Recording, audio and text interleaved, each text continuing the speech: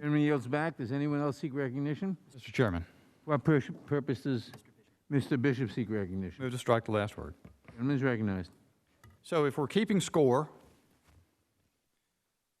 what we've heard in the disposition of the several amendments coming to this one amounts to this.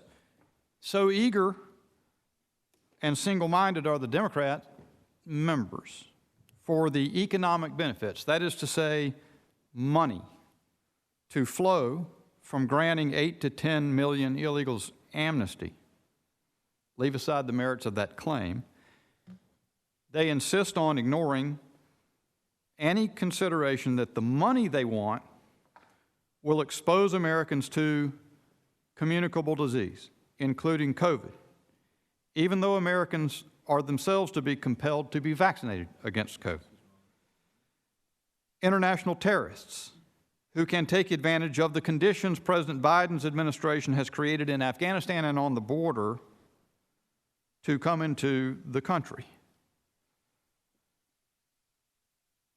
Membership in criminal cartels, gang members, can come in as long as we get the money that they say would flow. Gun runners and other firearms offenders can come in as long as we get the money. Convicted sex offenders, they're fine as long as we get the money.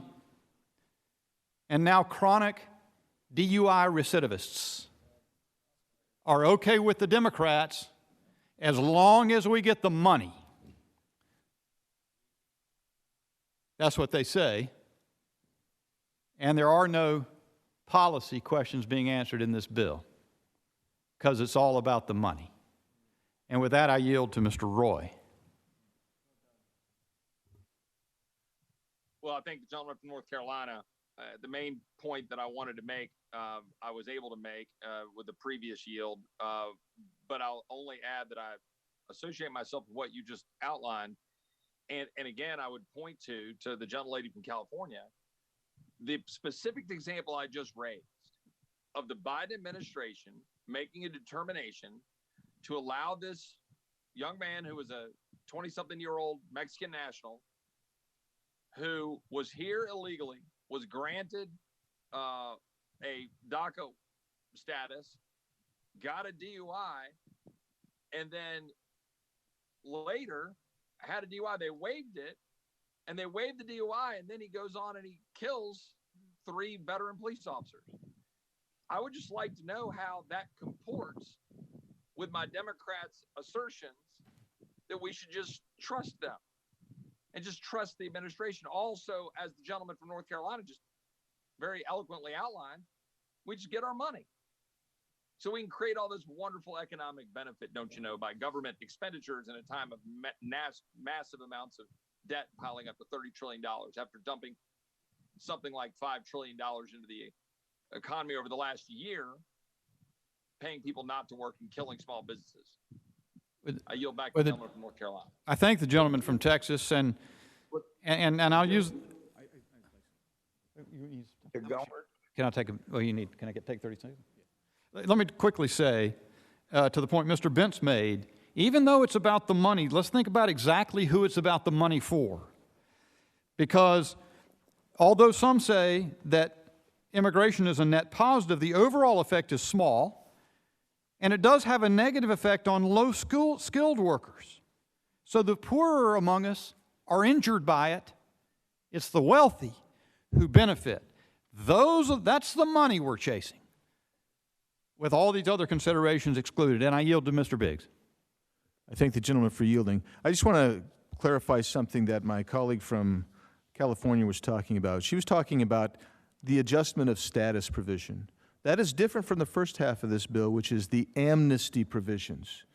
The waiver provisions that are in here that I was referring to deal with those who are applying for amnesty, who seek amnesty. What she's talking about are those who seek an adjustment of status, and that's where you start seeing the big payday that my colleague is talking about. So it's an entirely different application, and that's why you cannot take seriously the that the Homeland Secretary or the Biden administration is not going to grant willy-nilly a broad spectrum of waivers. And with that, I yield back to the gentleman from North Carolina. And I yield my 1 second. The gentleman yields back. For what purpose does the gentlelady from California seek recognition? Strike the last word. Gentlelady is recognized. I do think it's important that we be precise on this. Respectfully, I think that the gentleman was incorrect. You are not, in order to adjust status under the provisions in the matter before us, if you have 3 misdemeanors or more, you are not eligible, and you cannot, and that cannot be waived. You're not. Your grounds of ineligibility are not waivable. Similarly, an offense under federal or state law that's punishable by a maximum term of imprisonment of more than 1 year. We also have, on top of what's in this provision, the ordinary elements of immigration law that apply not only to the adjustment provisions, but would also apply to those who, under existing law, were able to apply because of the visa recapture provisions that were never issued, contrary to the intent of Congress over several years. All of the existing immigration law continues to apply. So I thought it was important to clarify that because I think it's gotten a little muddy. But the main point is that these are mainline provisions of the law. We've tightened it up some under existing law, but we need to proceed because we have, there is tremendous economic benefit for the American public if we are able to enact these provisions. Don't tell me that the growth in GDP that would be faster than the growth in any other country in the world wouldn't benefit every American. It would. And all the economic analysis shows that it does. So I don't want to unduly lengthen this because I actually wish we had structured The gentlelady. I'd be happy to yield to the gentleman. Reading from, I guess I've got the right text of the bill, the committee substitute, yeah. Page 6. Well, I've got page 5 that Okay, says page 5. the conditions, grounds of ineligibility, and you were making reference, I believe, to, from lines 20 down, 3 or more offenses under federal or state law other than state offenses for which an essential element is the alien's immigration status, for which the alien was convicted on different dates. Correct. So, You think as is you'd be commonly the convicted of case 10 in criminal offenses on a single date? beg your pardon? Yes, the notion that many times someone may be convicted of multiple offenses arising out of a single prosecutorial event and in a single, so they'd have to have, you could have 50 different offenses, misdemeanors in that language.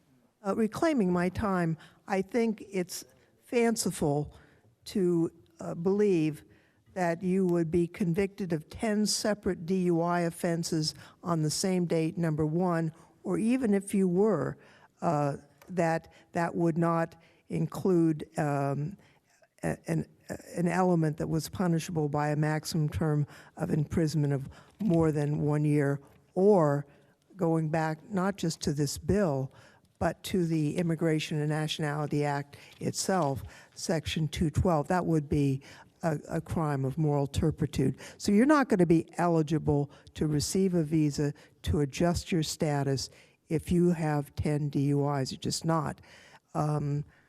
I hope we can dispose of this amendment. I actually think that's correct. You shouldn't get it. You agree. We just don't need the amendment to make that so.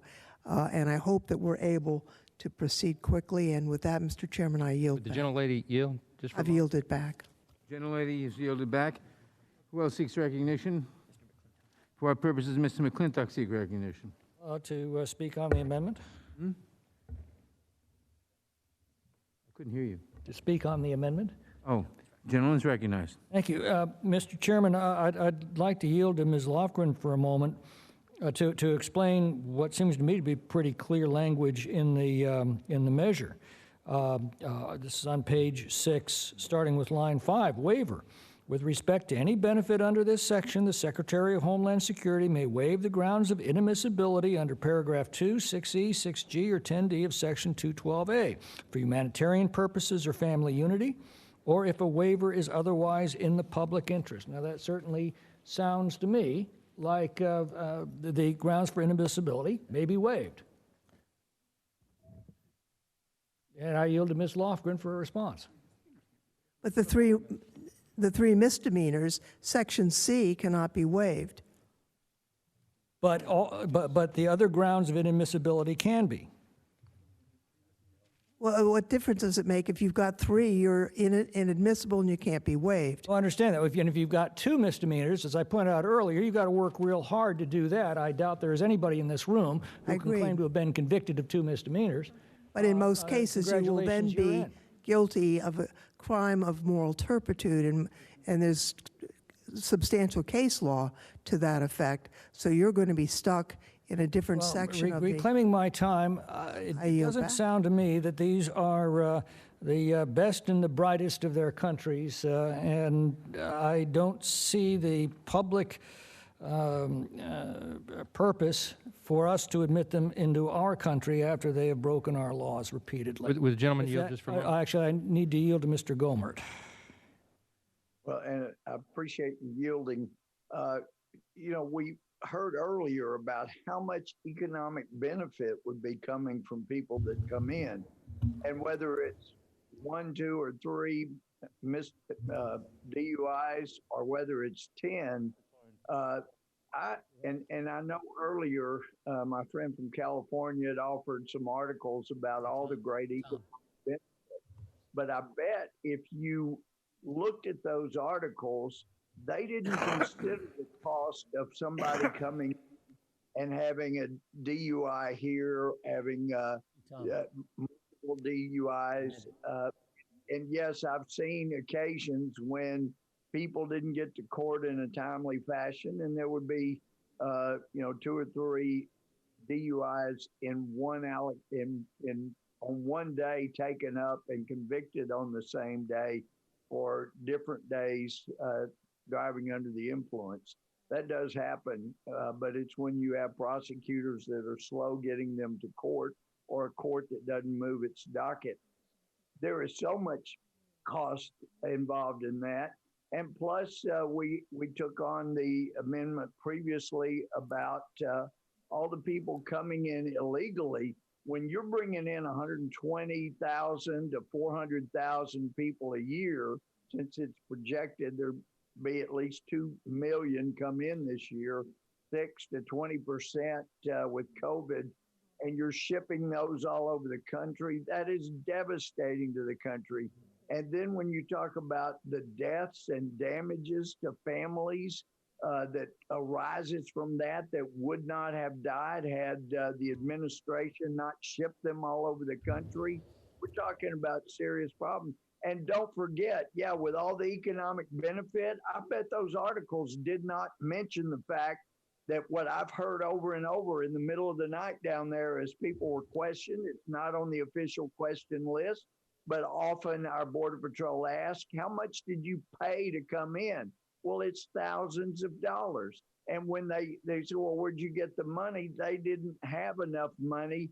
And so the drug cartels were going to let them work it off when they got to where the U.S. was going to ship them on behalf of the drug cartels. I don't know if all that economic benefit got included. That is the economic benefit for bringing in fentanyl and the things that kill Americans. So there is, and keep in mind too, as was just talked about, it reminded me again of President Obama admitting in September of 2013, and I can't find it had ever happened before, that for the first time, 95% of America's income went to the top 1%. And this bill is going to create that same kind of thing happening again. And I appreciate you yielding, Mr. McClintock. I yield back. Madam Chair. Madam Chair. I think you've already spoken, but somebody's going to want to ask to be heard so they can yield time to you, I'm sure. Which of your members wishes to do that?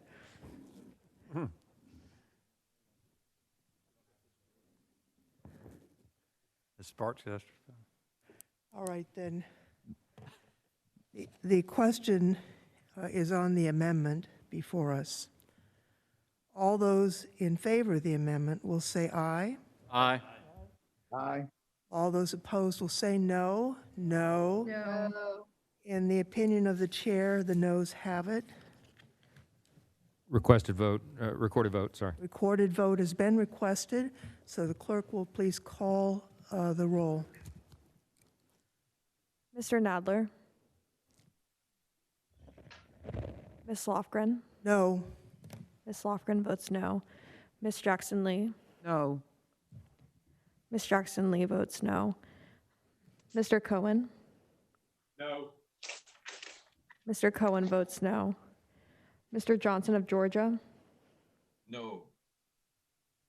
Mr. Johnson of Georgia votes no. Mr. Deutsch.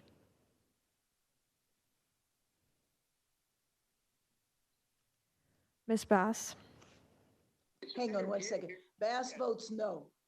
Ms. Bass votes no. Mr. Jeffries. No. Mr. Jeffries votes no. Mr. Cicilline. No. Mr. Cicilline votes no. Mr. Swalwell. Mr. Liu. Mr. Raskin. No. Mr. Raskin votes no. Ms. Jayapal. No. Ms. Jayapal votes no. Ms. Demmings.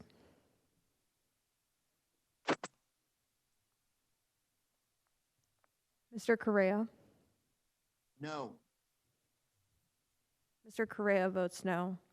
Ms. Scanlon. No. Ms. Scanlon votes no. Ms. Garcia. No. Ms. Garcia votes no. Mr. Neguse. No. Mr. Neguse votes no. Ms. McBath. No. Ms. McBath votes no. Mr. Stanton. No.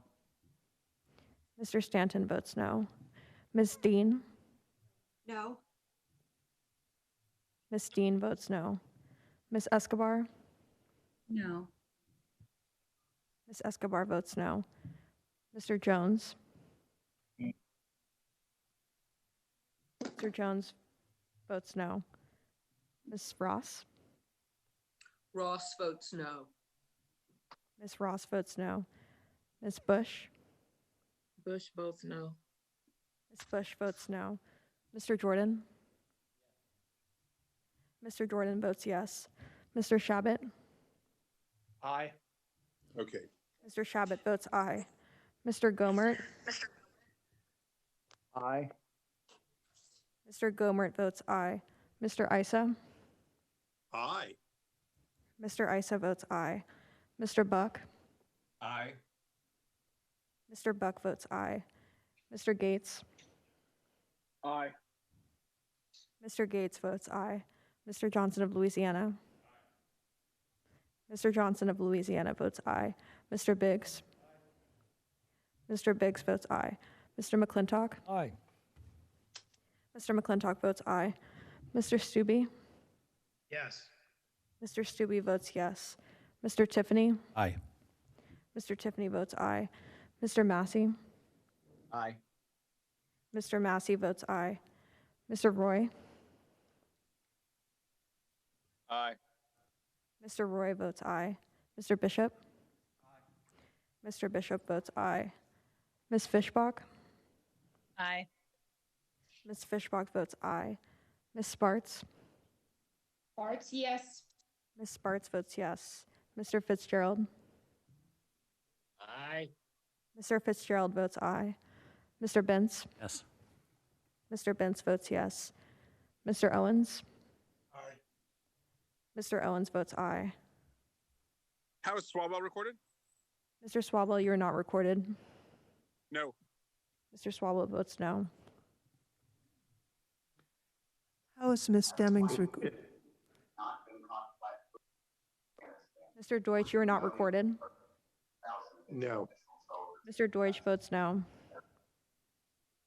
Is Ms. Demings recorded? Ms. Demings is not recorded. Ms. Demings, you'll have to unmute yourself. Demings votes no. Ms. Demings votes no.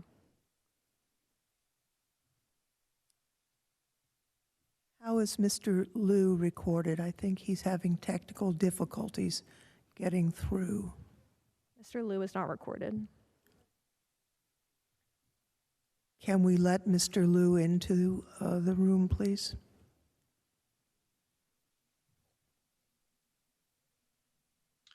Thank you. Lou votes no. Mr. Liu votes no. Are there other members who wish to cast a vote or change a vote?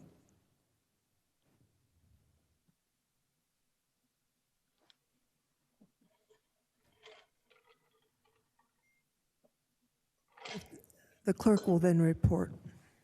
Madam Chair, there are 19 ayes and 24 noes. I'm sorry, would you repeat that? There are 19 ayes and 24 noes. And the amendment is not adopted. Mr. Biggs, are you seeking recognition? I am, Madam Chair. I have an amendment at the desk.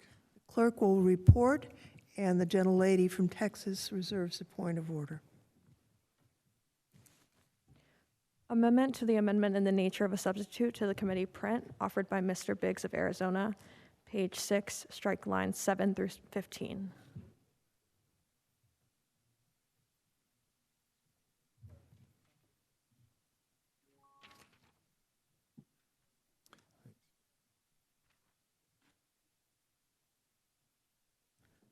Mr. Biggs, you are recognized for 5 minutes to explain your amendment. Thank you, Madam Chair. So we're striking lines 7 through 15. These are the waiver provisions dealing with the amnesty section, not dealing with the other PRA adjustments. We're dealing with the amnesty provisions of Section 245B. And here's the thing to understand, that this is not a reconciliation bill. This is the amnesty bill. This is adjustments. So what's interesting about it, we talked last time about the rationale, the thing, how broad the discretion is in the secretary. But let's talk about the crimes that you can have waived as your inadmissibility. So for instance, under 2C of Section 212A, if you look at 2C, that's included. You can get that waived. That's for drug trafficking. That's for controlled substances, trafficking in controlled substances. How about 212A2E? That's for serious crimes. Serious crimes. They can waive that. Homeland Secretary can waive that cause for inadmissibility.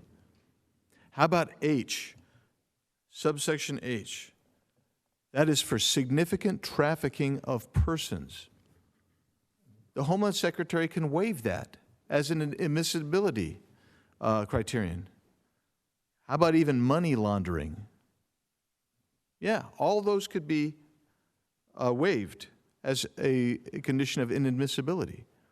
But that's not the worst of it. In actuality, if you look at 6E of Section 212, what you're going to see is that's for smuggling, again, human smuggling. Now, the least onerous, perhaps, is violating your student visa. We got a lot of people who overstay their visa. That's 6G. But you can also have unlawful voting. Well, that's one of those voting integrity issues. That's 10D, Section 212, 10D. So there are so many very serious crimes that the Homeland Secretary could waive. For what reasons? Oh, humanitarian purposes, or family unity, or just whatever the Secretary says, oh, that's public interest. These are very serious crimes that the Homeland Secretary can waive in order to grant amnesty under the language of this bill. That's the language of this bill, this section. And I assume that you put this in here because you intend to have these things waived. I sent you a couple of emails over, let me know, and if you got them, okay? Thank you. Well, what, I don't know. Lou Correa, you need to mute. Your members will mute there, please. Yeah. So if you don't intend, why did you specifically exclude paragraph 2, which has all those drug traffickers, serious crimes, significant trafficking of persons, money laundering, very serious crimes? Why did you include those in wavering, in the waiver provision here for the amnesty provision? 6E, again, smuggling of human beings. Aiding and abetting people coming into the country. Guess what? You know what? The cartels, for the last 2.5 years, every time I've gone to the border and talked to Border Patrol agents, the intelligence folks, ICE agents, they'll tell me the cartel controls those who are coming across. The human smuggling, the human trafficking, 212(6)E. Guess what? You aid and abet somebody coming across, you're going to get potentially have that grounds for inadmissibility waived by the Homeland Secretary. Will the gentleman yield? Yes, I'll yield to the gentleman from North Carolina. To the gentleman from Arizona's point, and I guess this is going to be a bit repetitious, but I'm sort of flummoxed. So the majority is proposing to put in language to permit the Secretary, notwithstanding the general provisions, to waive these restrictions. In other words, if you are a human trafficker, the majority wants the Secretary to be able to waive that and let you enter the United States. I guess it's because of the money. They want the money. I yield back to the gentleman. Thank you. It's hard to understand why you would allow people who are trafficking controlled substances, trafficking human beings, to remain admissible or eligible for admissibility into our country. I urge the passage of my amendment. I yield back. Gentleman yields back. I'll yield to the gentlelady from California in opposition to the amendment. Thank you, Mr. Chairman, and I do oppose the amendment. First, let me say that Gentlelady yield I withdraw my point of order. Point of order is withdrawn. The language, the waiver language, as well as the expunged conviction language, was taken from the bill that Senator Graham and Senator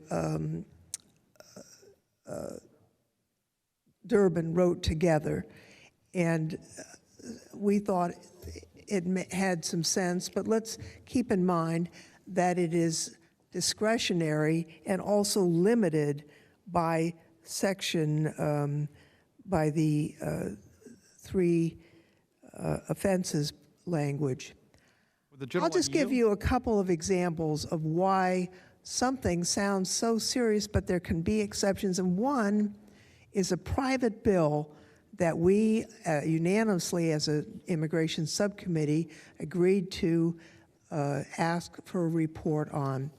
And that had to do with unlawful voting. Well, obviously, we are all opposed to people who are not U.S. citizens from voting. That's wrong, and it's a bar to getting a visa in the United States, as it should be. However, and here's what happened. The bill was introduced by our colleague, the representative from Alaska, Mr. Young, and it had to do with a woman, Rebecca Trimble, a mother of two who's married to an Army dentist in Alaska. She was adopted, and she believed her whole life that her parents believed that she was a U.S. citizen when they adopted her. She cast her ballot when she was 18, excited to do that, and she didn't find out till she was way later that her parents didn't file the paperwork they needed to file. She's I mean, she voted illegally, which she didn't even, she thought she was a citizen, and there's no waiver, and so she's going to be deported, and her Army husband and her American citizen children for something that she had, I mean, didn't even know, you know? I think we can see that there are times where that makes sense. In fact, our subcommittee said that doesn't make sense. Would the gentlelady yield? Not, when I'm finished, I'll see if there's time left. Smuggling, we are all opposed to, but let me give you a case I happen to know from years ago of an individual, I'll call him Joe, who was a legal resident of the United States and went down to Tijuana for his birthday, and with his wife, who was undocumented. They drank heavily, he did, in celebration of his birthday, and because he did not want to drive drunk, he had his wife drive his truck back over the border with him as a passenger. He was charged with smuggling his wife into the United States, and technically, he was probably correct. But he did actually manage to get some discretion in that case. The only point I'm making is that there are instances where the blind application of the law may not actually fit with the facts, which is why I'm sure that Senator Graham and Senator Durbin included this waiver provision in their language, and frankly, we just cribbed it. It is important to note that the waiver, as I mentioned earlier, does not relate to line 3 through 24 on page 5, so there is that protection from the various litany of horrible opportunities that could occur. Let's say why rehabilitation and redemption matters in America. If you did something that was illegal, but you didn't even know it, for example, the beneficiary of Congressman Young's constituent, you know, that young mother who believed she was a citizen and thought when she went to vote for Congressman Young that she was doing the right thing. If she, you know, that has to be without regard, without possibility of excuse. She has to leave forever and leave her Army husband and her children. That can't be. That's why we have the possibility of redemption, of waiver, to have some sense that can be implied when the circumstances require it. I want to get back just briefly to, I think my time is over, but let's get back to the economic benefit. Let's get this matter voted so that we can advance it to the floor for the economic benefit of our country. And I yield back, Mr. Chairman. Gentlelady yields back. For what purpose does Mr. Bishop seek recognition? Move to strike last word.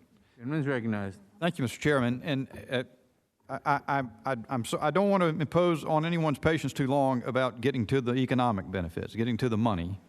But I cannot, following up on the gentlelady from California's comments just now, I think it's worth focusing on one part of this. The waiver language would permit the waiver of any part of paragraph 2 of section 212A on conditions of admissibility. And one of those subparts is H, significant traffickers in persons. Any alien who commits or conspires to commit human trafficking offenses in the United States or outside the United States, who the consular officer or the Secretary of State or et cetera knows or has reason to believe is or has been a knowing of aider, abettor, assister, conspirator, or colluder with such a trafficker in severe forms of trafficking in persons as defined in section 103 of such act. I'm led to wonder about if anyone could either hypothesize or report some fairly innocent person who needs an opportunity for redemption and therefore needs a waiver from the Secretary when they have been a trafficker in severe forms of trafficking in persons. How could someone cornering the market on human trafficking be someone we should make sure there's a preservation of an opportunity for waiver of their inadmissibility from permanent legal residence? It's unimaginable to me. And I yield to Mr. Biggs.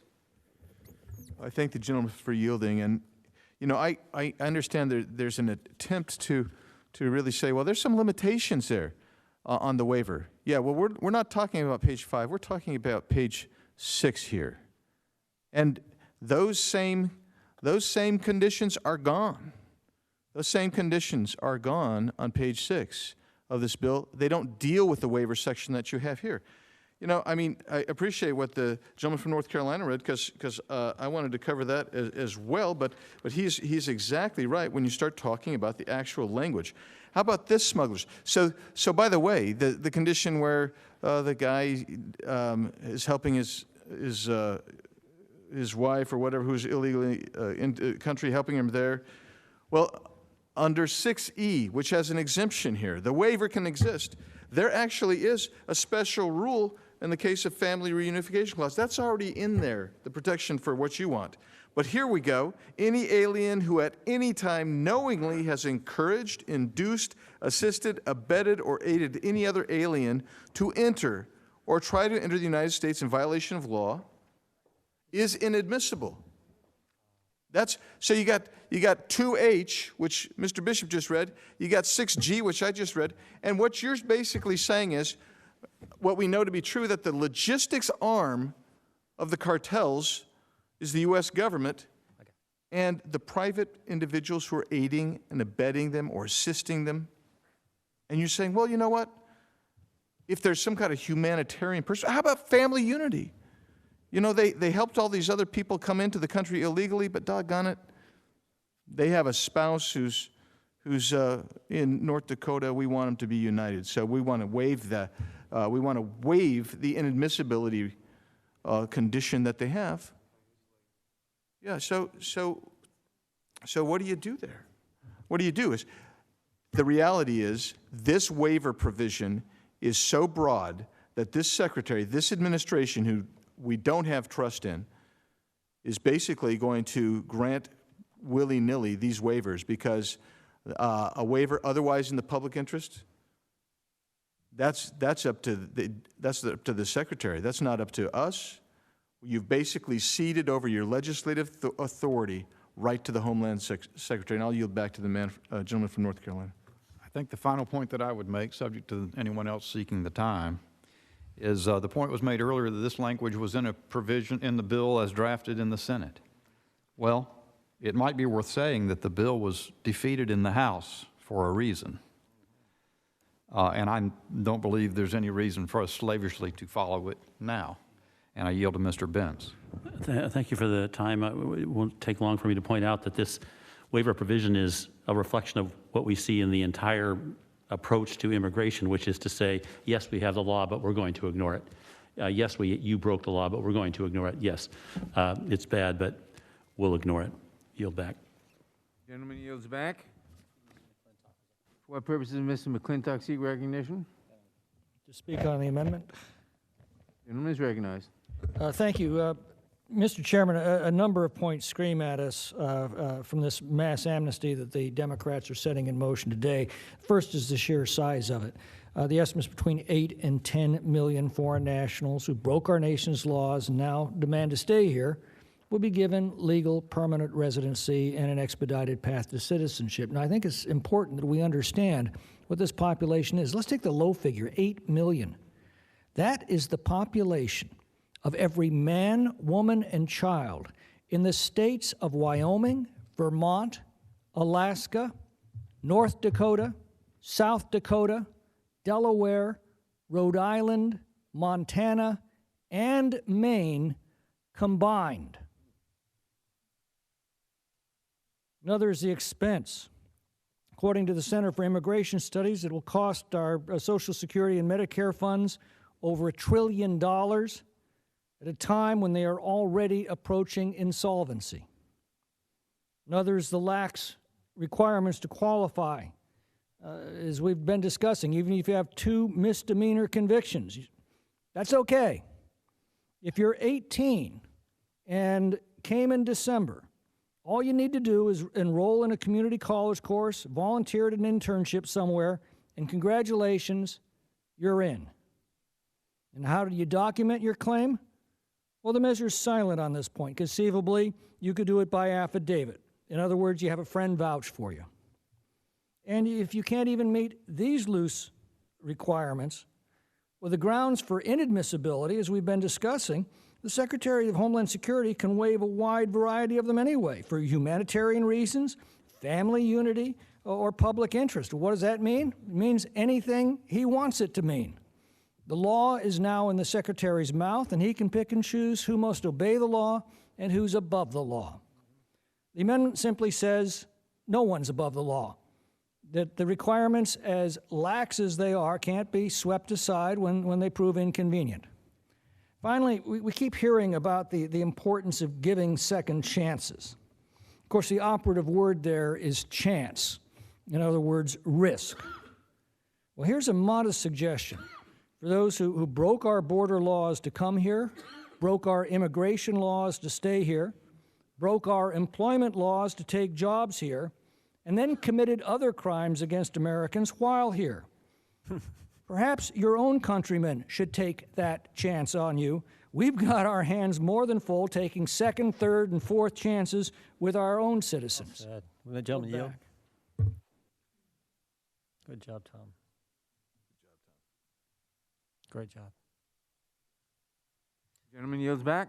For what purposes Mr. Jordan seek recognition? Last word, Mr. Chairman. Gentleman's recognized. Number one concern I hear from the constituents, I get the privilege of representing folks in the 4th District of Ohio, frankly, from people around our state, around the country, is concern about the election process, about the integrity of our election process. I hear that, I get this question, I get this concern all the time. Understand what's happening in this legislation that the Democrats want to pass. And the gentleman from Arizona brought this up in his comment on his amendment. Page 6, line 7, waiver. With respect to any benefit under this section, the Secretary of Homeland Security may waive the grounds for inadmissibility under paragraph 10D of section 212A. 10D of section 212A says unlawful voters.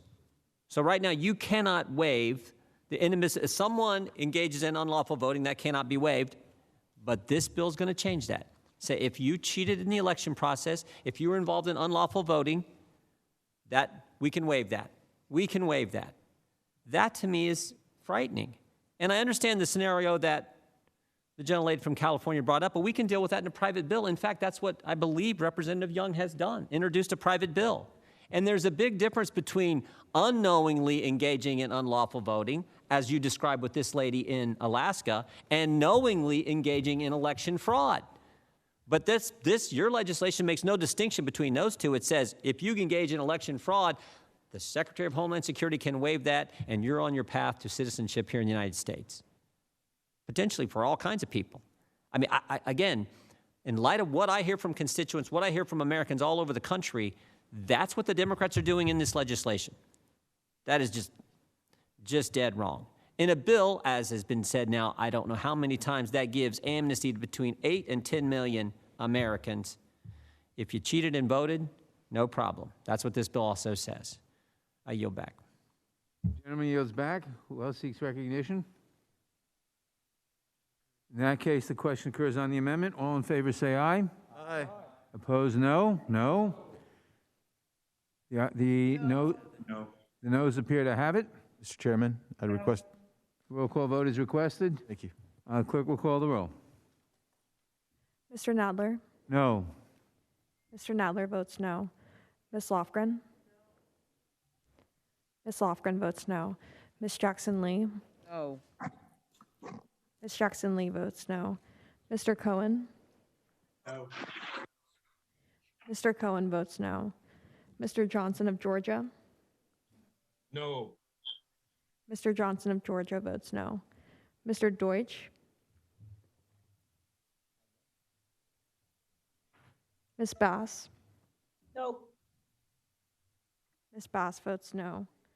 Mr. Jeffries? Mr. Cicilline? Mr. Cicilline votes no. Mr. Swalwell? No. Mr. Swalwell votes no. Mr. Liu? Lou votes no. Mr. Liu votes no. Mr. Raskin? Raskin votes no. Mr. Raskin votes no. Ms. Jayapal? No. Ms. Jayapal votes no. Ms. Dimmings? No. Ms. Dimmings votes no. Mr. Correa? No. Mr. Correa votes no. Ms. Scanlon? Ms. Scanlon votes no. Ms. Garcia? No. Ms. Garcia votes no. Mr. Neguse? No. Mr. Neguse votes no. Ms. McBath? No. Ms. McBath votes no. Mr. Stanton? No. Mr. Stanton votes no. Ms. Dean? No. Ms. Dean votes no. Ms. Escobar?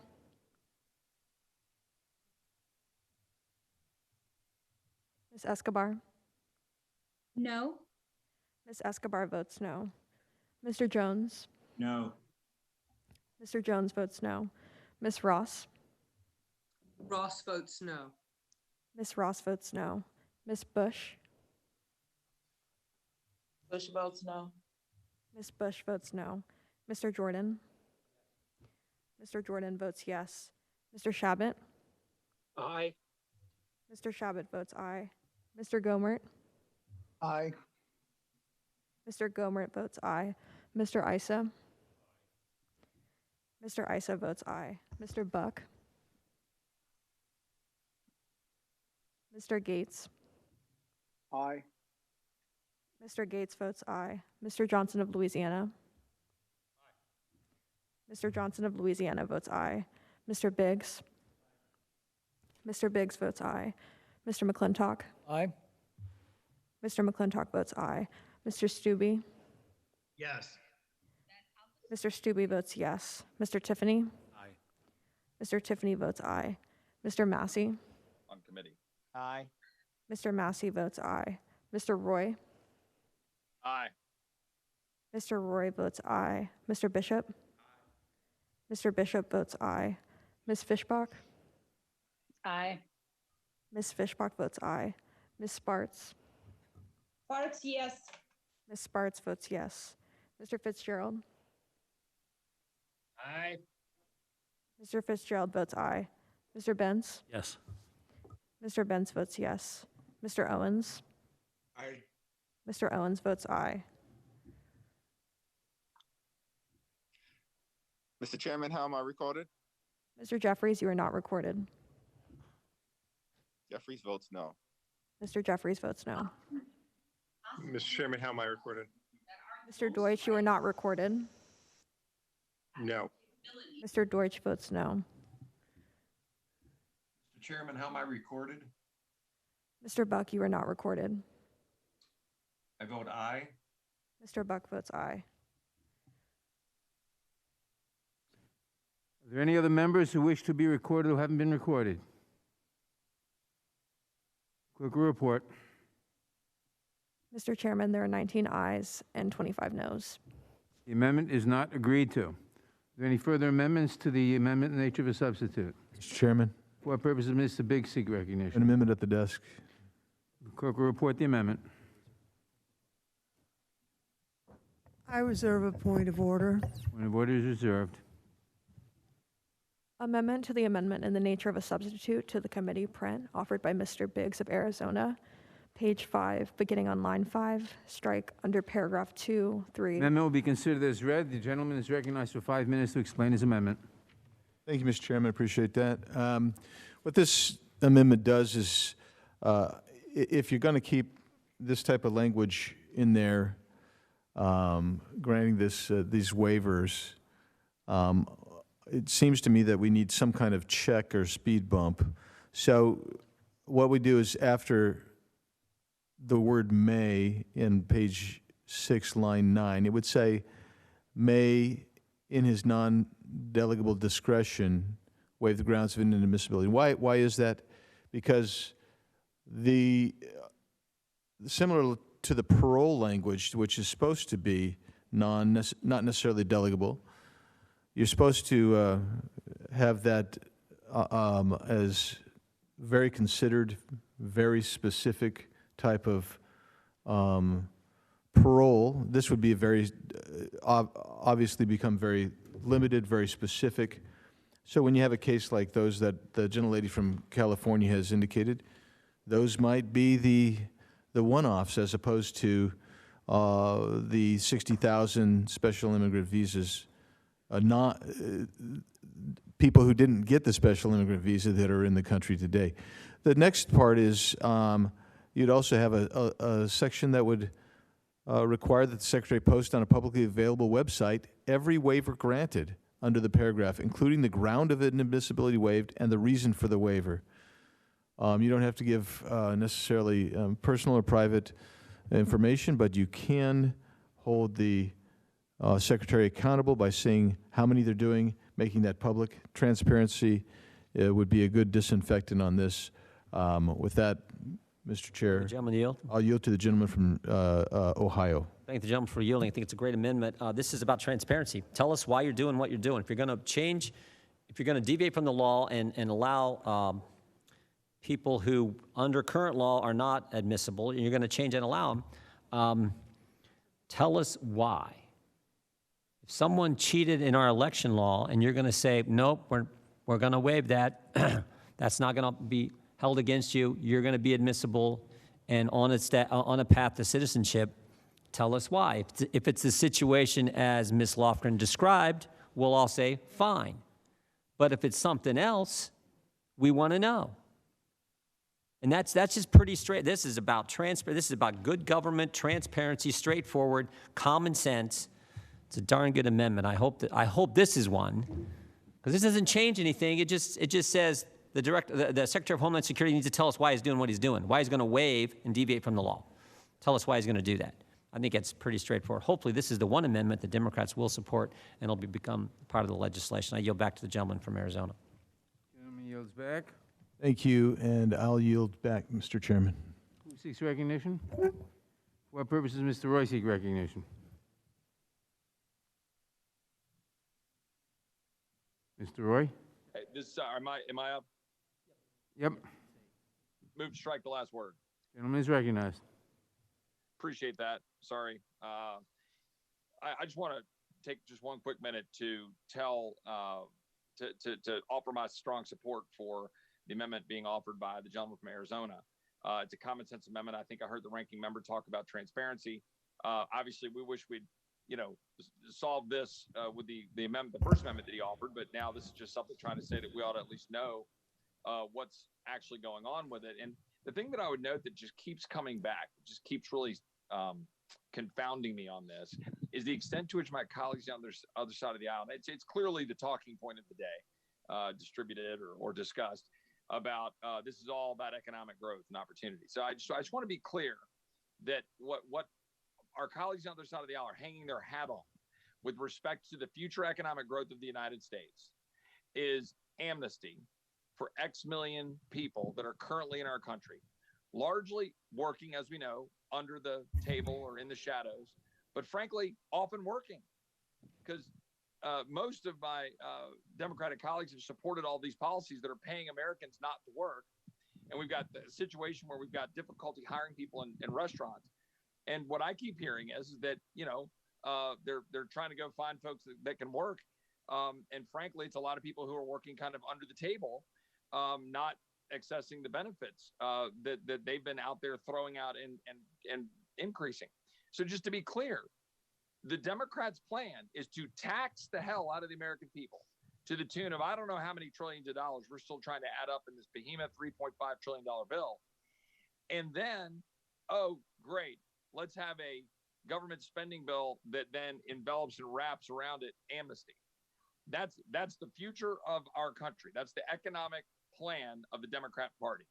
I think we see now why the American people are a little suspect while we're looking at massive inflation rates, what 8% increase in wholesale prices in August, seeing the massively negative impact. The restaurant industry that I talked to the other day saying 40% increase in the cost of food, 25% increase in the cost of labor. One guy said, you know, I'm hiring people who don't know how to cook to make my food, and people who don't know how to serve the food to then serve it. And that's the reality that they're facing every single day under the economic plan of the Democratic Party. And their great hope, the thing that they're pinning the hope of the American people on, is amnesty for people who are here currently largely working illegally. Well, I think that speaks a lot of volumes about the future of the economic hopes of the American people. I yield back. The gentleman yields back. For what purpose does Ms. Lofgren seek recognition? First, to withdraw my point of order. Point of order is withdrawn. And to oppose the amendment. We've had a substantial discussion about waivers, and I think we've kind of had a fulsome discussion, so I'm not going to get into that again. We've talked all about it already. I'd just like to dispute the idea that putting individual people's names on a website is a good idea.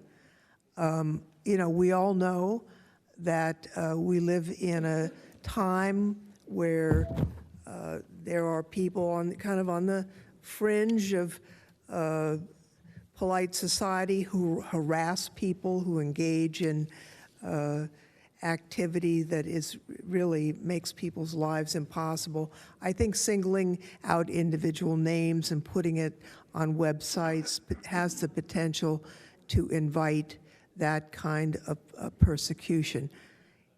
That doesn't mean that Congress can't get fulsome information about what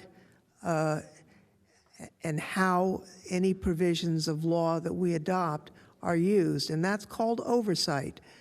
We have an oversight committee with an opportunity to review in workshops or through written inquiries or through public hearings, get and make sure that we completely know how the laws are being executed. And I would suggest that that is the appropriate way to review how anything we pass into law is executed, rather than having random names posted on websites and potentially inviting persecution or harassment of individuals. So I think, while I agree with the idea that oversight is good, I don't think the amendment is a good way to approach it, and I would urge that we do not adopt the amendment, and I yield back, Mr. Chairman. Mr. Chairman. Gentlelady yields back. For what purpose does Mr. Jordan seek recognition? Strike the last word. Gentleman is recognized. First of all, nothing in the amendment says you put the person's name online. It says you put the reason the secretary chose to give a waiver to person X, person Y. So there's nothing in the amendment that says there's going to be a name that could possibly lead to some harassment. But the irony that that point comes from the lady who did a dossier on 100 and some different members of Congress, all their social media, put that out there, compiled all that. That's amazing to me. I mean, for what? Because members of Congress objected to electors from states on January 6, 2021, from states where they unconstitutionally changed their election law? We're not allowed to do that, so you put together a dossier on every one of them? Would the gentleman yield? Democrats can object on January 6, 2017 to more states than Republicans objected to this year. And somehow that's fine. We had the Democrat chair of the Rules Committee object to the state of Alabama on January 6, 2017, a state President Trump won by like 30 points. That's just fine. There's no dossier on Mr. McGovern, but oh no, the lady that runs the House Administration Committee can do a dossier on every social media tweet from every Republican member who objected. And now she says, oh, we can't have this amendment, even though it doesn't say what she said might happen, doesn't say that, we can't have this amendment because, oh, it could lead to some harassment. This is how ridiculous things have gotten in this place. You had a Democrat member object on January 6, 2017 to the state of Wyoming. The chair of the Financial Services Committee could object to Wyoming, maybe the only state that President Trump won by a greater margin than he won Alabama. That's just fine. But oh, no, Republicans can't object to states where unconstitutional changes were made to their election law, where they went around the legislature in those respective states. We can't do that. Nope, can't do that. Just unbelievable to me. I yield back. Gentleman yields back. I recognize myself, and I yield to the gentlelady from California, Ms. Lofgren. I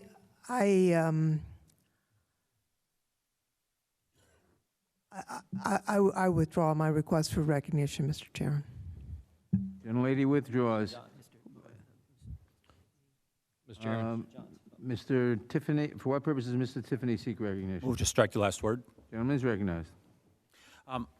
I sense the frustration with the gentlelady from California, and I think on some of this immigration stuff, I think she is sincere and would like to accomplish things that perhaps would make sense for the American people. But what you have to understand is that there is a deep distrust that goes on here with the administration, and it is warranted, because all you have to do is look at the facts. Representative Perry receiving an answer today, 60,000 people on parole. 60,000 people on parole. All we asked for was have people that came out of Afghanistan stay in a safe third country and go through the special immigration visa process. That's all that was asked, and those that are worthy, they should be able to come into the United States. In fact, I've had military members say to me, there are some people that helped save my life over in Afghanistan. Will you help them? And we have. We've made calls to the State Department in regards to that. But 134,000 people are warranted that, and just being waived into the country via this parole authority. It is very clear in the State Department and the Biden administration, there are people that are decision makers that believe in an open borders policy. They do not think there should be any restrictions here in the United States of America. And that's why you see catch and release going on. And that's why I believe this committee should have a hearing on whether Homeland Security is implementing what the court ordered, remain in Mexico. This committee should have a hearing on whether remain in Mexico is being followed through. The judiciary said that the courts have said that this is the law of the land and you need to execute it. Do you think Secretary Mayorkas has made this a priority? I'm very doubtful of that. I would hope we could have a hearing, because maybe my doubts would be alleviated. But there is very little reason for us to have trust at this point when we see what's going on with the SIV process, catch and release, remain in Mexico. That is why we are so concerned about this, and we do not think what has been coming before us today is actually genuine. I yield back, Mr. Chairman. The gentleman yields back. Who else seeks recognition? For what purpose does Mr. Benz seek recognition? Strike the last word. The gentleman is recognized. Thank you, Mr. Chair. And I just want to draw everyone's attention to the numbers of folks that the Secretary might be considering under this waiver benefit. Remember, this bill applies to some 8 million people. So it's easy to not recall just how big a number that is and how many times the Secretary is going to be asked to exercise this waiver power. I'm going to say many, many times, thousands of times. And so why wouldn't we be asking for some sort of oversight given the incredibly huge number of folks that are going to fall into these categories? Because it's going to be big. It has to be when we're dealing with a basis of 8 million people, 8 million people. So, and this, by the way, is just the tip of the iceberg, because the thing that we've, at least I've tried to call out over and over again here, is the lack of a standard underlying that which we are doing.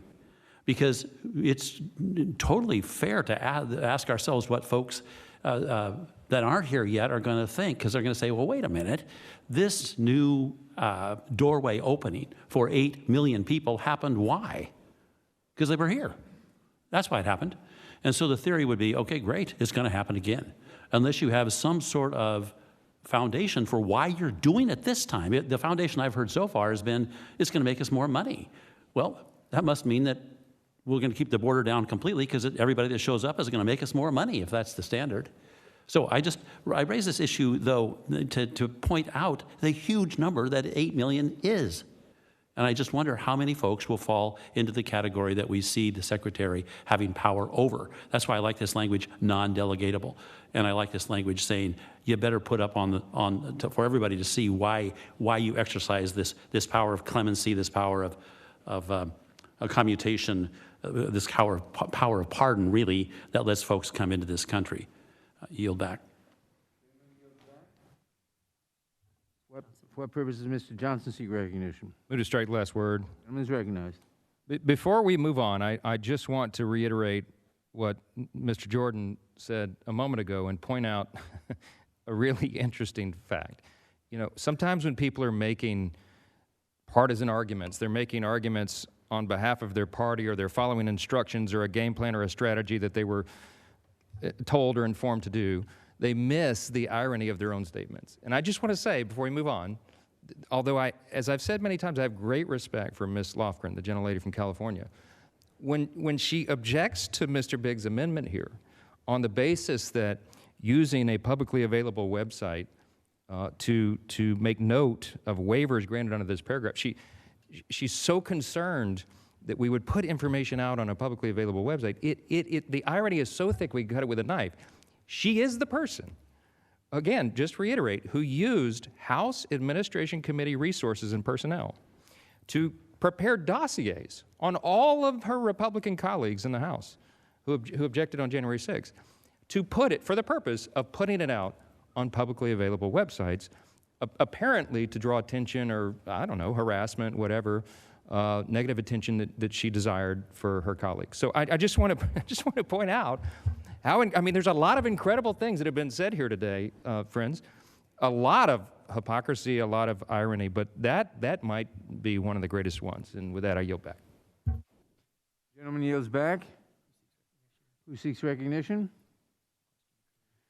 Question occurs on the amendment. All in favor say aye. Aye. Opposed, no. No. No. The noes have it. No. The noes have it. Request a roll call. A roll call is requested. The clerk will call the roll. Okay. All right. Mr. All right, Nadler. Thank you. Thank you. I'm so excited about The that. clerk will Thank you. call. Mr. Nadler. Members should please mute. The clerk will call the roll. Mr. Nadler. No. Mr. Nadler votes no. Ms. Lofgren. Ms. Lofgren votes no. Ms. Jackson-Lee. Ms. Jackson-Lee votes no. Mr. Cohen. Mr. Cohen votes no. Mr. Cohen votes no. Mr. Johnson of Georgia. No. Mr. Johnson. right. No. Mr. Cohen's no. Mr. Cohen votes no. Mr. Johnson of Georgia votes no. Mr. Deutsch.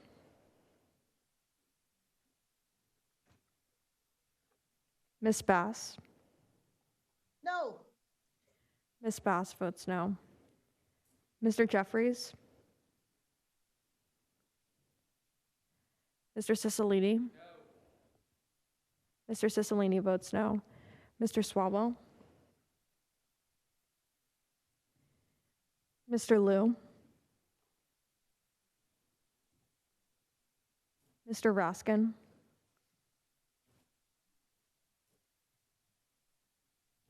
Ms. Jayapal. No. Ms. Jayapal votes no. Ms. Dimmings. No. Ms. Dimmings votes no. Mr. Correa. No. Mr. Correa votes no. Ms. Scanlon. No. Ms. Scanlon votes no. Ms. Garcia. No. Ms. Garcia votes no. Mr. Nagoose.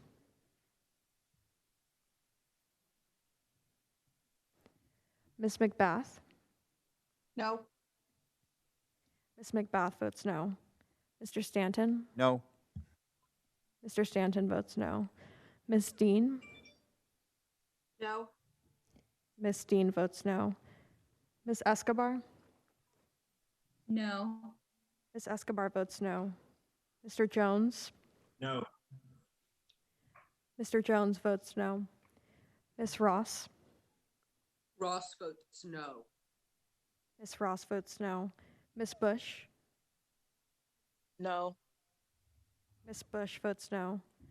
Mr. Jordan? Mr. Jordan votes yes. Mr. Shabbat? Mr. Gomert? Shabbat's an aye. Shabbat's an aye. Mr. Shabbat votes aye. Mr. Gomert? Aye. Mr. Gomert votes aye. Mr. Issa?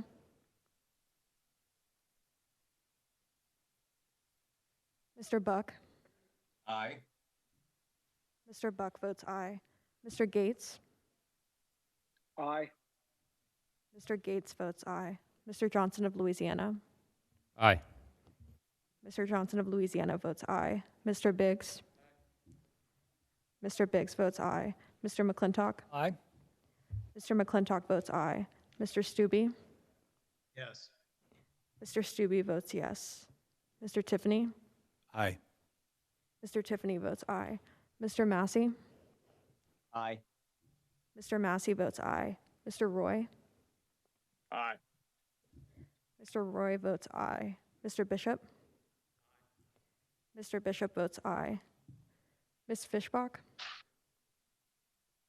Aye. Ms. Fishbach votes aye. Ms. Sparts? Arts, yes. Ms. Sparts votes yes. Mr. Fitzgerald? Aye. Mr. Fitzgerald votes aye. Mr. Benz? Yes. Mr. Benz votes yes. Mr. Owens? Aye. Mr. Owens votes aye. How was Swallow recorded? Mr. Swalwell, you are not recorded. No. Mr. Swalwell votes no. How Mr. is Chairman, how was Raskin- Congressman Issa recorded? Mr. Issa, you are not recorded. Yes. Mr. Issa votes yes. How is Raskin recorded? Mr. Raskin, you are not recorded. I vote no. Mr. Raskin votes no.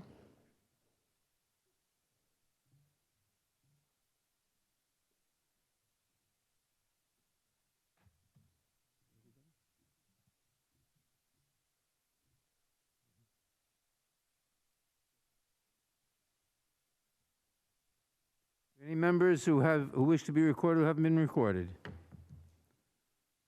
The clerk will report the results. Mr. Chairman, there are 19 ayes and 21 noes. The amendment is not agreed to. Are there any further amendments to the amendment in the nature of a substitute? Mr. Chairman, For purposes of Mr. Johnson seek recognition. I have an amendment at the desk. Clerk will report the Point amendment. of order. Point of order is reserved. Amendment to the amendment in the nature of a substitute to the committee print offered by Mr. Johnson of Louisiana. Page 18, insert after line 8 the following. Subtitle C, prohibiting federally funded abortions. Section 62001, prohibiting taxpayer-funded abortions. Title I, United States Code is amended by adding at the end of the following new chapter. Chapter 4, prohibiting taxpayer-funded abortions. 301, prohibition on funding for abortions. 302, prohibition on funding for health benefit plans that cover abortion. 303, limitation on federal facilities and employees. 304, construction relating to separate coverage. 305, construction relating to the use of non-federal funds for health coverage. The amendment will be considered as read. The gentleman is recognized to explain his amendment. Thank you, Mr. Chairman. This markup today has highlighted some glaring differences in the two very different philosophies and visions of our parties. And it's not just the Democrats' quest to grant amnesty to almost 10 million illegals and spend $3.5 trillion in new dollars. When it comes to the issue of life and the protection of unborn children, we sadly have two very distinct views as well. The Democrat leadership here is now aggressively pursuing their party platform and pushing an extreme agenda on abortion. They are trying to, for the first time, fund abortions through taxpayer dollars, and codify a universal right to abort unborn children. Suddenly, measures like the Hyde Amendment, which has always prevented the use of taxpayer dollars on abortion and which has been reenacted by bipartisan agreement for the last half-century, is no longer supported by most Democrats. The Hyde Amendment alone is estimated to have saved more than 2.5 million innocent lives since its inception in 1976, and at least 60% of Americans currently support it. In 1994, even then Senator Joe Biden stated, quote, "Those of us who are opposed to abortion should not be compelled to pay for them," unquote. He was precisely right, but sadly he too has given in now to the radical abortion lobby. We Republicans have already attempted to bring a permanent end to taxpayer-funded abortions to the House floor, but Democrat leadership has refused to listen. So I introduce this amendment today to protect the sanctity of human life and protect our long-held bipartisan tradition that we will always prohibit taxpayer funding of abortions. Americans should never be forced to pay for abortions against their will. Life must be protected, and Congress must recognize the importance of standing for both the woman and the child. Our government should never be in the business of financing the abortion industry, and I urge you to pass my amendment so we can put an end to the nonsense of forcing taxpayers to fund abortion. I yield the balance of my time to the gentleman from Ohio, Mr. Shabbat, my co-sponsor of this amendment. I thank the gentleman for yielding, and I want to associate myself with the remarks of the gentleman from Louisiana, Mr. Johnson, and commend him and thank him for offering this very important amendment, I believe. In light of the Mississippi case, Dobbs versus Jackson Women's Health Organization, which will soon be heard by the United States Supreme Court, and the Texas Heartbeat Act, which has received a lot of media attention recently, it's critical that Congress protect the Hyde Amendment to prohibit federal funding of abortions. I've been a committed pro-life proponent for over 4 decades now, 25 years of that here in Congress and here on this committee. In that effort, for example, I crafted and introduced the ban on a particularly gruesome, barbaric late-term abortion procedure, commonly known as partial birth abortion.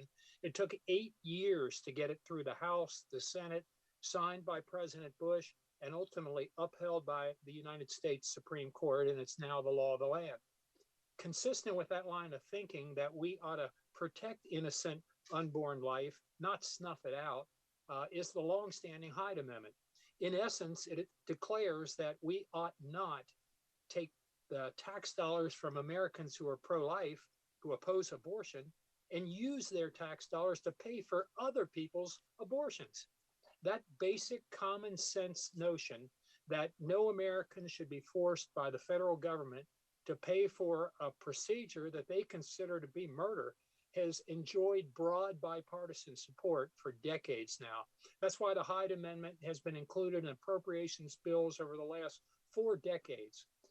That removing the Hyde Amendment is even being considered demonstrates just how extreme and out of touch with the American people many on the other side of the aisle have become.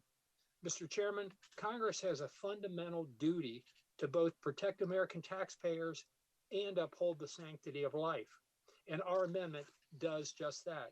So I want to thank Mr. Johnson for his leadership for many years now in this effort to protect the Hyde Amendment and to protect those innocent unborn babies who can't protect themselves. They depend on us.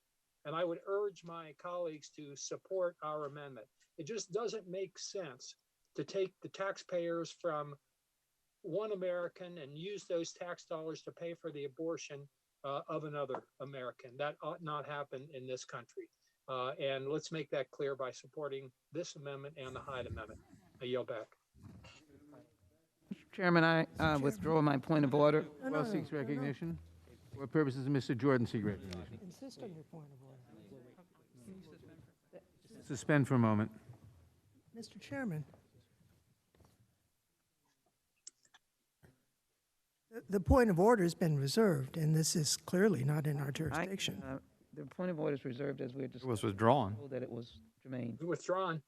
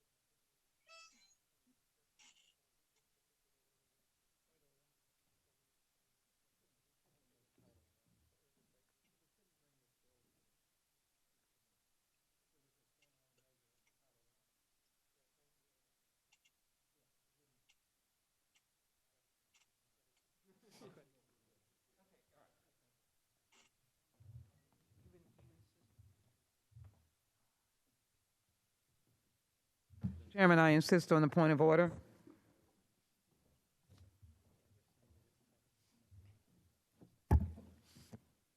The chair rules that the point of order is well taken because this amendment deals with Title I.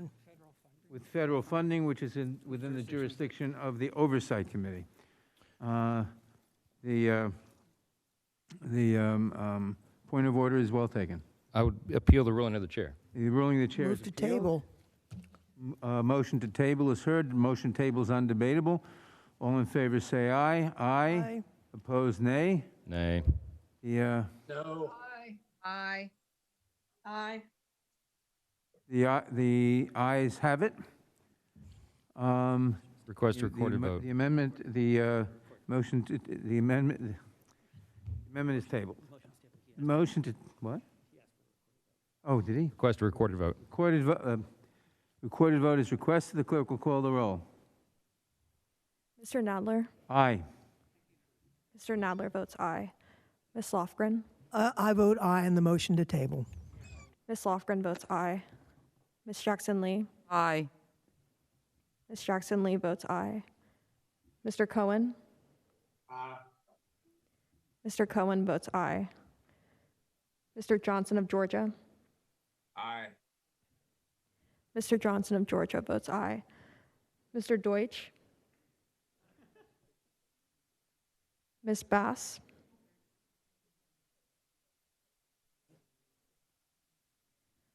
Mr. Jeffries? Mr. Cicilline? Mr. Swalwell?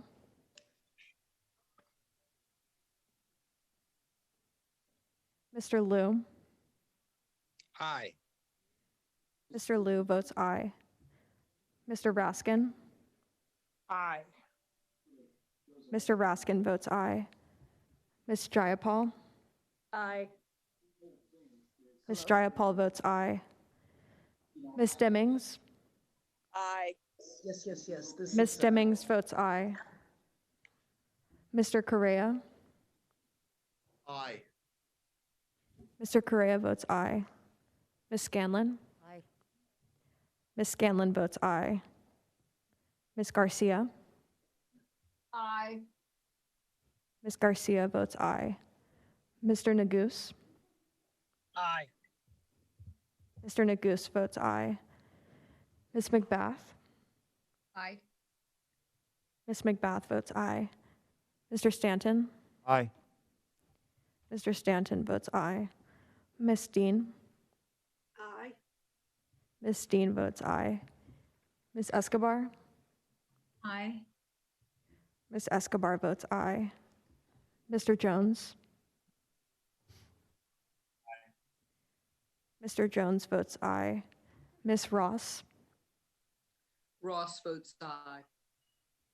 Ms. Ross votes aye. Ms. Bush? Bush votes aye. Ms. Bush votes aye. Mr. Cicilline votes aye. Mr. Jordan? Mr. Jordan votes no. Mr. Shabbat? No. Mr. Shabbat votes no. Mr. Gomert? No. Mr. Gomert votes no. Mr. Issa? I'm a no on that. Mr. Issa votes no. Mr. Buck? Mr. Gates? No. Mr. Gates votes no. Mr. Johnson of Louisiana? No. Mr. Johnson of Louisiana votes no. Mr. Biggs? Mr. Biggs votes no. Mr. McClintock? No. Mr. McClintock votes no. Mr. Stubbe? No. Mr. Stubbe votes no. Mr. Tiffany? Mr. Tiffany votes no. Mr. Massey? No. Mr. Massey votes no. Mr. Roy? No. Mr. Roy votes no. Mr. Bishop? No. Mr. Bishop votes no. Ms. Fishbach? No. Ms. Fishbach votes no. Ms. Spartz? No. Ms. Spartz votes no. Mr. Fitzgerald? No. Mr. Fitzgerald votes no. Mr. Benz? No. Mr. Benz votes no. Mr. Owens? No. Mr. Owens votes no. How is Swallow recorded? Mr. Swalwell, you are not recorded. Aye. Mr. Swalwell votes aye. How's Bass recorded? Ms. Bass, you are not recorded. I vote aye. Ms. Bass votes aye. Thank you. Mr. Deutsch? Aye. Mr. Deutsch votes aye.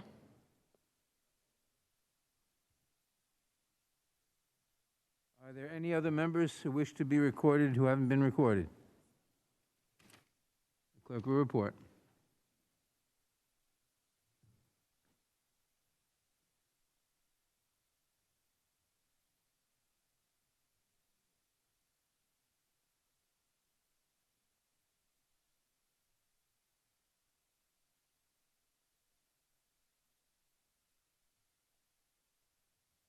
Mr. Chairman, there are 24 ayes and 18 noes. The motion to appeal the ruling of the chair on the Johnson Amendment is laid on the table. Are there Mr. any Chairman. further amendments to the amendment in nature of a substitute? Mr. Chairman, For what purposes Mr. Bishop seek recognition? I have an amendment at the desk. Clerk will report the amendment. I reserve a point of order. Point of order is reserved.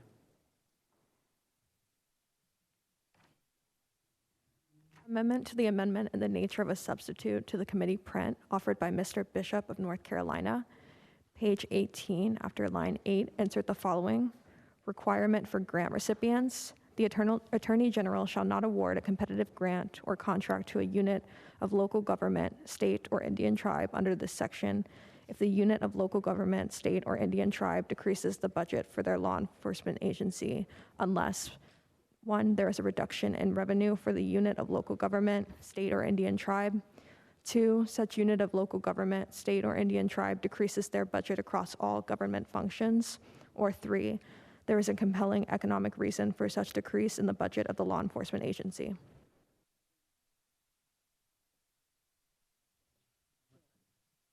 The gentleman is recognized to speak on his amendment. Thank you, Mr. Chairman. Subtitle B of the bill provides for the Attorney General to make grants, or appropriates $2.5 billion for the Attorney General to make grants, competitive grants or contracts to units of local government and other entities to support evidence-informed intervention strategies to reduce community violence.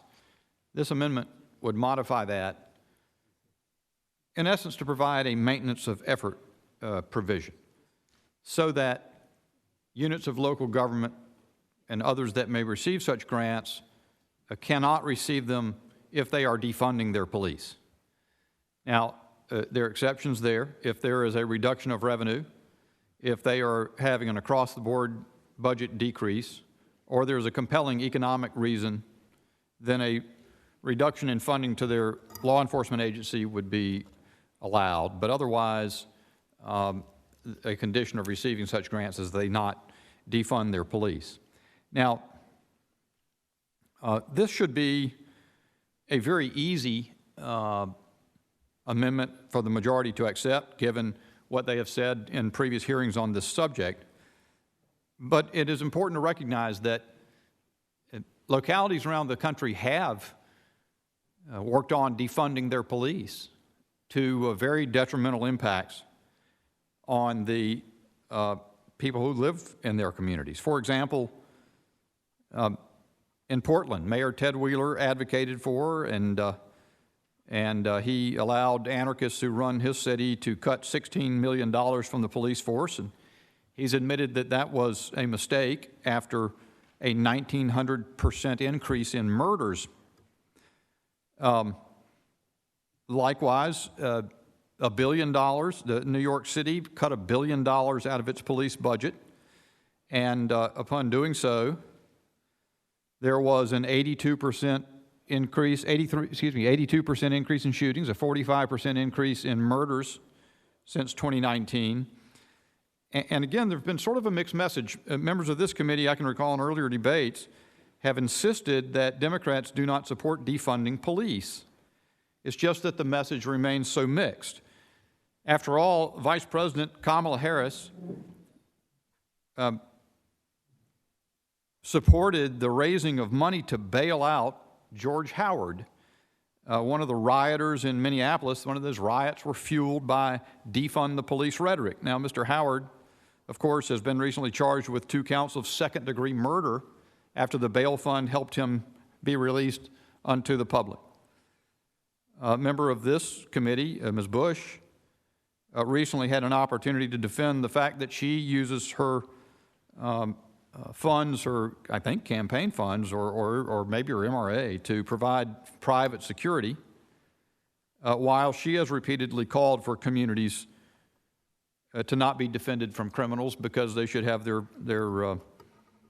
police defunded. For example, she said, quote, "So if I end up spending $200,000, she's referring to her own private security,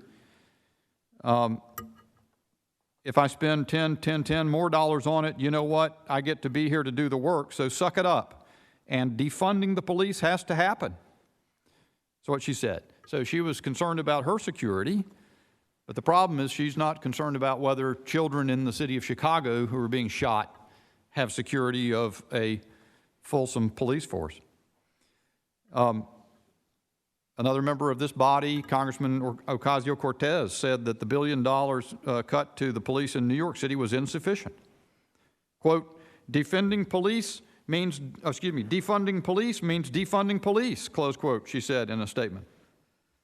It does not mean budget tricks or funny math. She means it. Representative Omar on the police, quote, "I will never co-sign on funding a police department that continues to brutalize us, and I will never stop saying not only do we need to disinvest police, but we need to completely dismantle the Minneapolis Police Department, because here's the thing, there's a cancer." She said it's a cancer, and we have to amputate the leg in order for the cancer not to spread. Representative Tlaib has a tweet from April 12. Quote, "Policing in our country is inherently racist. No more policing, incarceration, and militarization. It can't be reformed," close quote. So this simple amendment gives the opportunity, and I'm sure the majority will clarify if I'm wrong, but I've heard them say that they're not in favor of defunding the police. So very simple amendment says, let's not in the course of this $3.5 trillion bill defund the police across America. And I yield back.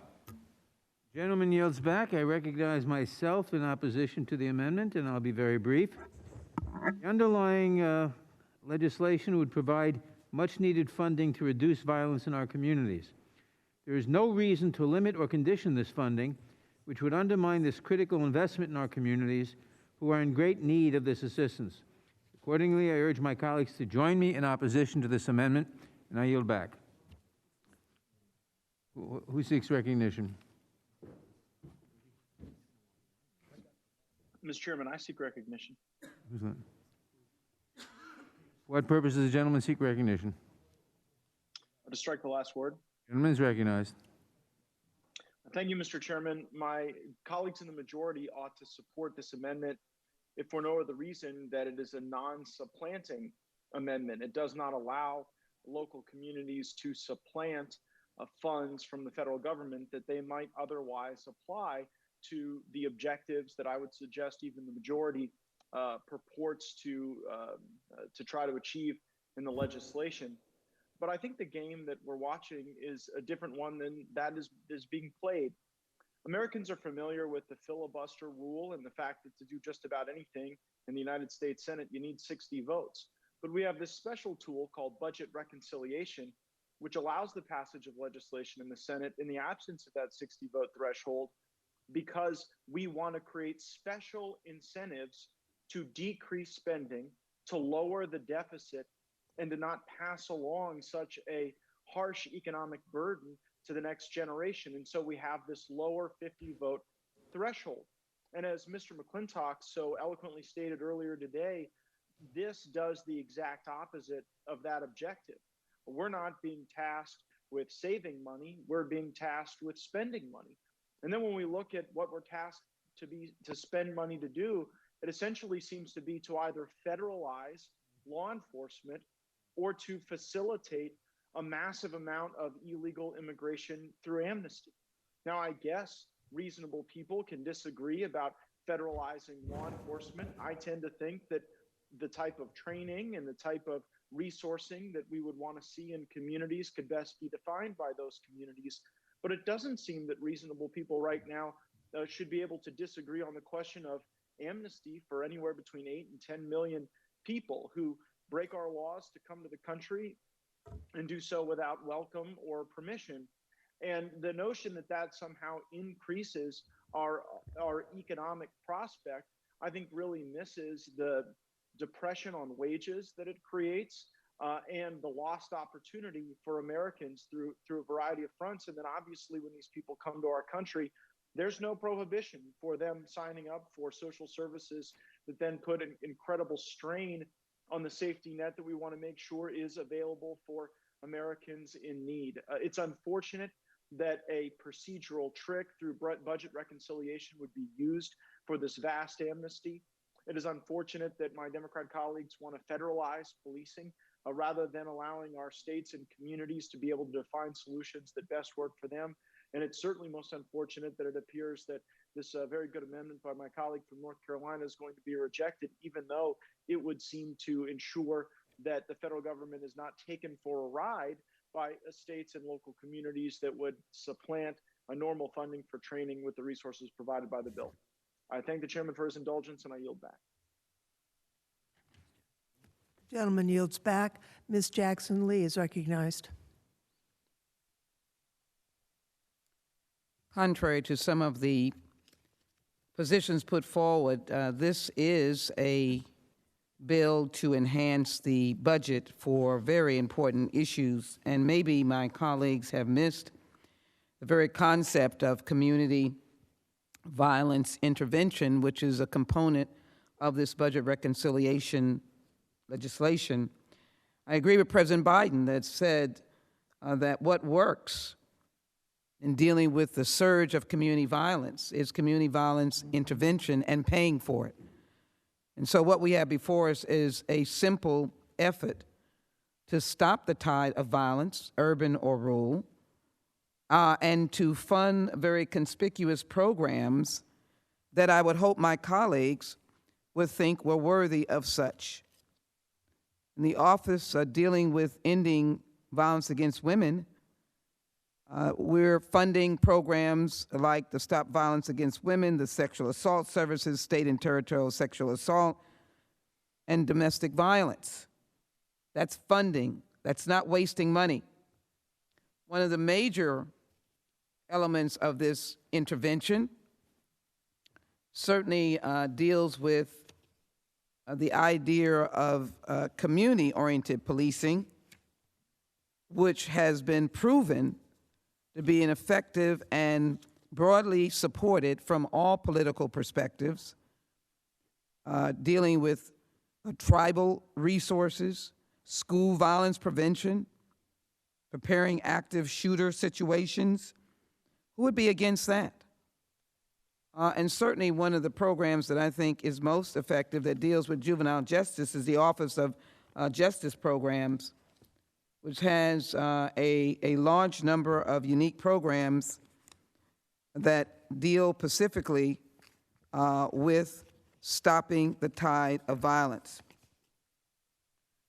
It is most needed and covers a passion that I have in trying to intervene in the lives of juveniles to stop violence of all forms. This is needed. It is needed for the victims of crime, something that I believe all members of Congress should champion. When I spoke to a victim of a very heinous crime, he said, you know, we hear first from the police at the scene to try to get all the facts they can if obviously that victim has lived. Not being a victim before, they say that after that, we know the police has to do its work, but they hear from no one. That is why it is so important to have a victim's advocacy and funding. That's what we're trying to do.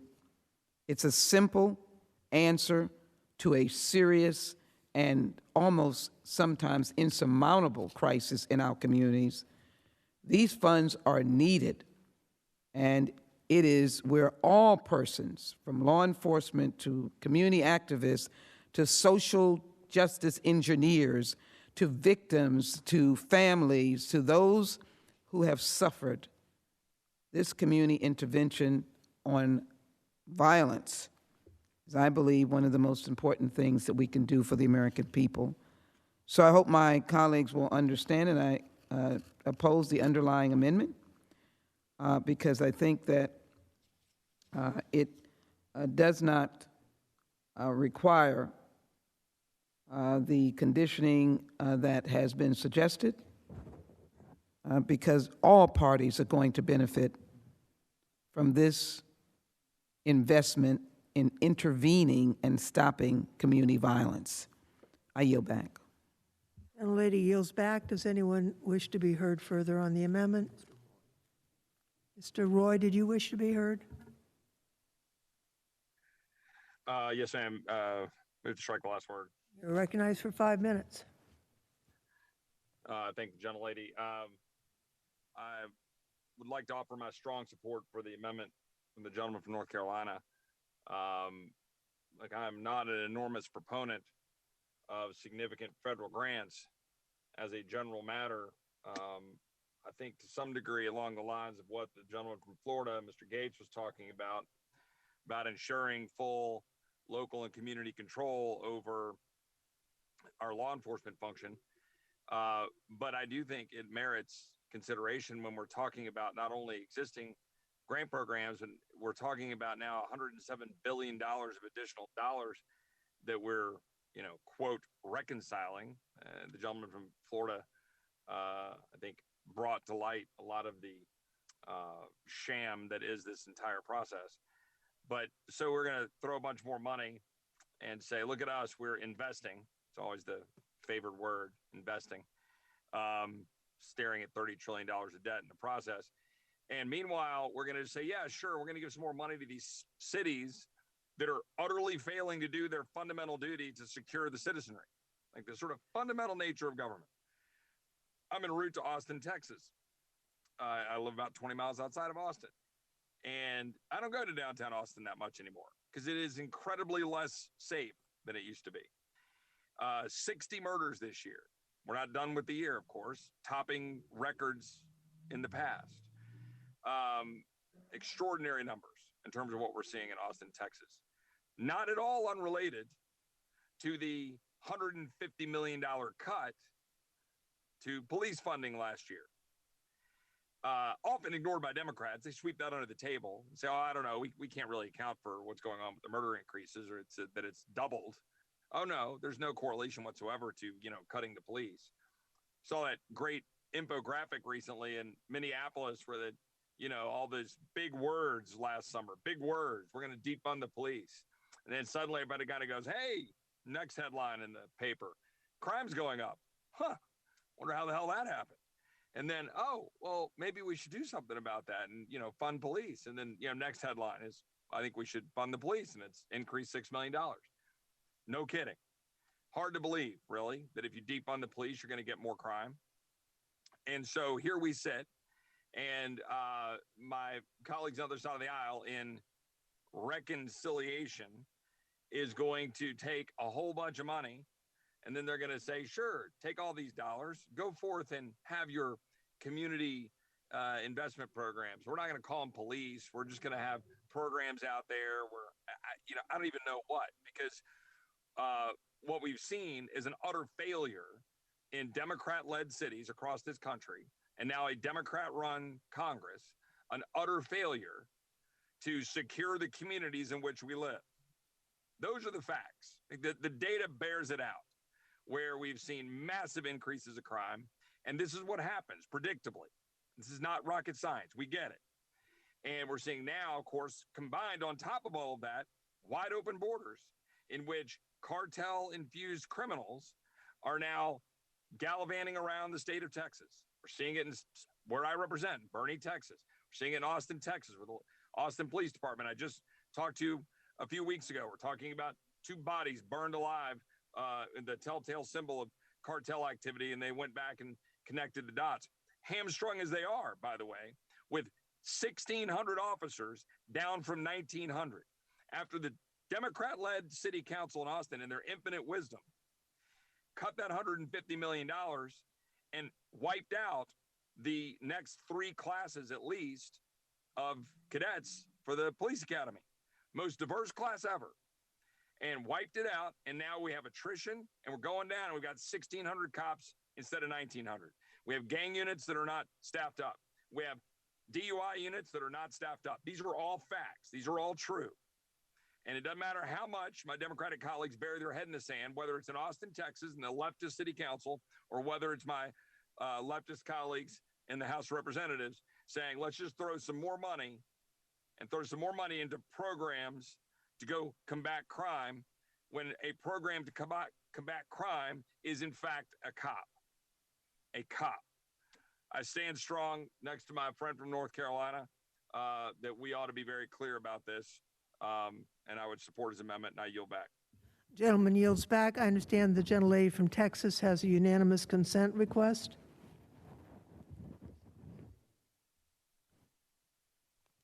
Madam Chair, I want to not politicize this debate, as my colleague from Texas has continued to do time after time in his remarks. That's all he's doing, I guess, is setting up a campaign ad.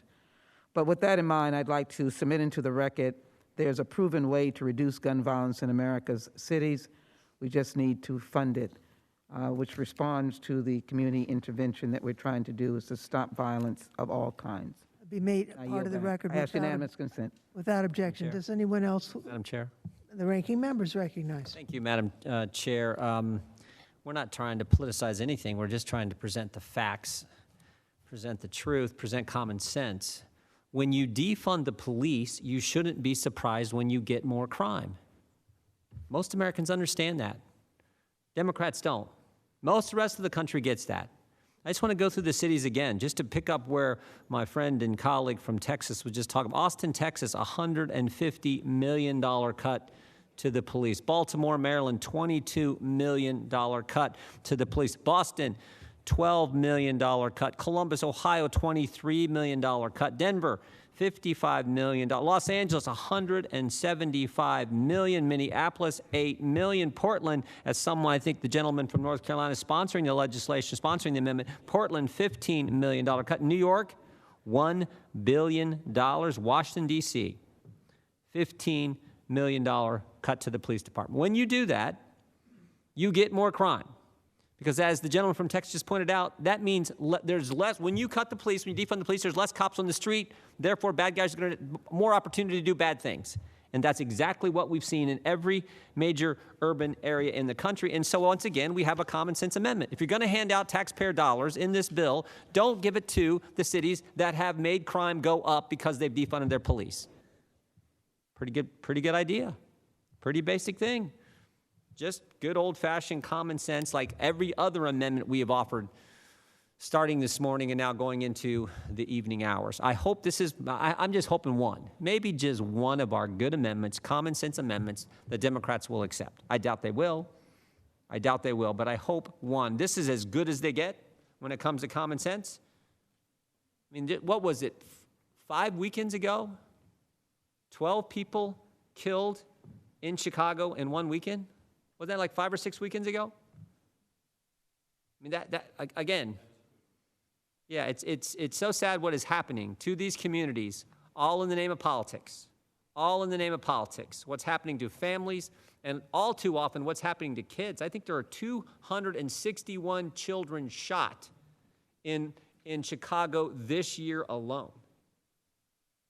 So the gentleman has a good, again, good, plain, common sense amendment. Will the gentleman yield? Be happy to yield to the gentleman from North Carolina. I thank the gentleman from Ohio, and I got to say I'm surprised. I know we've had a lot of controversial amendments, and I don't think they should have been, but this one's easiest of all.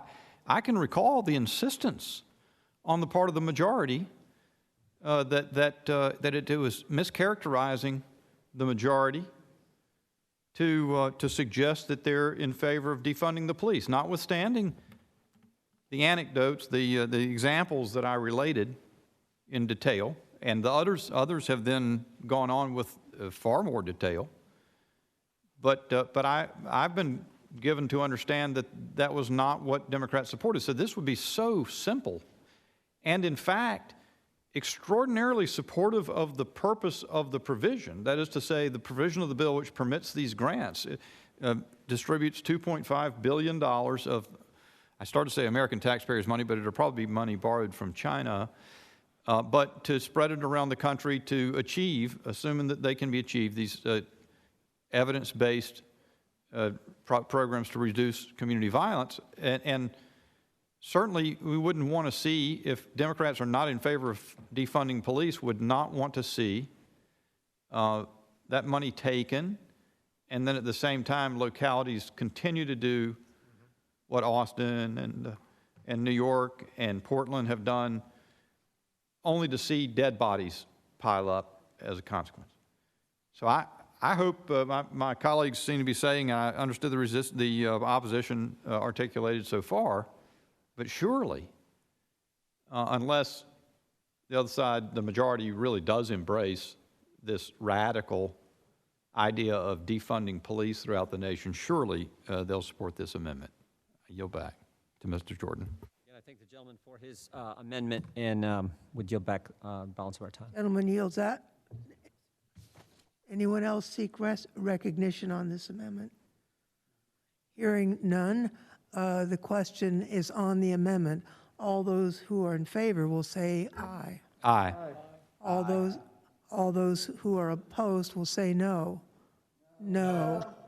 In the opinion of the chair, the noes prevail. I request a recorded vote. The gentleman requests a recorded vote, and the clerk will please call the roll. Mr. Nadler? No. Mr. Nadler votes no. Ms. Lofgren? No. Ms. Lofgren votes no. Ms. Jackson-Lee? No. Ms. Jackson-Lee votes no. Mr. Cohen?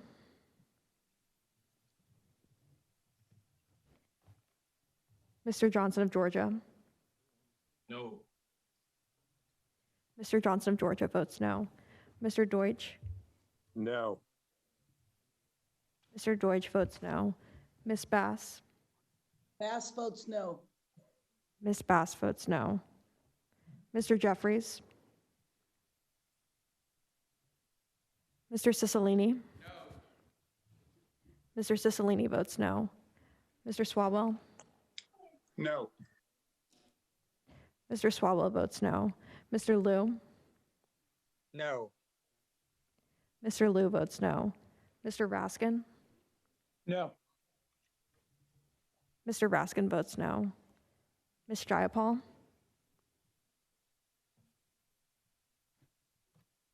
Ms. Stemmings? No. Ms. Stemmings votes no. Mr. Correa? No. Mr. Correa votes no. Ms. Scanlon? Scanlon votes no. Ms. Scanlon votes no. Ms. Garcia? No. Ms. Garcia votes no. Mr. Neguse? No. Mr. Neguse votes no. Ms. McBath? No. Ms. McBath votes no. Mr. Stanton? Mr. Stanton? No. Somebody needs to mute their microphone, please. Mr. Stanton votes no. Ms. Dean? No. Ms. Dean votes no. Ms. Escobar? No. Ms. Escobar votes no. Mr. Jones? No. Mr. Jones votes no. Ms. Ross? Ross votes no. Ms. Ross votes no. Ms. Bush? Bush votes no. Ms. Bush votes no. Mr. Jordan? Yes. Mr. Jordan votes yes.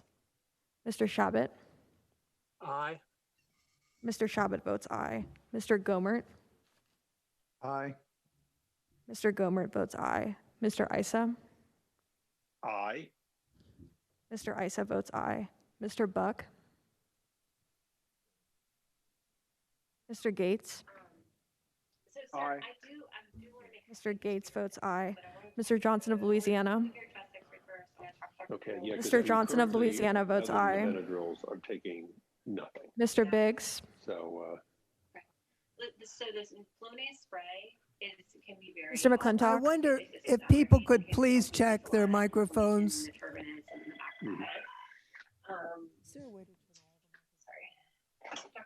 Mr. McClintock? Aye. Mr. McClintock votes aye. Mr. Stubbe? yes. Mr. Stubbe votes yes. Mr. Tiffany? Aye. Mr. Tiffany votes aye. Mr. Massey? Aye. Mr. Massey votes aye. Mr. Roy? Aye. Mr. Roy votes aye. Mr. Bishop? Yes. Aye. Mr. Bishop votes aye. Ms. Fishbach?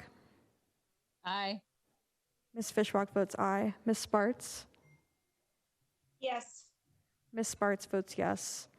Mr. Fitzgerald? Aye. Mr. Fitzgerald votes aye. Mr. Benz? Yes. Mr. Benz votes yes. Mr. Chairman, how am I recorded? Mr. Chairman, how am I recorded? Mr. Biggs, you are not recorded. I vote yes. Mr. Biggs votes yes. Mr. Chairman, how am I recorded? Jayapal? Ms. Jayapal, you are not recorded. Jayapal votes no. Ms. Mr. Jayapal Chairman, votes how am I no. recorded? Mr. Jeffries, you are not recorded. Jeffries votes no. Mr. Jeffries votes no. Mr. Owens? No. Yes. Mr. Owens votes yes. How is Mr. Cohen? Mr. Cohen, proverbial question that he knows the answer to. How am I recorded? Mr. Cohen, you are not recorded. Oh, then I will vote no. Mr. Cohen votes no. Are there additional members wishing to cast a vote or to change a vote? If not, the clerk will please report.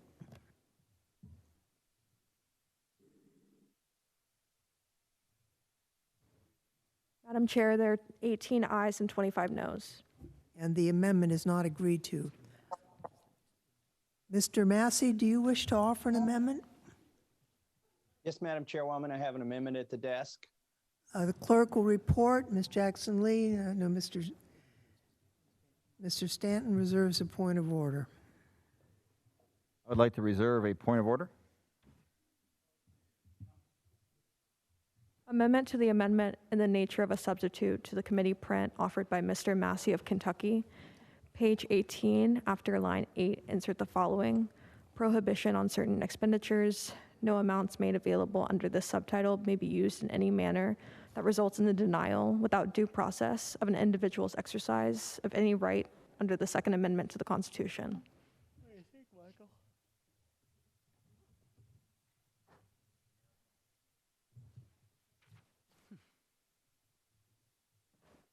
Madam Chairwoman, am I recognized to speak on the amendment? The gentleman is recognized. Thank you, Chairman. Here we are, $107 billion of the $3.5 trillion. And when you drill down into it, there's $2.5 billion for the so-called community violence intervention initiatives. And I'm concerned that these so-called intervention initiatives are going to include funding for extreme risk protection orders, which are also called red flags. Last year, our committee considered a bill that would deprive law-abiding Americans of their due process rights while taking away their Second Amendment rights. It would have paid states or tribes to enact a law that allowed anyone to petition a court to apply for an extreme risk protection order to be issued to take away an individual's firearms. The federal government should not be in the business of bribing states to adopt unconstitutional laws. Yet I'm afraid that's what this legislation today, the spending bill, is going to do. In fact, 17 states have already adopted some form of red flag laws, and there's no evidence that these laws have reduced the frequency of shootings. In fact, these laws authorize unannounced gun confiscations that are hazardous to both citizens and law enforcement officers. For instance, a man in Maryland was shot in the confusion that ensued when his house was raided in the dark. And it's because of dangers like this that you have some sheriffs who are already saying they will not enforce these red flag laws because they present a danger to their deputies. The criteria for red flagging a person in the various states are already vague, and it's vague in the federal statute that's been proposed. In some of the states, the people that can request a red flag are police officers, family members, romantic partners, and cohabitants. But anybody can call a police officer and refer it. So basically anybody can ask for a red flag on somebody. The system is ripe for abuse. Every state in the union already has a law that allows individuals to be involuntarily confined to a medical facility briefly on the basis of a mental health professional's opinion that they are a danger to themselves or others. Whereas these laws, these red flag laws, whereas those laws treat individuals in need, the red flag laws only irritate individuals by taking some of their firearms and leaving them without mental health help. Furthermore, red flag laws don't require expert testimony of a medical health professional. Despite the sacrifices, the evidence shows no benefits from red flag laws, the sacrifices of their constitutional rights. Looking at the data from 1970 through 2017, these laws had no significant effect on murder, suicide, mass public shooting, fatalities, robbery, aggravated assault, or burglary. These laws do not save lives. In fact, they endanger lives in another way. If somebody knows that they seek mental health help because they might be a danger, or they feel they might be a danger to themselves or somebody else, if they know if they seek that help, then that could get them flagged, and then they would lose their constitutional rights. They may not go seek that help. And so they're dangerous. These red flag laws are dangerous for that reason. We've already got a situation at the VA where veterans are banned from owning or possessing firearms or even ammunition if they merely admit that somebody else administers their finances. This is not due process. This is not constitutional. And that's why we need this amendment to ensure that those rights are not abridged without due process. Getting back to the legislation that was passed in this committee, the issuance of an ex parte extreme risk protection order would permit law enforcement to seize firearms without the respondent being afforded the right to a briefing. In fact, the firearms can be held by law enforcement for up to a month before the respondent has a chance on a hearing. And they're going to have to hire a lawyer at that point. The level that's required is reasonable cause to believe that the respondent poses a danger of causing harm to himself or others in the near future by having access to a firearm. That's a very low standard, and it would deprive individuals of their Second Amendment right. And when the petitioner is finally granted his day in court, the government only needs to prove by a preponderance of the evidence that the respondent proposes a danger. Again, this is a very low standard to deprive individuals of their Second Amendment right. And we're assuming they're guilty until they can prove themselves innocent. Bear in mind, the average person is going to have to retain legal counsel, expensive legal counsel. These are not criminals. They're not illegal aliens. They're not fugitives. These are law-abiding citizens who are not prohibited by law from purchasing a firearm or possessing them, and they should not lose their Second Amendment right without due process and with such a low evidentiary standard, and I urge adoption of this amendment. I withdraw the point of order. The point of order is withdrawn. I recognize myself in opposition to the amendment. The underlying measure directs the Attorney General to fund programs to reduce violence in our communities. And the measure does not direct funding to any particular purpose or program. I do not believe it is necessary for us to tell the Attorney General to protect due process rights with respect to any of the programs that are funded, because I expect the Attorney General would do so without any direction from us. I believe this amendment is not necessary, and I oppose its adoption. I yield back. Who seeks recognition? If no one else seeks recognition, the question occurs. Mr. Biggs, I think, was right. Mr. Biggs, do you seek recognition? I do seek recognition, Mr. Chairman. For what purpose does the gentleman seek recognition? Move to strike last word. Gentleman is recognized. Thank you, Mr. Chairman. I yield to the gentleman from Kentucky, Mr. Massey. Thank you, Mr. Biggs. I would like a chance to rebut the chairman's contention that this isn't a necessary amendment. Well, it shouldn't be necessary, but unfortunately it is necessary because we've seen these kinds of abuses already at the Veterans Administration, where veterans, if they when they're being asked, when they apply for benefits that they have earned, that they deserve, disability benefits related to serving this country, if they so much as say that they are not managing their own finances, there they have their due process rights stripped away. They are presumed guilty. 18, right? Excuse me, somebody has a hot mic here. The veterans are presumed guilty and their rights are taken away. So we have seen due process taken away. We have seen it proposed in the bills already that have passed out of this committee. The evidentiary standards are so low, reasonable suspicion, preponderance of the evidence, to remove their Second Amendment rights in the bills that have been proposed in this very committee, that we are talking about red flag laws that would deprive them of their rights to keep and bear arms without due process. We cannot trust the Attorney General. And frankly, I'm just going to say, we can't trust a Republican Attorney General or a Democratic Attorney General to follow the due process laws, the rich 250-year history of our country, unless we codify this, put this in this statute. Look, you may think the money's not going to go there, but who would have ever imagined that money would go to a Chinese lab to fund development of a virus that would be unleashed on the public and cause so much pain and suffering? You know, people want to blame Dr. Fauci for that, but I blame Congress for funding it. And let's don't make those mistakes again. Let's don't have hearings later after somebody's rights have been abridged and say, well, why did Congress fund these programs? Let's stop it right here. Let's fence it in and let's say you will not use this money to deprive somebody of due process. I don't care if you're a Republican Attorney General or a Democratic Attorney General. You do not get the money to do that. We have the power of the purse. This is $3.5 trillion. We're entrusted with in this Judiciary Committee with $107 billion of that, and $2.5 billion of it is going to very vague programs. But we know what that's going to end up funding if we don't put these fences on that. And so I urge adoption of this amendment, and I yield back to my good friend Andy Biggs from Arizona. I thank the gentleman, and I want to just cover one quick thing, and then before I yield to the gentleman from Ohio. So in this section on page 18, we're not seeing any definition of these community-based violence intervention initiatives. There's a few in there listed for funding, but otherwise it is wide open.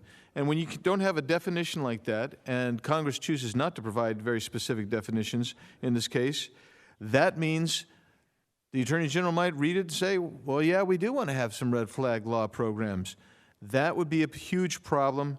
That's why this amendment is so necessary, because the underlying bill, which I have mentioned repeatedly today, does not adequately provide definitions and guidance. And with that, I'll yield to the gentleman from Ohio, Mr. Jordan. I thank the gentleman for yielding. I just want to support the gentleman from Kentucky's amendment. It's a good amendment. I think we started today's markup by talking about, at least those of us on the Republican side, talking about this committee is supposed to be the committee most focused in the United States Congress on protecting the Constitution, the Bill of Rights, the fundamental liberties the American people enjoy. And we're talking about the Second Amendment. I always say the Second Amendment's right next to the first because it's pretty darn important. This is a good amendment focused on the thing that we should be, as a committee, focused on. I hope the committee will adopt this amendment. With that, I yield back. Mr. Chairman, I'll yield back as well. Gentleman yields back.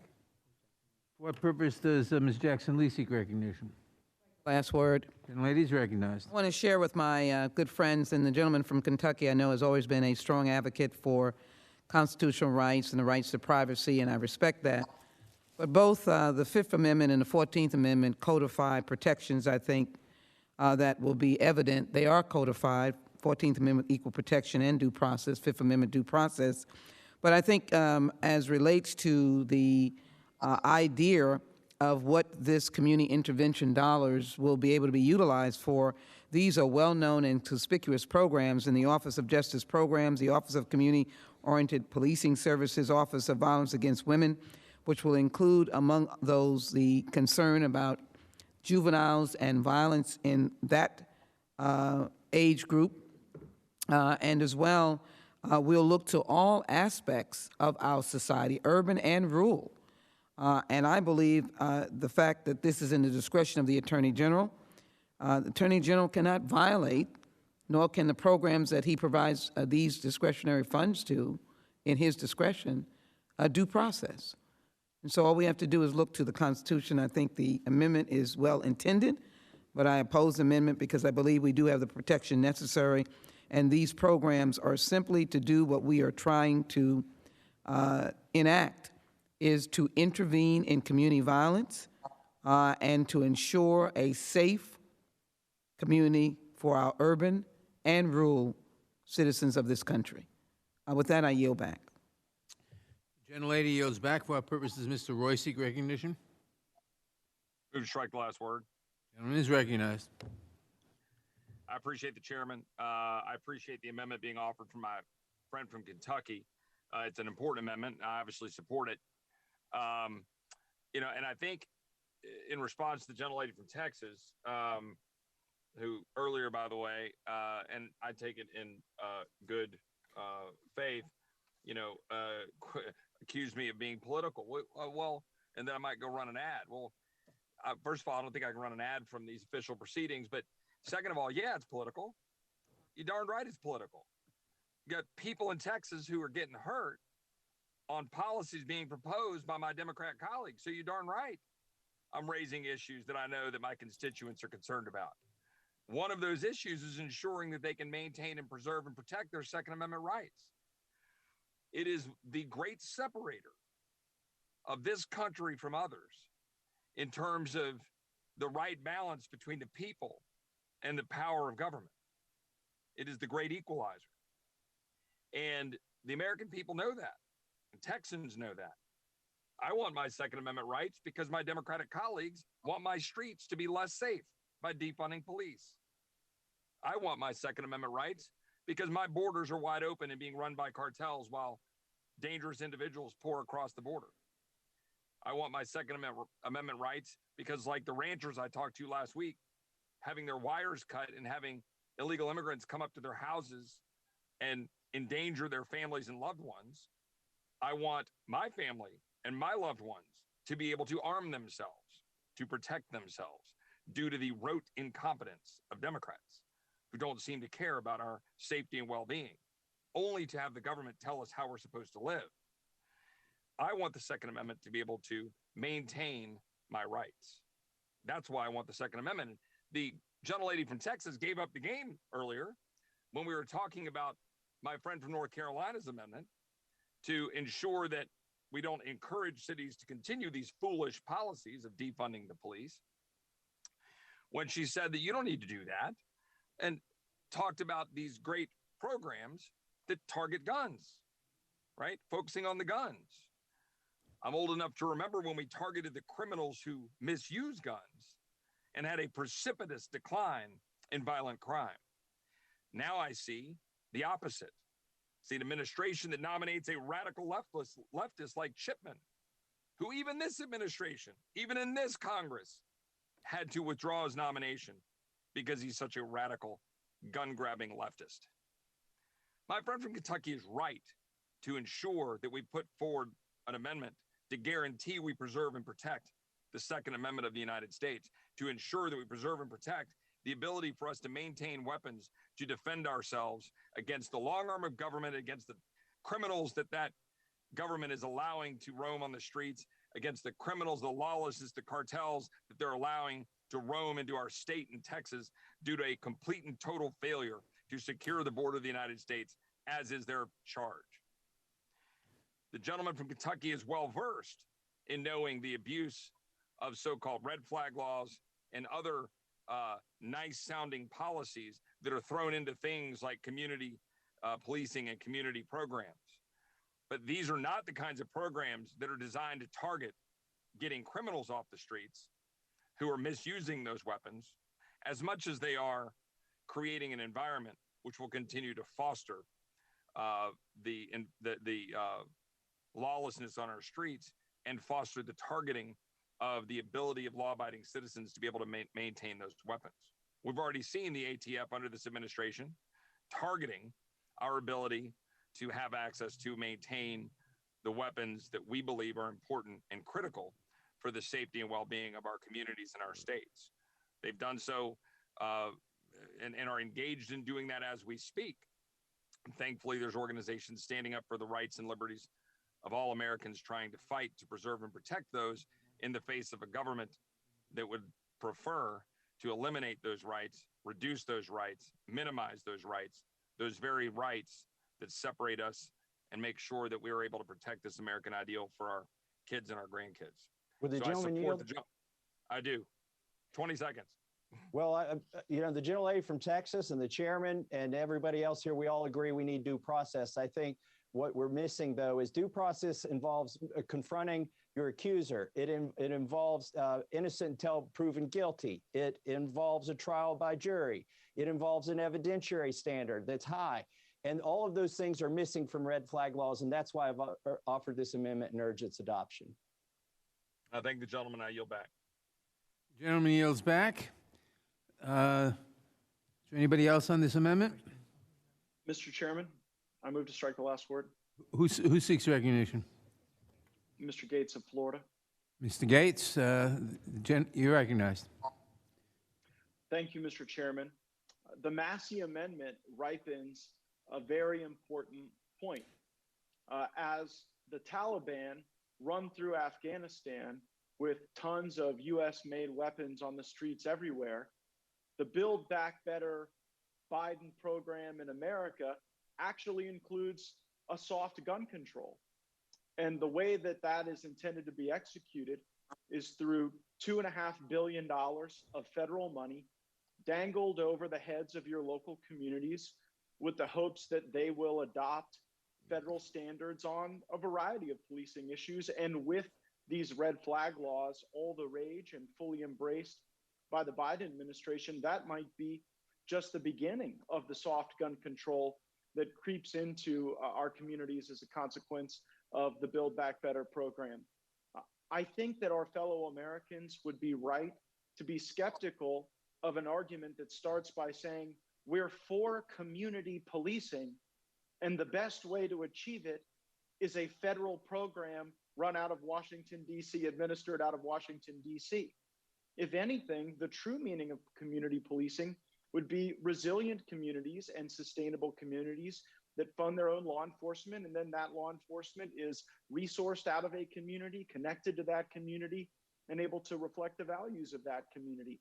And when we centralize the funding of law enforcement at the Department of Justice, then sometimes we centralize the thinking. And I think Mr. Massey is correct to be concerned that the thinking of this administration is out of touch with communities in Kentucky and Texas, and certainly in North Florida where I live. For example, in my community, someone like David Chipman would be seen as a radical, someone who opposes banning the AR-15, which is functionally the flagship rifle of the Second Amendment. You know, in my community, folks use the AR-15 to hunt hogs sometimes. I know there are many Americans who use that rifle for personal security and to secure their families. And so with an administration that seems to embrace these values that are not shared in my community and in many others, I would suggest that the provisions of this reconciliation legislation that empower the Department of Justice to have more leverage over our communities will mean that the policing is less reflective of the people that are directly receiving the provision of that service and more reflective of the thinking of the Biden administration. And that ought to concern many. And so with this vote, we'll sort of see who endorses gun control in America as a feature of Build Back Better, and those of us who think that that's not a proper objective for the Department of Justice. And I would yield any time to the gentleman from Kentucky that he might choose to consume. Well, thank you. I think this vote is, by the way, that was very well stated. We don't want Washington, D.C. in charge of community programs. It's an oxymoron. And the gentleman is right to point out that every community is different. But I think this vote that we're about to have is not really a referendum on gun control so much as it is on due process. I mean, it's not so much a referendum on the Biden administration as it is on any administration who might seek to subvert due process or encourage states and communities to take shortcuts and not follow due process, which would be in violation of the Constitution. So that's what, to me, this vote is about. Yes, it's about gun control, but more specifically, it is about due process. Do you believe that the 250-year history we have of allowing people to be innocent until they were proven guilty, to have their day in court, do you believe in that? If you do, then vote for this amendment. And I'll yield back to the gentleman from Florida. And I would yield back to the chair. The question occurs on the amendment. I'd like to be heard. This is Gomert. Gentleman is recognized. Despite the last word, yeah, I rise in support of the amendment.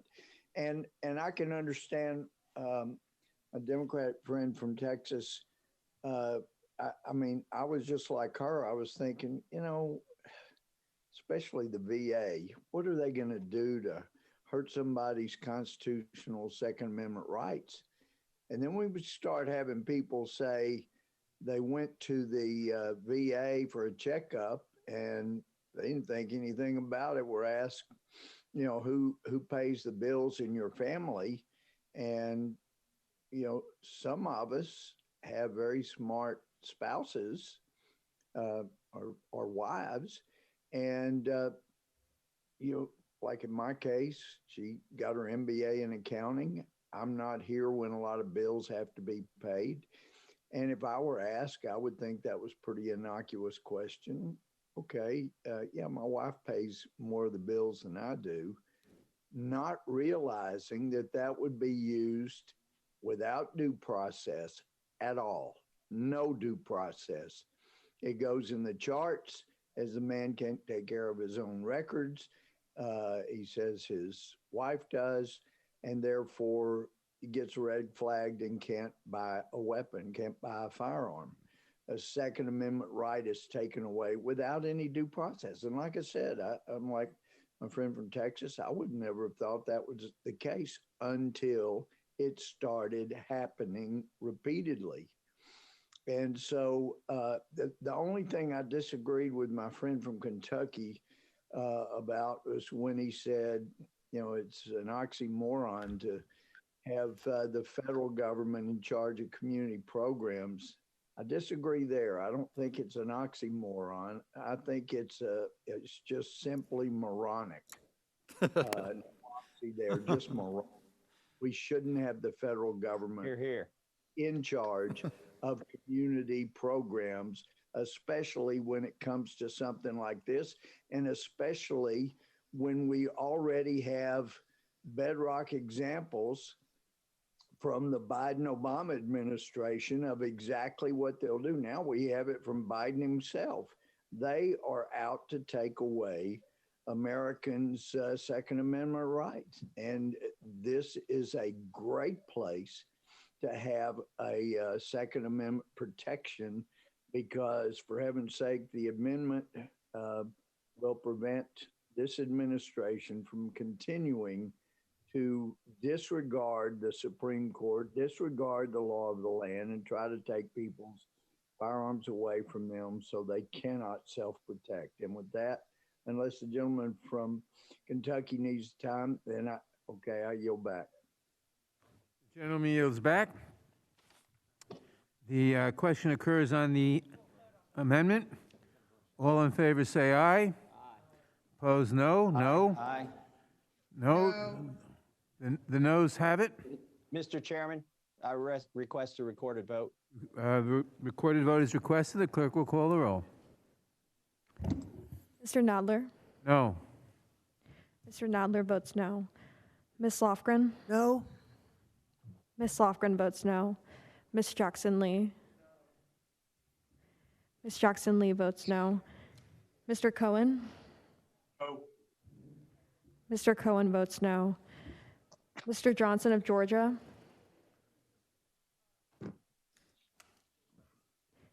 Mr. Deutsch? No. Oh, hold on, hang on a second. Mr. Deutsch votes no. Ms. Bass? Bass votes no. Ms. Bass votes no. Mr. Jeffries?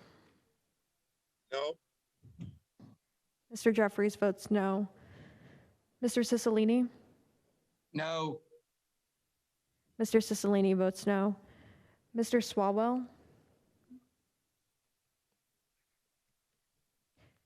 Mr. Liu? No. Mr. Liu votes no. Mr. Raskin? No. Mr. Raskin votes no. Ms. Jayapal? No. Ms. Jayapal votes no. Ms. Demmings? No. Ms. Demmings votes no. Mr. Correa? No. Mr. Correa votes no. Ms. Scanlon? No. Ms. Scanlon votes no. Ms. Garcia? No. Ms. Garcia votes no. Mr. Neguse? Ms. McBath? No. Ms. McBath votes no. Mr. Stanton? No. Mr. Stanton votes no. Ms. Dean? No. Ms. Dean votes no. Ms. Escobar? No. Ms. Escobar votes no. Mr. Jones?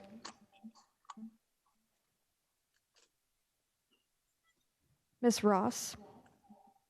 Ross votes no. Ms. Ross votes no. Ms. Bush? Bush votes no. Ms. Bush votes no. Mr. Jordan? Members, please mute yourselves. Mr. Jordan votes yes. Mr. Shabbat? Aye. Mr. Shabbat votes aye. Mr. Gomert? Aye. Mr. Gomert votes aye. Mr. Issa? Mr. Issa votes aye. Mr. Buck?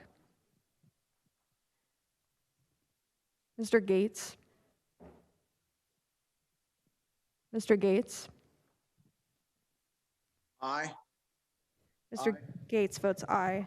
Mr. Johnson of Louisiana? Mr. Johnson of Louisiana votes aye. Mr. Biggs? Mr. Biggs votes aye. Mr. McClintock? Mr. McClintock votes aye. Mr. Stubbe? Yes. Mr. Stubbe votes yes. Mr. Tiffany? Aye. Mr. Tiffany votes aye. Mr. Massey? Aye. Mr. Massey votes aye. Mr. Roy? Aye. Mr. Roy votes aye. Mr. Bishop? Someone should mute. Aye. Mr. Bishop votes aye. Ms. Fishbach? Aye. Ms. Fishbach votes aye. Ms. Sparts? Yes. Ms. Sparts votes yes. Mr. Fitzgerald? Aye. Mr. Fitzgerald votes aye. Mr. Bentz? Yes. Mr. Bentz votes yes. Mr. Owens? Aye. Mr. Owens votes aye. How is Swallow recorded? Mr. Swalwell, you are not recorded. No. Mr. Swalwell votes no. Goose recorded? Mr. Neguse, you are not recorded. No. Mr. Neguse votes no. How is Johnson recorded? Mr. Johnson of Georgia, you are not recorded. No. Mr. Johnson of Georgia votes no. Mr. Jones? Was Jones? Mr. Jones, you are not recorded. No. Mr. Jones votes no. Are there any other members who haven't been recorded who wish to be recorded? Clerk will report. Mr. Chairman, there are 18 ayes and 25 noes. The amendment is not agreed to. For what purpose does Mr. Shabbat seek recognition? Mr. Chairman, I have an amendment at the desk. The clerk will report the amendment. Point of order is reserved. Amendment to the amendment in the nature of a substitute to the committee print offered by Mr. Shabbat of Ohio. Mr. Chairman, I'd move it be considered as read. Add at the end of the following subtitle C, balanced budget The requirements. amendment will be considered as read, and the gentleman is recognized for 5 minutes to explain his amendment. Thank you, Mr. Chairman. Today, we're considering the Judiciary Committee's portion of President Biden and the Democrats' $3.5 trillion budget.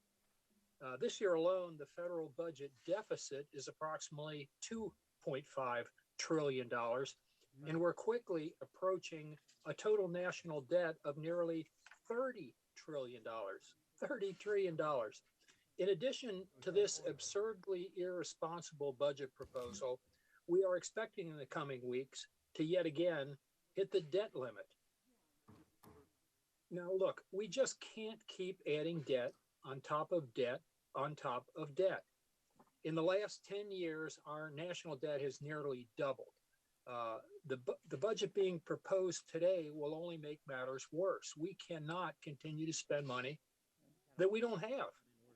That's why back in January, the start of this new Congress, I reintroduced HJ Res 3, the Balanced Budget Amendment, which would require that we spend no more than we take in and prohibit increasing the national debt except under certain specific circumstances. The Balanced Budget Amendment currently has 41 co-sponsors, and I would urge any of my colleagues who may not be on it yet to sign up. The amendment that I offer today similarly would enact a requirement that total outlays do not exceed total receipts for any fiscal year and requires a supermajority to increase the debt limit.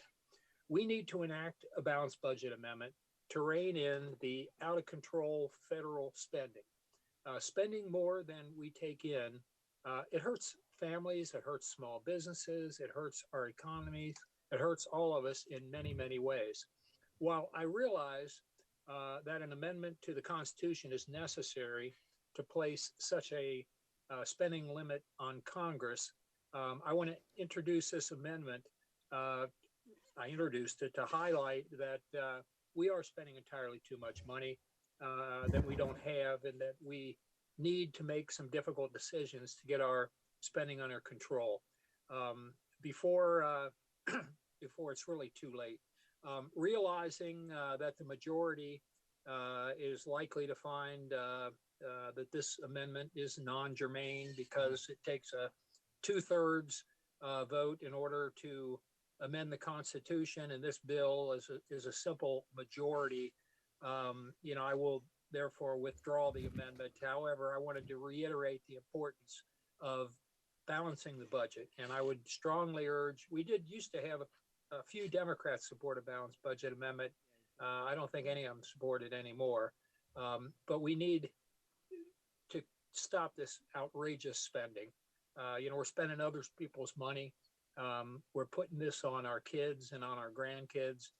It's not right. And so with that, Mr. Chairman, I'll yield back. The gentleman yields back. The amendment is withdrawn. Are there any further amendments to the amendment in the nature of a substitute? Mr. Chairman, I have amendment at desk. Reserve a point of order. A point of order is reserved. The gentleman will clerk will report the amendment.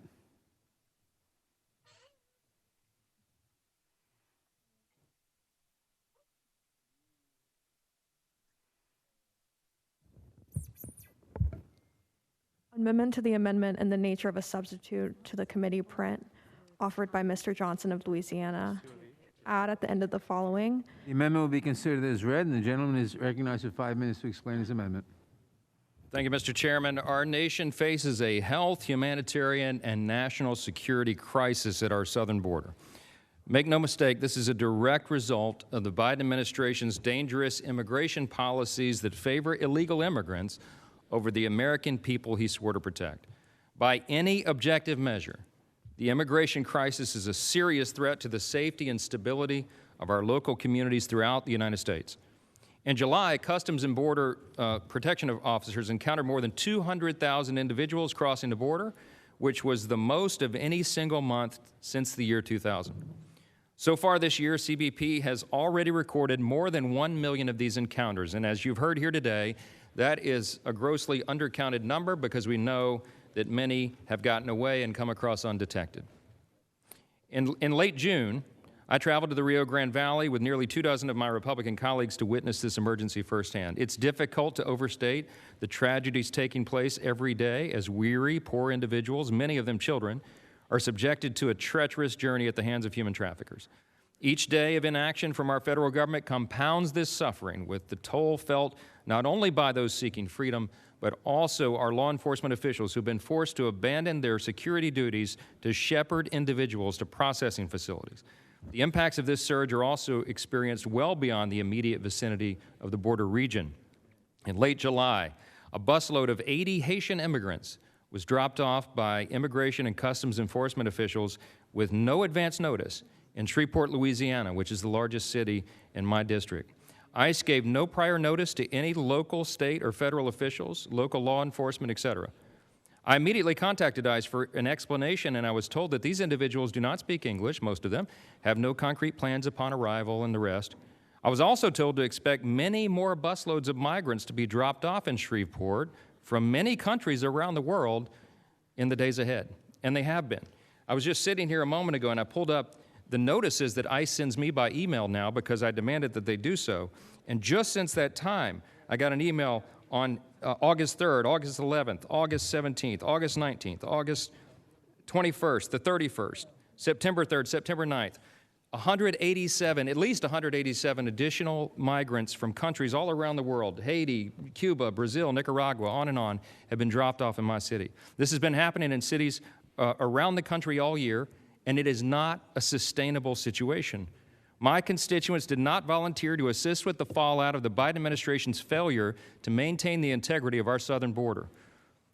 To that end, my amendment would give states and localities the power to tell the administration they will not tolerate immigrants being dumped in their jurisdictions in the middle of the night with no notice from federal officials. My amendment will require the Department of Homeland Security to first notify and obtain approval from any mayor and his or her respective state's governor before immigrants are released into their communities. The amendment also requires the Department of Homeland Security to notify members of Congress when aliens are released anywhere in their districts. The administration is trying to pass the buck to states and localities to assist these immigrants, many of whom come to this country with nothing but the clothes on their backs, and many are not even able to speak English, have no concrete plans, etc. This is not the responsibility of these jurisdictions, and we cannot allow this or any administration to force them to act in their place. I urge my colleagues to support this amendment, and I yield back. Gentleman yields back. The point of order is withdrawn. Who seeks recognition? Mr. Chairman. The gentlelady from California is recognized. Yes, I oppose this amendment. I think it is, excuse me, it is shoehorned into away from a point of order because it burdens the use of funds in the section. But as a practical matter, this is not a workable plan to have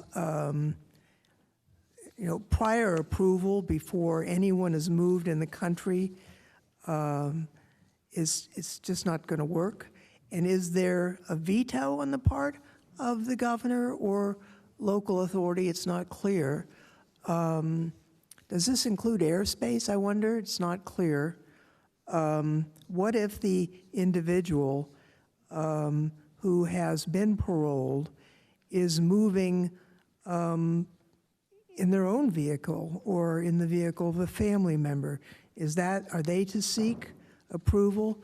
I'm not sure what is to be achieved here. I don't think it's a workable plan, and I think it ought to be defeated without a lot of discussion. I yield back. The gentleman yields back. Mr. Chairman. For what purposes Mr. Biggs seek recognition? We'll strike the last word. Gentleman is recognized. Thank you, Mr. Chairman. I request that an article called GOP Rep. Andy Biggs Stop Dumping Illegals in Our Communities be admitted to the record. Without objection. Thank you. Now, what prompted that article is, and why I support this amendment, is there's a small town in Arizona. It's not right on the border. It's actually a good, probably 75 miles, 60, 75 miles at least north of the border. It's called Gila Bend, one of the hottest communities in the country. It gets really hot there in the summertime. Well, what happened is in this town of 2,000 that has no facilities, no hospitals, no medical clinics, no state or federal resources for food or housing, nothing. Really, it's just a small community, very agrarian. Nearest community from them, nearest town of any size at all, is at least 30 miles away. But what happened is Border Patrol decided to drive on up and release 16 individuals, illegal aliens, into that community. Now, why? Not because there were any resources to help those illegal aliens, but because there was a bus stop. Now, that bus stop in that small community didn't even get traffic every day. So what had to happen is the mayor had to personally rent vehicles because he was told they couldn't use the 2 town vans to transport them to Phoenix. So he and somebody else had to rent a couple of vehicles, drive those 16 individuals to resource centers in Phoenix. Well, what does that mean? Well, that means that they had no notification. If had ICE or CBP or any other agency reached out and said, we want to deposit 16 folks there, they could have told them, well, what do you want us to do with them? They could have dealt with that. There are other communities around Arizona that have experienced similar problems. I think of Yuma. Fortunately, they're a bigger town and they have got resources within the community to assist. But they need notification. And this amendment is actually really right on point. The closing comment will be this. Officials told Gila Bend that there would be more drop-offs. And it wasn't until congressional delegations got involved and that there was finally an assurance that Gila Bend would no longer be subjected to that. But as disbursement of illegal aliens throughout Arizona has continued, there are other cities that have been overrun. I support Mr. Johnson's common sense amendment. I think it is necessary, and I support it and yield back. Gentleman yields back. For what purposes Mr. Issa seek recognition? Mr. Chairman, I'd like to strike the last word. Gentleman is recognized. Mr. Chairman, a co-sponsor of this amendment, and I know the gentlelady's intentions are good when she says that it's imperfect, that it might have some technical problems, but if the city of San Jose, where she resides, would like to simply take all these people, they should volunteer. The fact is that I'm a donor community. I'm from an area right near the border. Congressman Vargas and I share this vast border region.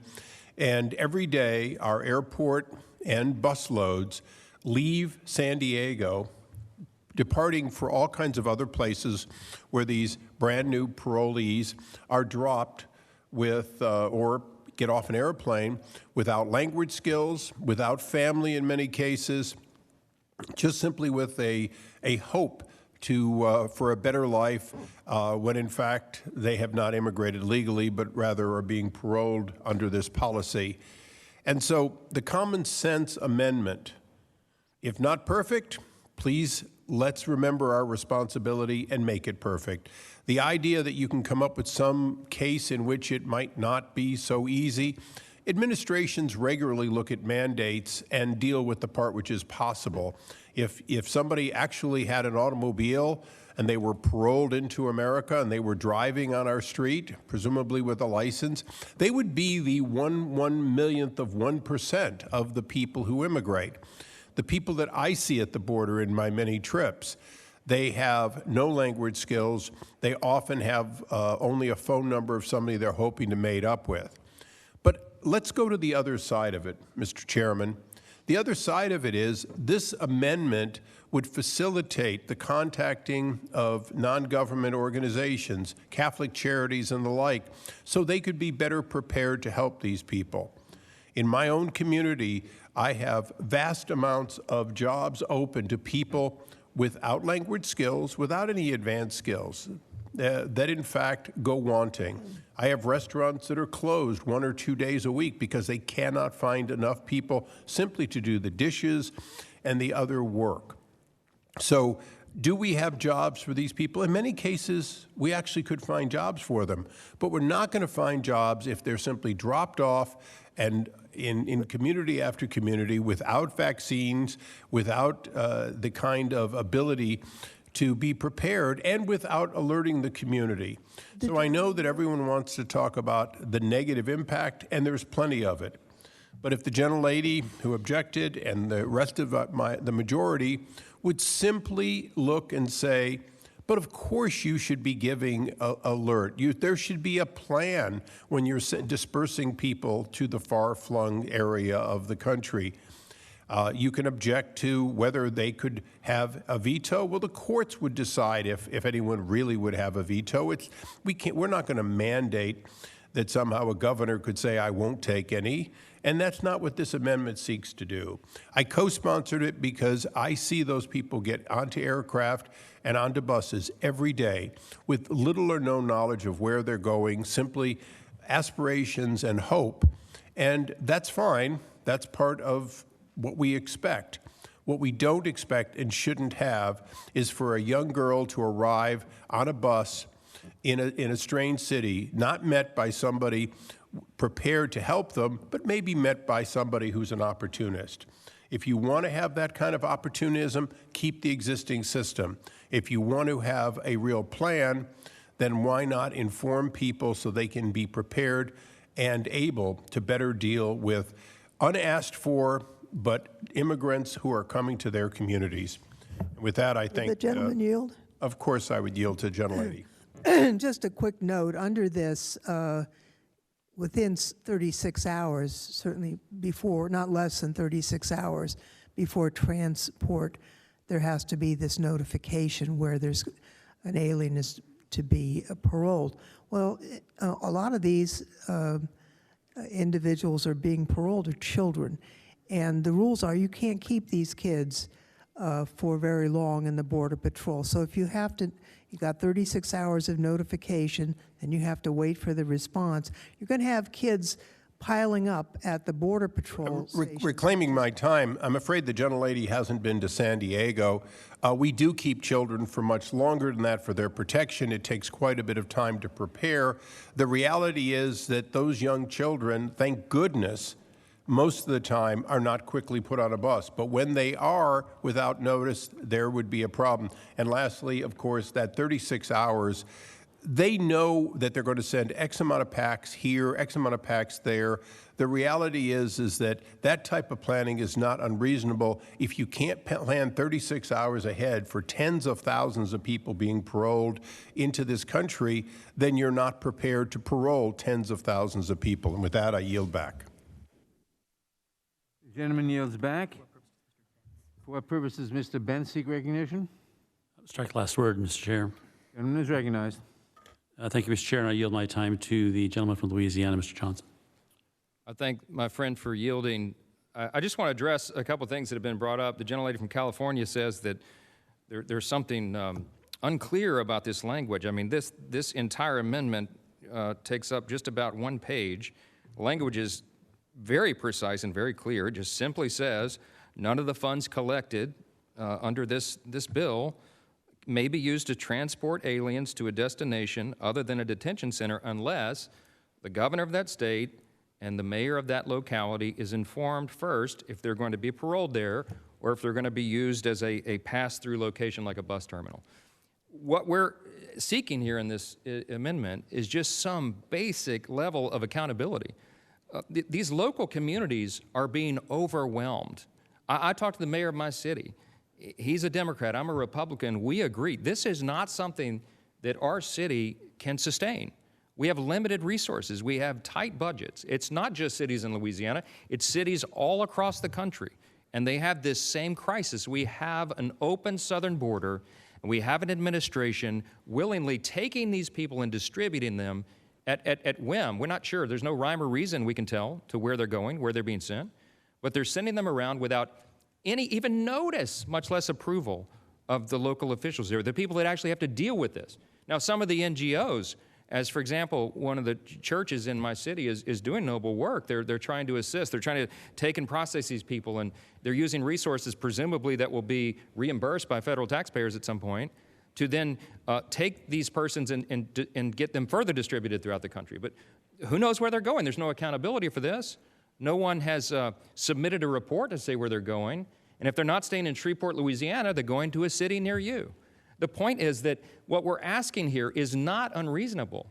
ICE is already doing this. I told you I get an email because I demanded it before any new busload is dropped off in one of my cities.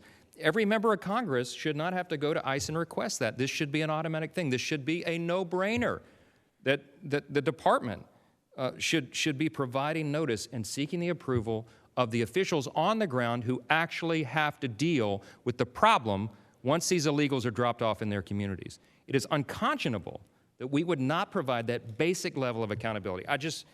It's beyond me that we would not do this. We're not asking for, this is not additional money. All it is basic courtesy for the people on the ground that have to deal with it. It's just unbelievable to me that this would not be accepted unanimously. With that, I yield back. The gentleman yields back. Anyone else seek recognition? Mr. Chairman? And then, who seeks recognition? Representative Tiffany. Mr. Tiffany, for what purposes do you seek recognition? Move to strike the last word. You're recognized. Thank you, Mr. Chairman.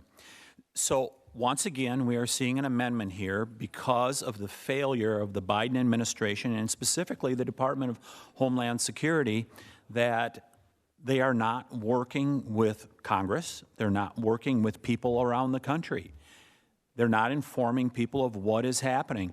And the gentleman from Louisiana just used the operative word, courtesy. This is a failure of the executive branch to do the common courtesy of telling local people something that used to be understood is that the executive branch would always communicate with local governments, with state and local governments, and say to them, we're going to be doing X project in your region. We're going to be conducting this particular operation. In this case, we are considering moving people into your communities in your state. In your, Mr. Mayor, we're going to move some people into your community. They don't do that common courtesy here. And that's why we are having to do amendment after amendment today, is to try to get the Department of Homeland Security and the Biden administration to at least be responsible, to be accountable. They're simply not doing it. Now, I don't know if there's any hope, but I see a story in Politico today that a woman, Karen Olick, has resigned her position as Chief of Staff of the Department of Homeland Security. She is described here, Olick was most recently a prominent official at SKDK, the powerful Democratic strategic communications firm She recently led the firm's ballot initiative practice. So in other words, you had a chief of staff at the Department of Homeland Security that was simply a political operative that didn't know how to run an operation like that. Is this what's happening in the Biden administration, where you're just placed in there as a political reward?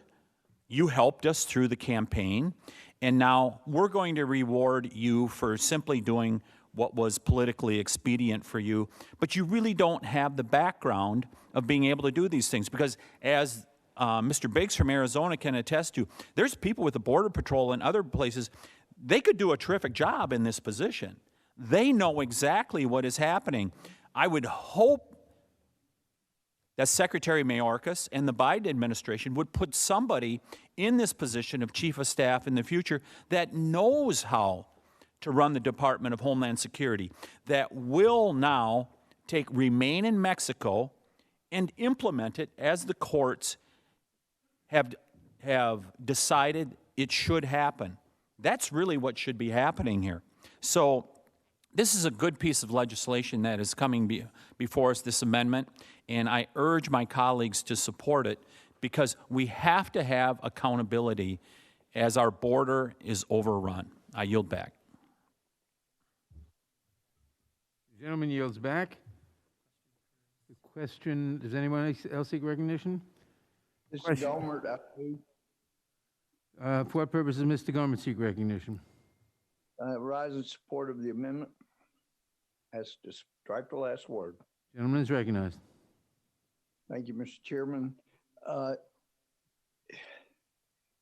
wish this amendment were a no-brainer, but obviously it's in jeopardy of not even having any Democrats vote for it, which does raise the issue, raise the question that I've been asked by a lot of people, and that is, since we don't know. Dang, got it, girl. Wow. Okay. Whoever's got it, girl. Thank you. Now, we've been hearing from people that think, gee, the Department of Health and Human Services, Homeland Security, somebody is guiding the masses of people who illegally entered this country. They're shipping them all over the country. Who's making those decisions? Because I have a lot of people say, you know, it seems like from what we're seeing, when we see all these people just appear that got shipped into our community by, you know, the Biden administration, it seems like they're targeting red areas, thinking, okay, if we can just legalize them, then they'll vote this whole place blue. And the fact that I'm not hearing any Democrats that are concerned about this makes me wonder if they're not hearing the same thing that all of us Republicans are hearing, that they're having people moved in, they're running up the prices of everything because the government is paying too much for places for them to live. And it's so not only are we paying more taxes, and President Biden's promising all kinds of money in Medicare, all kinds of things. If people would just please rush into our country illegally, we'll heap up more and more taxes on the law-abiding people, and we'll keep encouraging people to flood into this country illegally. And then what you do, we'll ship you to a lovely Republican area, and then we'll try to get you legalized to vote. And, you know, it'll all work out great. We'll be a one-party country, just like all the one-party countries that had dictators at the top of the formation. But this is really serious stuff. And at a minimum, and my friend from Louisiana, I have absolutely the utmost respect and admiration. But when he says, you know, we need this minimum accountability, I don't consider this accountability at all. It just at least lets people know, gives them a lookout. You know, when we played football and I played quarterback in high school, I would yell at some of the blockers, well, if you're not going to block them, at least give me a lookout. And that's all we're asking for here. Give the communities and states a lookout. We're bringing a bunch of people your way, and it may be up to 20% or more that have COVID, and you're going to have another spike thanks to the federal government not screening and encouraging them to keep coming in. At least give them a lookout so the hospitals can prepare, the people can prepare. It's the decent thing to do, even though you're doing great damage to this country. And if my friend from Louisiana cares to be heard, I give him the remainder of my time. I thank the gentleman for yielding. Thank you, Mr. Gomert. We have neighboring districts. He's in East Texas, I'm in Northwest Louisiana, and we understand this affects every community, not just ours, but every community around the country. And I would just say, as my constituents ask me all the time, who are these people, where are they going? Will they, if they are illegal, will they be sent back? Will I have to explain to them that there's an average of a 4-year wait time for a hearing for their asylum claims, and that many of those people will never return. And in fact, we know that many are now being released into these communities without even a notice to return for a court date. That is why this is so unconscionable. That is why the bare minimum should be that these communities get notice that these people are going to show up on their doorstep. We're out of time. I yield back. Gentleman yields back. Does anyone else seek recognition? In that case, the question occurs on the amendment. All in favor say aye. Aye. Opposed, no. No.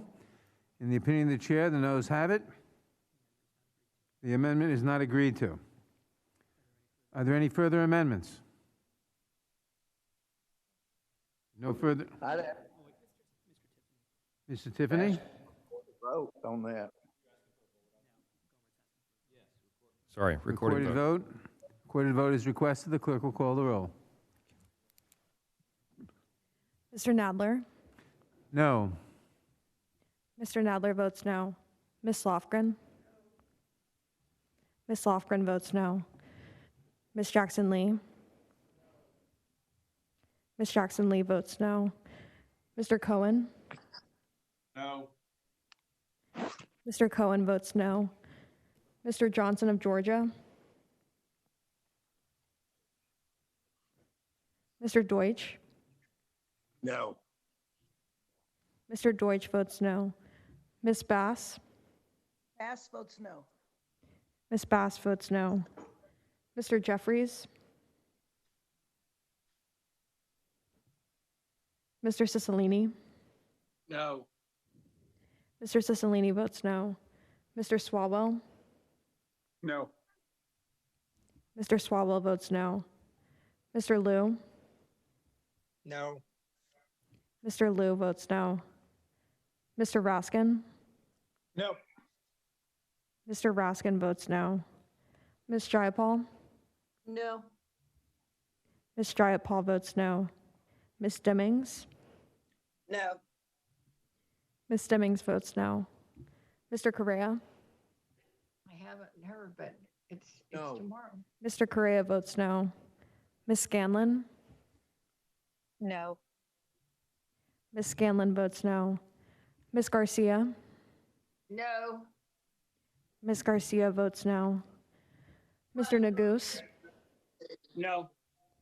Mr. Neguse votes no. Ms. McBath? No. Ms. McBath votes no. Mr. Stanton? No. Mr. Stanton votes no. Ms. Dean? Ms. Escobar? No. Ms. Escobar votes no. Mr. Jones? Mr. Jones? No. Mr. Jones votes no. Miss Ross? Ross votes no. Miss Ross votes no. Miss Bush? Bush votes no. Miss Bush votes no. Mr. Jordan? Mr. Jordan votes yes. Mr. Shabbat? Hang on a second. Aye. Mr. Shabbat votes aye. Mr. Gomert? Aye. Mr. Gomert votes aye. Mr. Isa? I'm in two markups. This is absurd.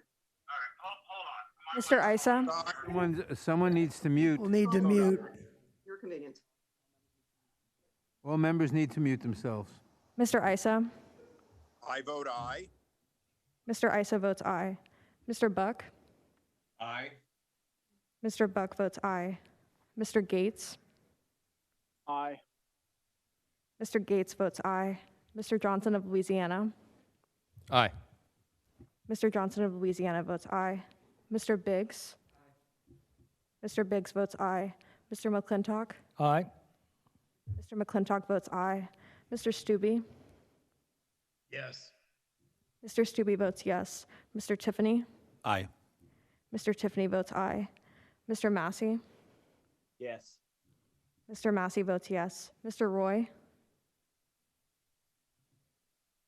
Mr. Bishop? Aye. Mr. Bishop votes aye. Ms. Fishbach? Aye. Ms. Fishbach votes aye. Ms. Sparts? Yes. Ms. Sparts votes yes.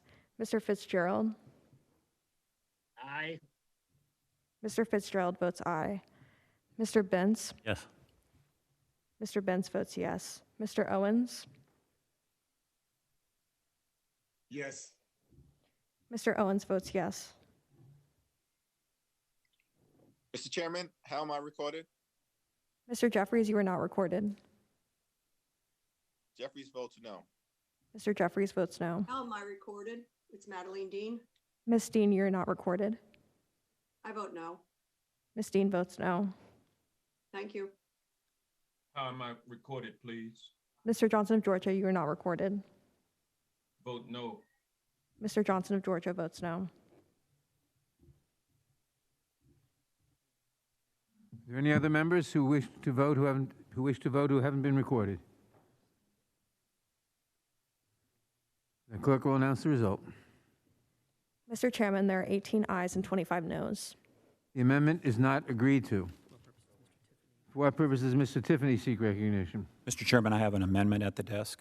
The clerk will report the amendment. Reserve a point of order. Order is reserved.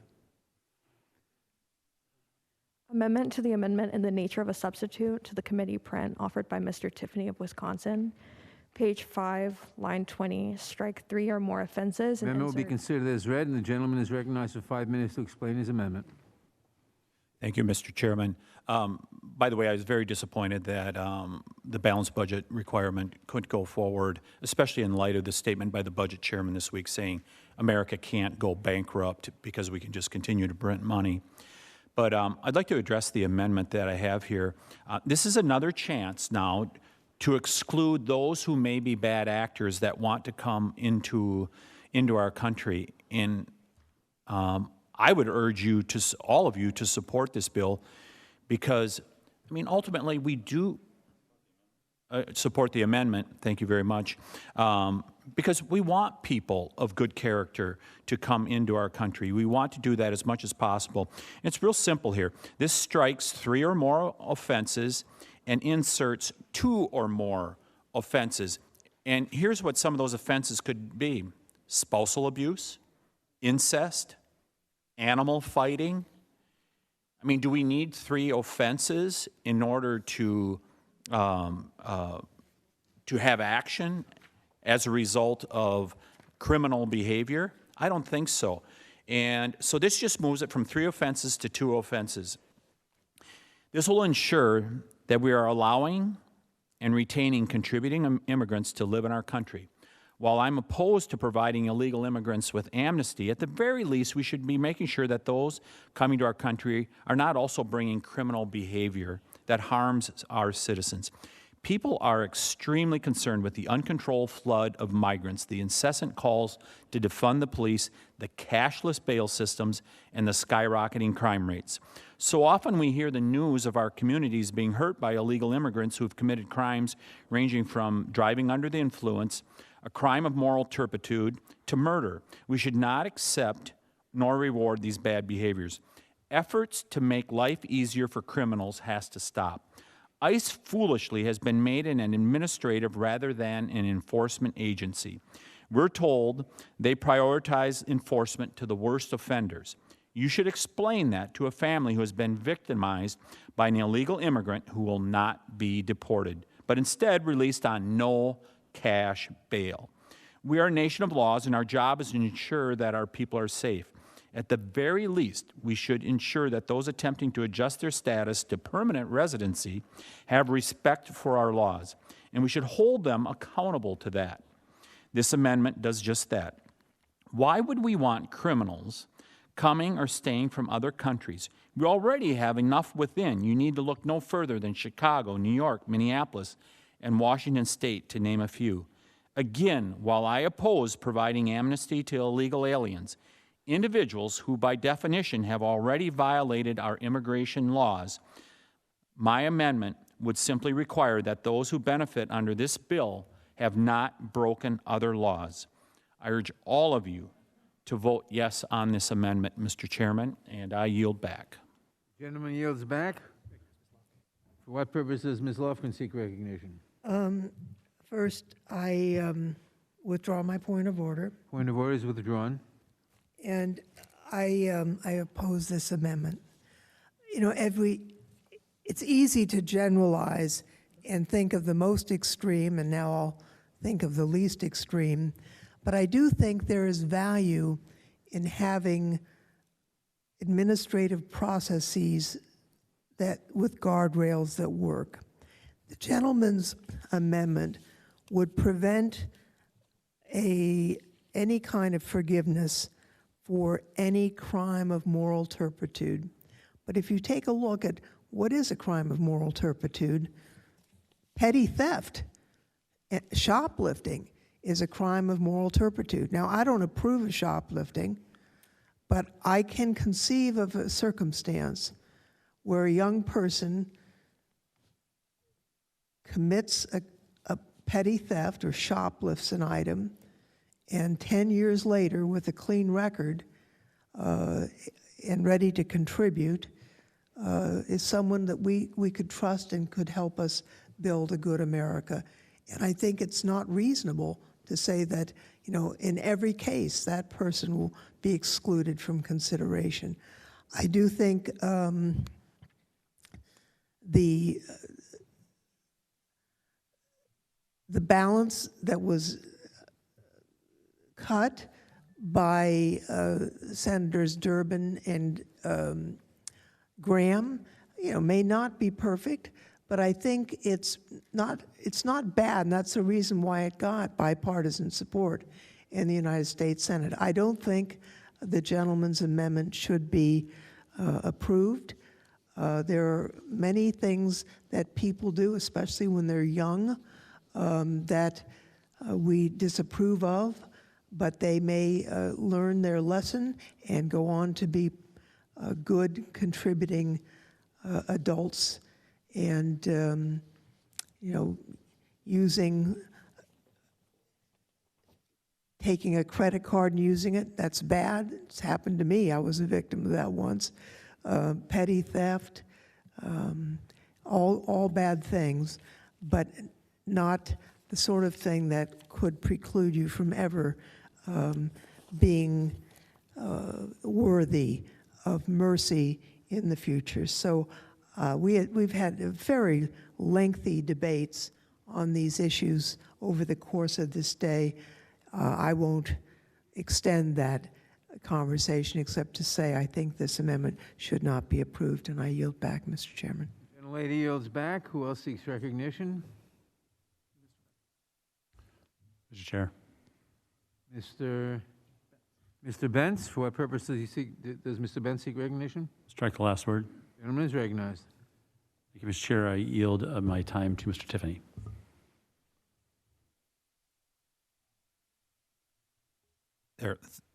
Thank you to the gentleman from Oregon for yielding. So I get it. Out in California, theft is not a big thing anymore, that you just get to go free with multiple offenses.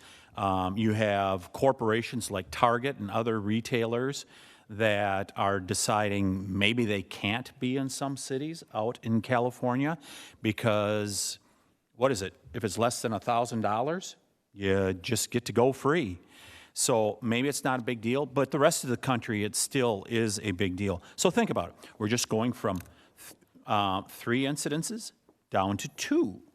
So if somebody steals twice, and we all get it, there are people that conduct bad acts, and it happens once. But when it happens twice, you know, that's beginning to be a pattern. And so I think this is a very important amendment to set it at 2 offenses rather than 3 offenses, because we want people of good character.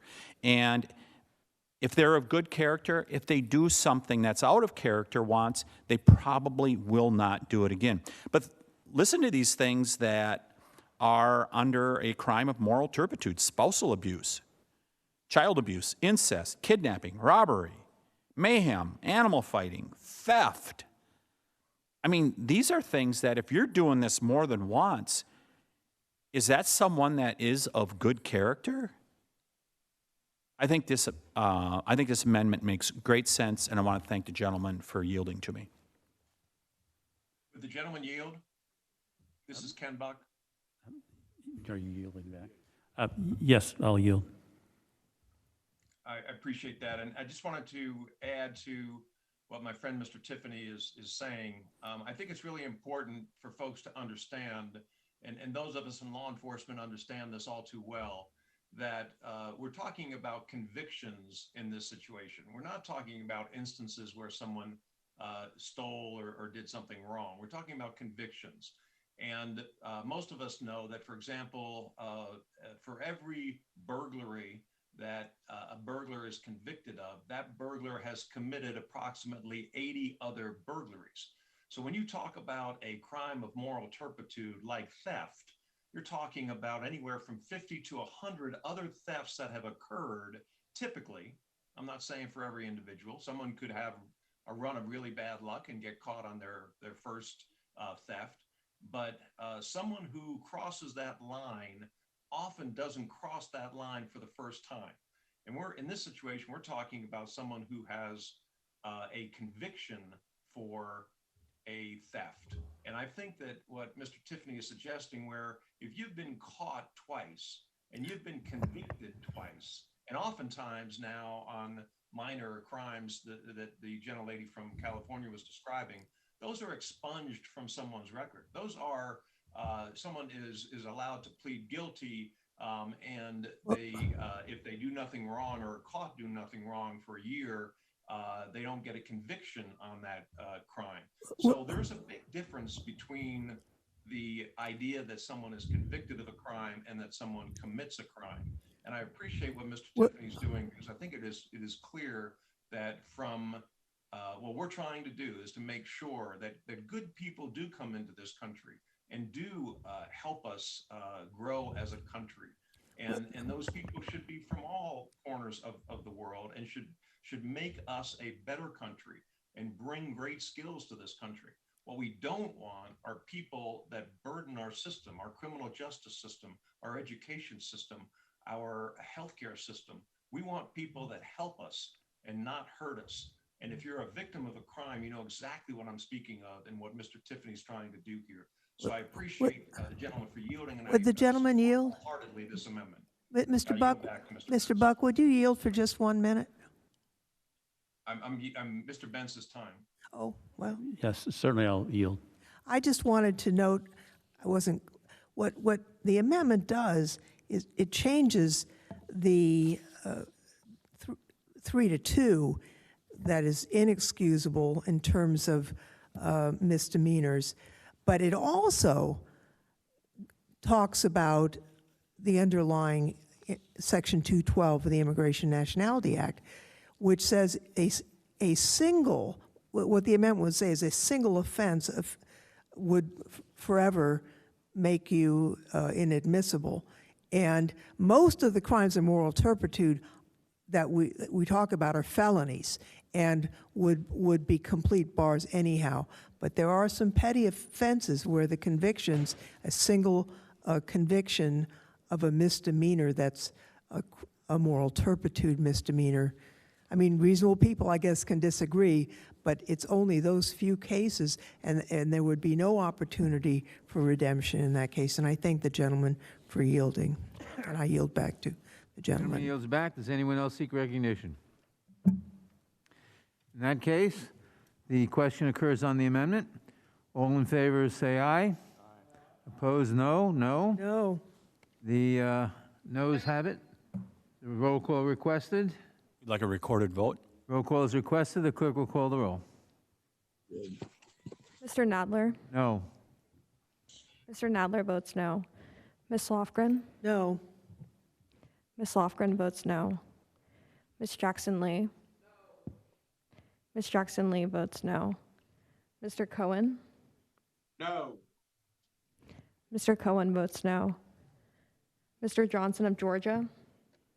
No. Mr. Johnson of Georgia votes no. Mr. Deutsch? No. Mr. Deutsch votes no.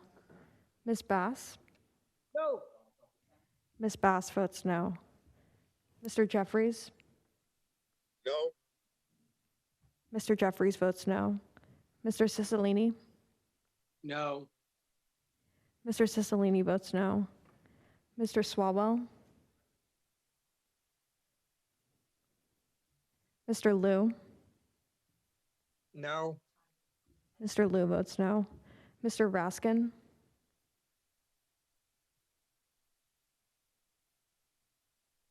No. Mr. Raskin votes no. Raskin votes no. Mr. Raskin votes no. Ms. Jayapal? No. Ms. Jayapal votes no. Ms. Stemmings? No. Ms. Stemmings votes no. Mr. Correa? No. Mr. Correa votes no. Ms. Scanlon? No. Ms. Scanlon votes no. Ms. Garcia? No. Ms. Garcia votes no. Mr. Nagus? Ms. McBath? No. Ms. McBath votes no. Mr. Stanton? Nagus votes no. Mr. Nagus votes no. Mr. Stanton? No. Mr. Stanton votes no. Ms. Steen? No. Ms. Steen votes no. Ms. Escobar? No. Ms. Escobar votes no. Mr. Jones? No. Mr. Jones votes no. Ms. Ross? Ross votes no. Ms. Ross votes no. Ms. Bush? Bush votes no. Ms. Bush votes no. Mr. Jordan? Mr. Jordan votes yes. Mr. Shabbat? Aye. Mr. Shabbat votes aye. Mr. Gomert? Aye. Mr. Gomert votes aye. Mr. Isa? Aye. Mr. Isa votes aye. Mr. Buck? Aye. Mr. Buck votes aye. Mr. Gates? Aye. Mr. Gates votes aye. Mr. Johnson of Louisiana? Mr. Johnson of Louisiana votes aye. Mr. Biggs? Mr. Biggs votes aye. Mr. McClintock? Aye. Mr. McClintock votes aye. Mr. Stubbe? Yes. Mr. Stubbe votes yes. Mr. Tiffany? Aye. Mr. Tiffany votes aye. Mr. Massey? Aye. Mr. Massey votes aye. Mr. Roy? Mr. Bishop? Aye. Mr. Bishop votes aye. Ms. Fishbach? Aye. Ms. Fishbach votes aye. Ms. Sparts? Yes. Ms. Sparts votes yes. Mr. Fitzgerald? Aye. Mr. Fitzgerald votes aye. Mr. Bentz? Yes. Mr. Bentz votes yes. Mr. Owens? Yes. Mr. Owens votes yes. How is Swalwell recorded? Mr. Swalwell, you are not recorded. No. Mr. Swalwell votes no. Yeah, Madam Chair, how am I recorded? Mr. Johnson of Georgia, you're recorded as no. Thank you. Is anybody, any members who have wished to be recorded who haven't been recorded? The clerk will report. Mr. Chairman, there are 18 ayes and 25 noes. The amendment is not agreed to. Are there any further amendments to the amendment in the nature of a substitute? Mr. Chairman. Who seeks recognition? Mr. Biggs. For what purpose does Mr. Biggs seek recognition? I have an amendment at the desk. The clerk will report the amendment. I reserve a point of order. Point of order is reserved. Amendment to the amendment in the nature of a substitute to the committee print offered by Mr. Biggs of Arizona. Page 16, insert after line 24 the following. Section 60006, limitation on implementation. No regulation, policy, memoranda, or guidance issued to implement this subtitle or any amendment made by this subtitle may take effect unless a law is enacted. The amendment will be considered as read. The gentleman is recognized for 5 minutes to explain his amendment. I thank the chairman. Earlier today, and I've made this somewhat of a theme of much of what I've talked about today, was I mentioned the waiver clause on page 6. And I talked about the authority given to the Homeland Secretary that was vague and overbroad. In the first amendment I offered, I attempted to remove that clause, that offending clause altogether, but that was rejected by my Democrat colleagues. So the next I offered an amendment that would basically rein it in a little bit so there'd be some transparency so that he would have to report when he grants waivers of the grounds of inadmissibility, that would have to be reported on the internet. We could all see that. We would know the extent of what they were doing. That was rejected as well. So I'm left now with dealing with what some people have called over the years the development of the regulatory state or the development of the administrative state, the fourth branch of government. I find it interesting, just ironic, about an hour ago I got a text from a constituent just talking about this individual was not watching this hearing, but just said, hey, you know what? One of our biggest problems is the runaway bureaucracy, the authority that's out there underneath the executive branch. And of course that individual is exactly right. And this is a prime example of it. You're giving unbridled authority in many respects to an unelected official, and you're not giving any accountability. The opportunity to have accountability you rejected. So now I'm left saying that we need to bring the Article I powers back. We've got to find some way to constrain the executive branch. So the Homeland Secretary is going to promulgate rules. They're going to issue guidance, policies, and memoranda. And I am seeking oversight. You didn't want to do oversight. I'm seeking clarity and responsibility and the Article I authority be brought back to us. Mercatus Center estimates that the Code of Federal Regulations, for instance, has grown 2.5 times larger over the past 50 years. This is going to happen here, but a lot of it is going to be under the radar. You won't even see it as they promulgate rules and provide what Madison defined as tyranny, which is you're going to see an implementation of a law, you're going to see adjudication of the law, all wrapped up into one entity. In this instance, it's going to be the Homeland Security Secretary. What my amendment does is it says, look, if you promulgate a rule, if you promulgate policy, memoranda, or guidance, before that can take effect, you have to bring it back to the parties who are actually accountable to the people, Congress, and then we would approve or reject that.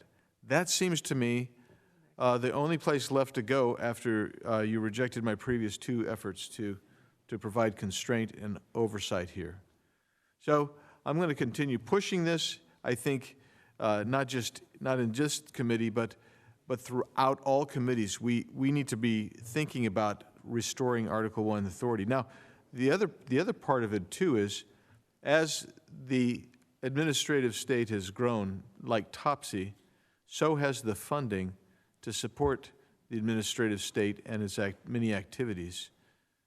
And until we start constraining that, I know a lot of people in this room probably don't even think that's a problem, but until we start constraining their activities and the funding of those activities and hold them accountable, we're going to continue to exacerbate the national debt. So with that, Mr. Chairman, I urge everyone to support this amendment, and I'll yield back. The gentleman yields back. I will recognize myself in opposition to the amendment. The amendment states that no regulation, etc., may go into effect unless a law is enacted. That is already the case. A law must be enacted. This would mean the law would have to be enacted twice, which sort of makes no sense, and it is superfluous, and therefore I urge a no vote on the amendment. I withdraw my point of order. Point of order is withdrawn, and I yield back. Does anyone else seek recognition on this amendment? In that case, the clerk will call the roll. In that case, the question occurs on the amendment. All in favor say aye. Opposed, no. No. No. The noes have it. Mr. Chairman, I request a roll call. A roll call vote is requested. The clerk will call the roll. Mr. Nadler? No. Mr. Nadler votes no. Ms. Lofgren? Nope. Ms. Lofgren votes no. Ms. Jackson-Lee? Ms. Jackson-Lee votes no. Mr. Cohen? No. Mr. Cohen votes no. Mr. Johnson of Georgia? Mr. Johnson of Georgia? Mr. Deutsch? Ms. Bass?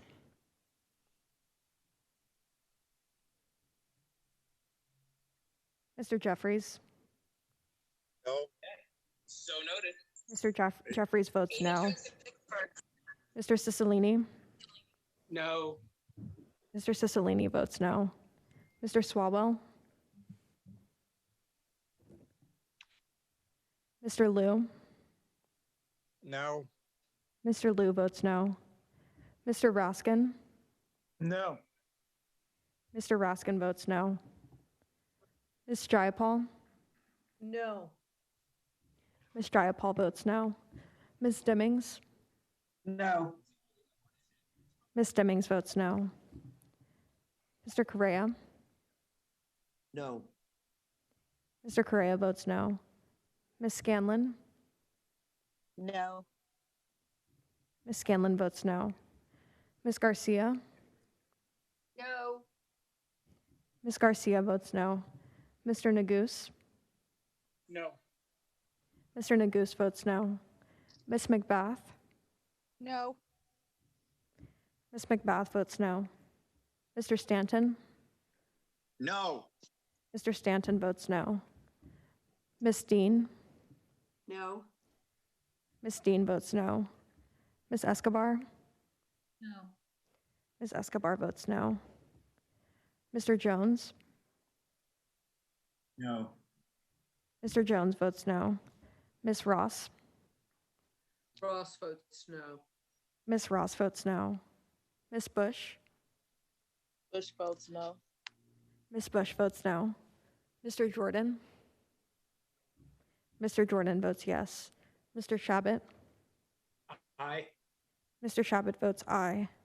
Mr. Gomert? Aye. Mr. Gomert votes aye. Mr. Issa? Mr. Issa votes yes. Mr. Buck? Aye. Mr. Buck votes aye. Mr. Gates? Aye. Mr. Gates votes aye. Mr. Johnson of Louisiana? Mr. Johnson of Louisiana votes aye. Mr. Biggs? Mr. Biggs votes aye. Mr. McClintock? Aye. Mr. McClintock votes aye. Mr. Stubbe? Yes. Mr. Stubbe votes yes. Mr. Tiffany? Mr. Tiffany votes aye. Mr. Massey? Aye. Mr. Massey votes aye. Mr. Roy? Mr. Bishop? Mr. Bishop votes aye. Ms. Fischbach? Aye. Ms. Fischbach votes aye. Ms. Sparts? Yes. Ms. Sparts votes yes. Mr. Fitzgerald? Aye. Mr. Fitzgerald votes aye. Mr. Benz? Yes. Mr. Benz votes yes. Mr. Owens? Yes. Mr. Owens votes Was yes. Swallow recorded? Mr. Swalwell, you are not recorded. No. Mr. Swalwell votes no. How am I recorded? Mr. Deutsch, you are not recorded. No. Well, Mr. how Deutsch am I votes no. recorded? Ms. How am I Bass? recorded? Ms. Bass, you are not recorded. No. Ms. Bass Johnson, votes no. Georgia? Johnson of Georgia votes no. Mr. Johnson of Georgia votes no. Clerk will report. Is there anyone who wishes to vote who hasn't voted? The clerk will report. Mr. Chairman, there are 18 ayes and 25 noes. The amendment is not agreed to. Are there any further amendments to the amendment nature of a substitute? Mr. Chairman, For what purpose does Mr. Bishop seek recognition? I have an amendment at the desk. Clerk will report the amendment. I reserve a point of order. Point of order is reserved. Amendment to the amendment in the nature of a substitute to the committee print offered by Mr. Bishop of North Carolina. Page 18, insert after line 18. The amendment shall be considered as read, and the gentleman is recognized for 5 minutes to explain his amendment. Thank you, Mr. Chairman. My amendment is very simple. It states that none of the provisions of the bill before us may take effect until the Biden administration has fully implemented the migrant protection protocols, otherwise known as Remain in Mexico. Mr. Tiffany made reference to this earlier in his comments, earlier on an earlier amendment. As everyone should know on the committee, but perhaps people at home don't know, the United States Supreme Court on August 24 entered an order denying a stay to the administration on an order by the district court requiring the administration to re-implement the migrant protection protocol, Remain in Mexico. They said, the United States Supreme Court, in this order, the applicants, meaning the administration, have failed to show a likelihood of success on the claim that the memorandum rescinding the migrant protection protocols was not arbitrary and capricious. Now, that's a double negative, but what they're saying is that when the administration precipitously ended MPP early this year, shortly after Mr. Biden's inauguration, they acted in a manner that was arbitrary and capricious. They failed to give adequate consideration or to demonstrate adequate consideration to the damage that would be done to border communities and to communities throughout the United States by devastating the control of the border in eliminating migrant protection protocols. And we have seen the results. It is astonishing how out of touch this majority is of Congress, ramming through $3.5 trillion spending bill in record time. I mean, it makes the New Deal look like antiquated, slow-moving government. Ramming through this expenditure, this spending package in 14 days, roughly. And in the meantime, we've utterly lost control of the border, as many have commented. The promises of amnesty by the President and this Congress and congressional Democrats. The gentleman yield for a moment. I will. The New Deal worked pretty well. Is that it? Reclaiming my time. The promises of amnesty drew an unprecedented surge of illegal migration to the border, flooding our communities with crime, with smuggling, and with drugs. Just last month, 212 illegal migrants were encountered, the highest level in 2 decades, which caps a trend uninterrupted since Mr. Biden's inauguration. Fentanyl seizures have nearly doubled, and we still have 3 months to go in the year. The promises of amnesty are subsidizing the Mexican drug cartels. Violent crime is surging in every major urban area in the United States, and the open borders policy is fueling that. It is difficult to imagine a more reckless and inhumane policy, whether you consider Americans or you consider those migrants.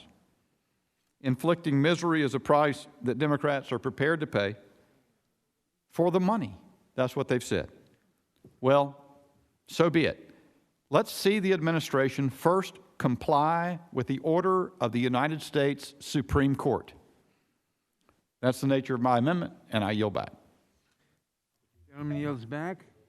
I would yield. Who seeks recognition? Mr. Chairman, For what purpose does the gentlelady from California seek recognition? first, I withdraw my point of order. Point of order is withdrawn. Second, I urge that the amendment be defeated. We already know that the Biden administration is complying with the court ruling. There was an article just a couple of days ago where Secretary Mayorkas indicated that he's obliged to revive the Trump administration policy due to the court order that was issued in August. He indicated they're planning to implement the program while we litigate the ruling, and that's the point. Many of us, and I include myself, believed that the so-called migrant protection protocol that the Trump administration initiated violated the Immigration and Nationality Act. However, when it was partially relaxed as to adults so that children could come in,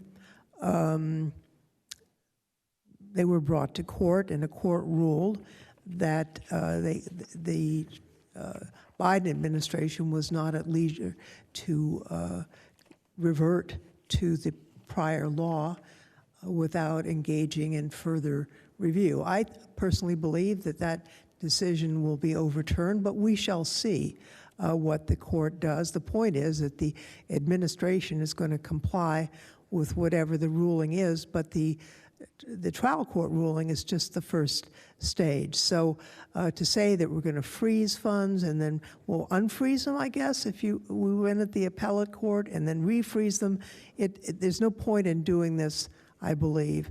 I think the intent of the amendment is to make sure that the administration complies with court rulings.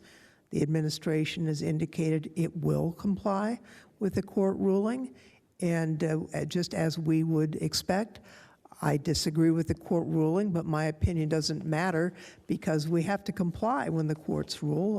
Our remedy is to appeal, not to defy, and that's exactly what the Biden administration is doing in this case. So I think we should not accept this amendment, and we have been talking for quite a long time. What time is it now? About 8. We've been going at this since 10 this morning, so I won't further prolong this debate, and I yield back. Mr. Chairman. And the lady yields back. Who seeks recognition? For what purposes Mr. Issa seek recognition? Move to strike the last word, Mr. Chairman. One is recognized. You know, my colleague from California is absolutely right that the administration says they will comply as though they have a choice. When the court orders something, when you've done something that the court says was arbitrary and capricious, you will comply.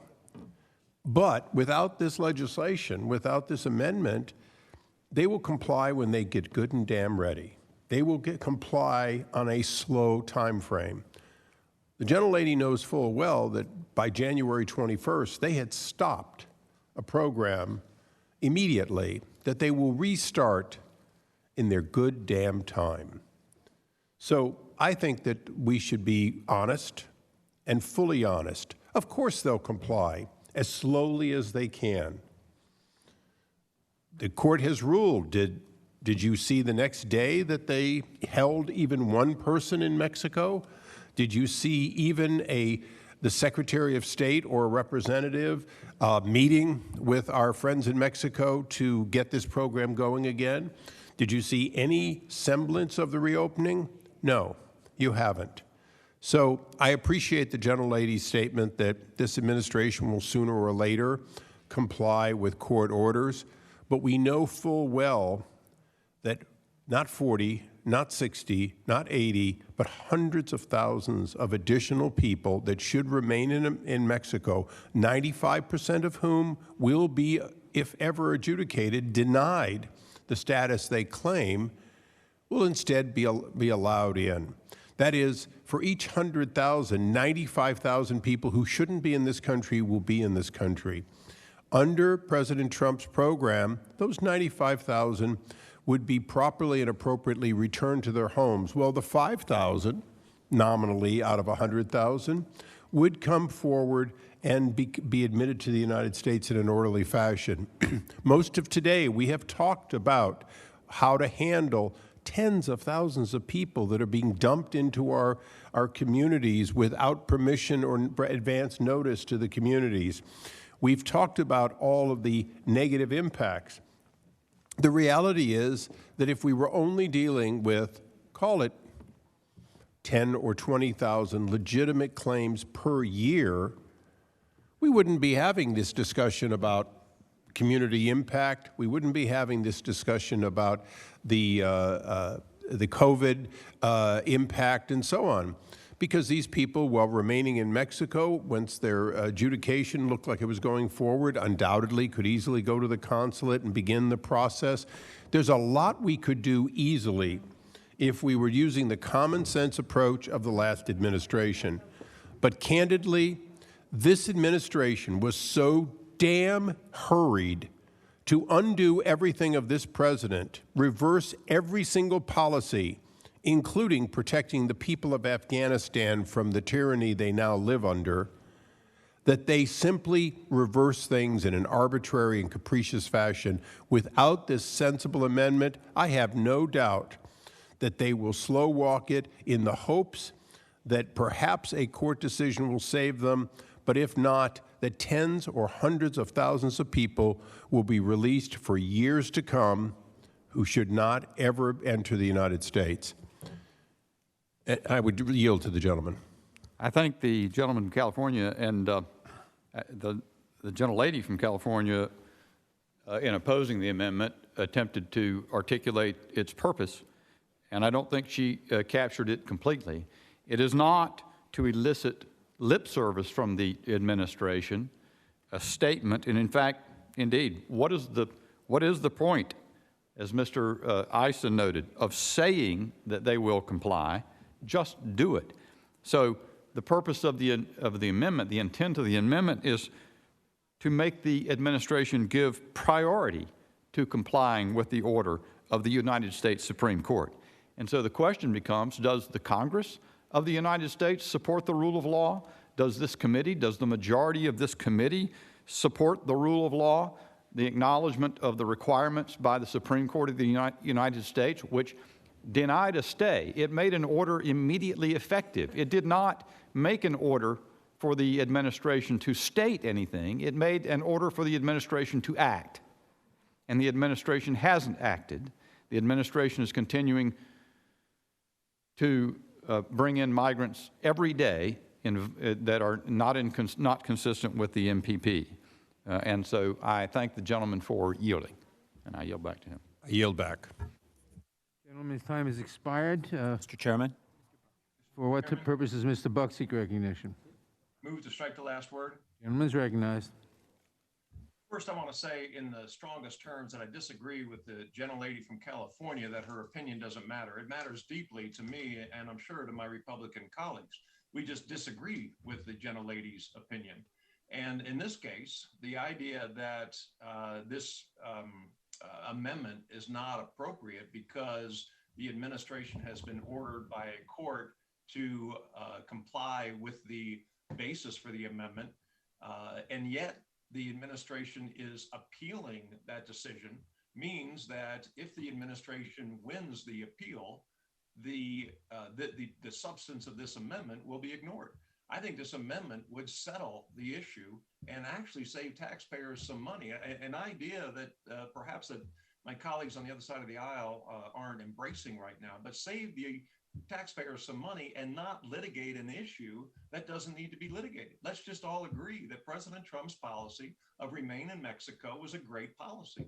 It saved this country hundreds of thousands, if not millions of dollars in having people placed in this country, giving those people assistance while they were in this country, and then having them ruled ineligible for the status that they were seeking, and then have them removed.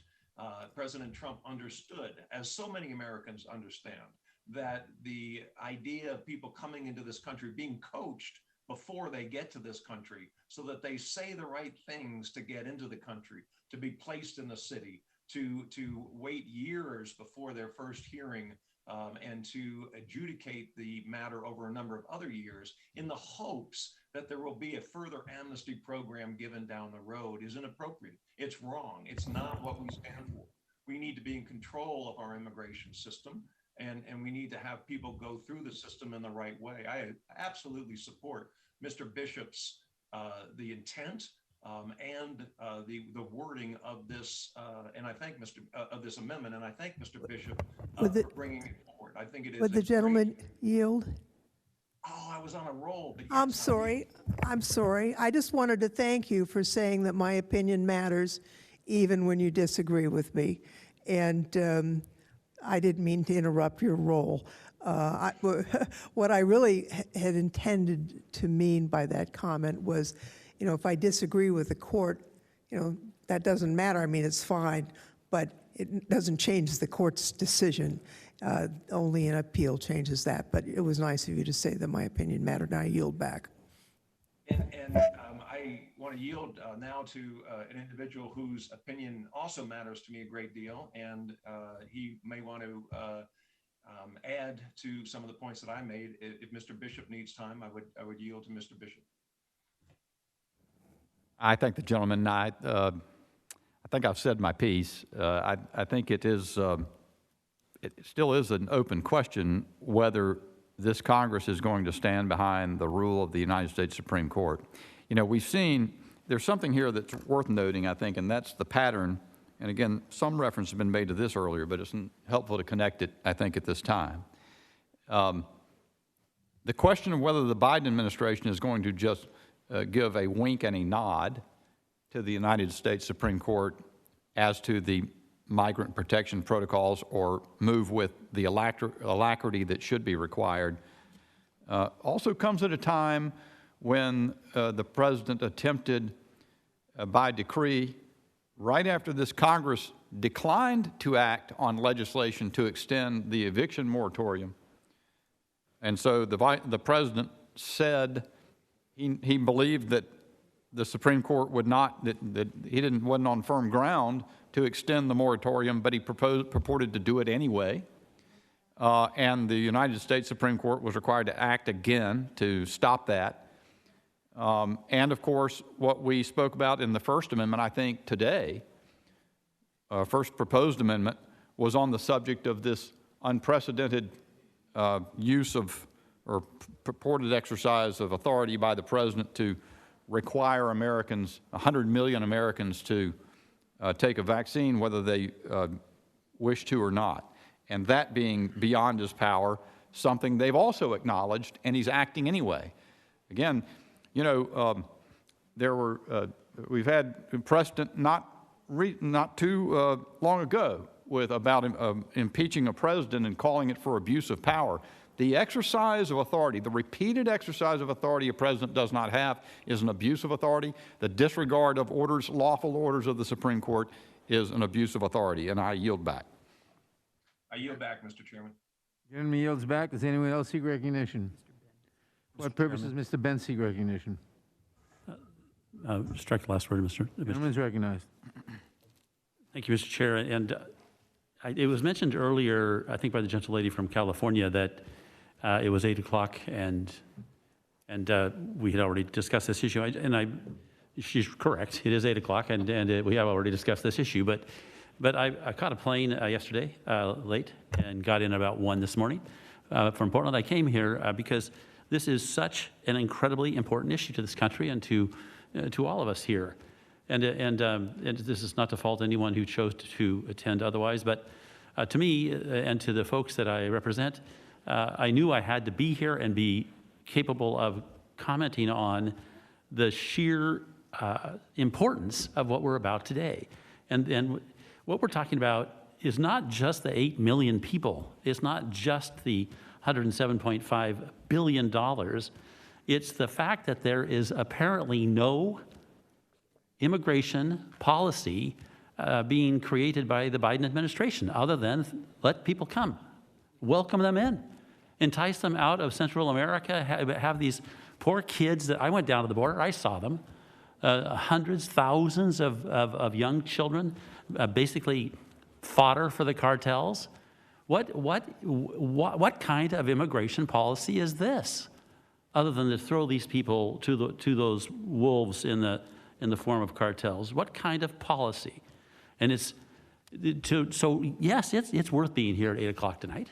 It's worth spending the time to make sure that the people of this United States understand that we have no immigration policy. We have none. And so it's really important we call this out, maybe over and over and over again. What could be more important? And right now, I'm not placing my opinion upon what I saw. I'm placing it upon what the Border Patrol told us. And that is, yes, the Remain in Mexico policy sent a signal to those in Central America. You did not want to come up and stay in Mexico and wait the 3 years. So they didn't come.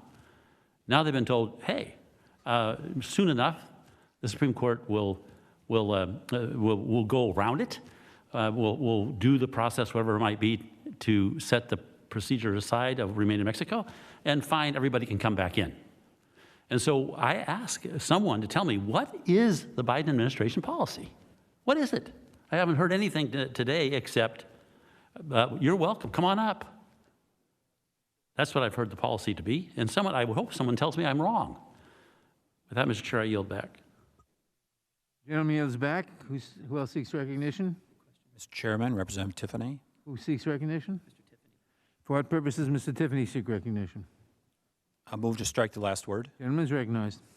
Thank you. So first of all, before I start in on this, I want to make sure that we cover a little bit of that revisionist history that I heard early on in the debate on this amendment, and that is that the New Deal worked out pretty well.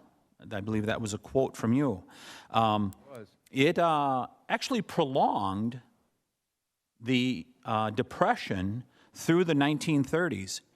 And I would commend to all of you out there to read Amity Schle's book that she wrote on the Depression about how the policies that were put in place during that time, which were to a certain extent the precursor of what we're seeing now with inflation and things like that are rearing its head. Same type of things happened in the 1930s. Read Amity Schle's book, and you'll see the prolonging of the Depression. But I would commend someone else to you even more in regards to that. That is just a common person that I knew so well. She's no longer with us. It is my wife's grandmother.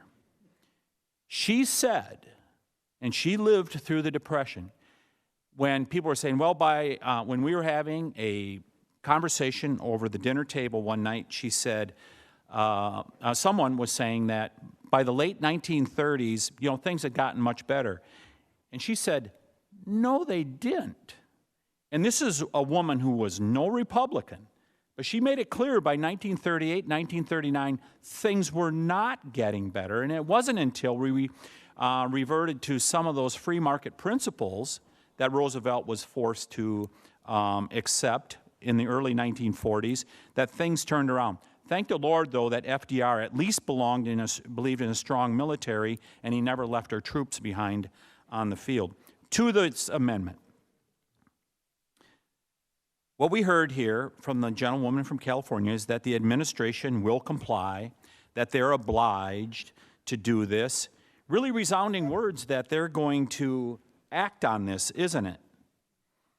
Places like Shreveport are going to continue to see this mass migration that comes into our country. I mean, do you believe the Secretary of the Department of Homeland Security when he says the administration will comply? This is the same secretary that, where do we sit here in September, 6 months ago, said, yeah, we've got a secure border and we will be securing the border. He said terms along those lines.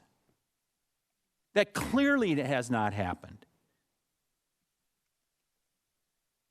Should we believe him? I think this committee, the Judiciary Committee, should bring that secretary before the committee and ask them point blank, are you going to follow the law? Because that's what is being demanded by the courts at this point, and that's what this amendment could accomplish, is to make sure that the law is being followed. And we've heard a lot of talk tonight about economics. Boy, this is going to be good for the economy and all the rest to continue this mass migration, these open borders that we have here in our country. Go tell that to the poor people, the people in the lower echelons of the wage scale here in America. Between the blue state lockdowns, inflation, and this mass migration that's happening, they are seeing their wages depressed at this point if they have jobs. Contrast that when Remain in Mexico was in place, the wall was being built, and good things like that, wages were going up. The largest increases in 2019, the largest increase in wages for those in the lower wage brackets that they had received in over 2 decades. And why was that? A variety of reasons, but one of them is right here in controlling the flow of the who's coming across the border. Make no doubt about it. It is the rich and wealthy that benefit from lower wages. It is the average person, those in the lower wage brackets, that benefit when we get control of immigration. And all you have to do is look at the data from 2019 to see that. This is a very important amendment that the representative from North Carolina has put before us. I urge everyone to vote for it. I yield back. Gentleman yields back. Does anyone else seek recognition? Question occurs on the amendment. I'd like to be heard on this amendment. For what purpose does Mr. Gomer seek recognition? Strike the last word regarding this amendment. Gentleman is recognized. Thank you. To follow up on what my friend was saying about the New Deal, you know, it was Secretary Morgenthau of Treasury who had commented in 1939 that we have tried spending money. We're spending more than we've ever spent before. Doesn't work. He said, we have, I want to see people get a job. I want to see people get enough to eat. But we never made good on our promises. I say after 8 years of this administration, we have just as much unemployment and enormous debt to boot. They said other things, but those were key words. And so I just think it's important as that we do try to learn something from history.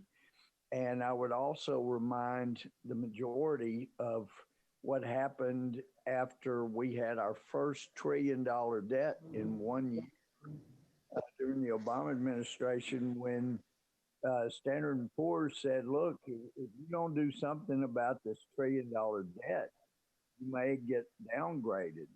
And of course, we know that if our debt gets downgraded by more than one rating agency, interest rates on our debt will go up, and we'll be spending probably a majority of our money on interest in a short amount of time. So Medicare, Social Security, I know President Biden apparently wants to provide Medicare for all the people coming in illegally, which will bankrupt that for seniors a whole lot sooner than it already is going to. With money that's being promised to people coming in illegally to help them get started in this country, that's going to help bring us closer to bankruptcy in a short amount of time.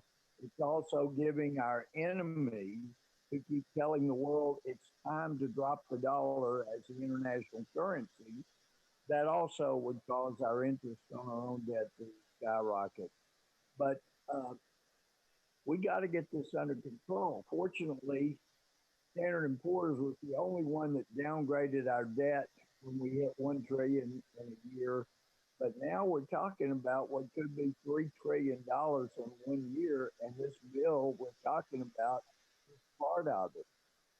And that's why I think my friend's amendment is so important. I appreciate Tiffany bringing this. And I hope that people will get on board and say, you know what, we don't need to be repeating historical mistakes. And With the gentleman yield. yes, I will yield. I thank the gentleman from Texas, and I think it might be appropriate to comment. Speaking about the New Deal, since Mr. Tiffany riffed on that a bit, I hope that we don't see the same exit strategy that was used from the New Deal, the decade-long New Deal. We had to have a world war to follow that for America's economy to be set straight. But the point I was making about the New Deal was what was said by a national newspaper about what is going on in Congress for these 17 days. It described it as a plan to transform America in 17 days. And the comparison was that, to put the Blitzkrieg in historic context, FDR's New Deal programs, as gargantuan as they were passed incrementally over 2 presidential terms with overwhelming Democratic majorities. And that what is happening here, by contrast, or even if you just consider Obamacare, that was hashed out over 9 months before the fairly unusual developments at the very end enacted it into law with the 56 votes in the Senate. Of course, the 2017 GOP tax reform was debated for months. This is an entirely different situation with bare majorities, and bare majority, evenly split Senate, and bare majority here, 5-member majority. The Democrats are rushing a bill through, the biggest tax and spending increase in half a century, and doing it in 17 days. That's the part that ought to give anyone pause, especially when the condition of the border, considering our portion of that, is in such disarray. And so I thank the gentleman, I yield back. Thank you, Mr. Bishop. I yield back. Gentleman yields back. Does anyone else seek recognition? Question occurs on the amendment. All in favor say aye. Aye. Opposed, no. No. No. The noes have it. A recorded vote, please. Recorded vote is requested. The clerk will call the roll. Mr. Nadler? No. Mr. Nadler votes no. Ms. Lofgren? No. Ms. Lofgren votes no. Ms. Jackson-Lee? Ms. Jackson-Lee votes no. Mr. Cohen? No again. Mr. Cohen votes no. Mr. Johnson of Georgia? No. Mr. Johnson of Georgia votes no. Mr. Deutsch? No. Mr. Deutsch votes no. Ms. Bass? No. Ms. Bass votes no. Mr. Jeffries? Mr. Cicilline? No. Mr. Cicilline votes no. Mr. Swalwell? No. Mr. Swalwell votes no. Mr. Liu? No. Mr. Liu votes no. Mr. Raskin?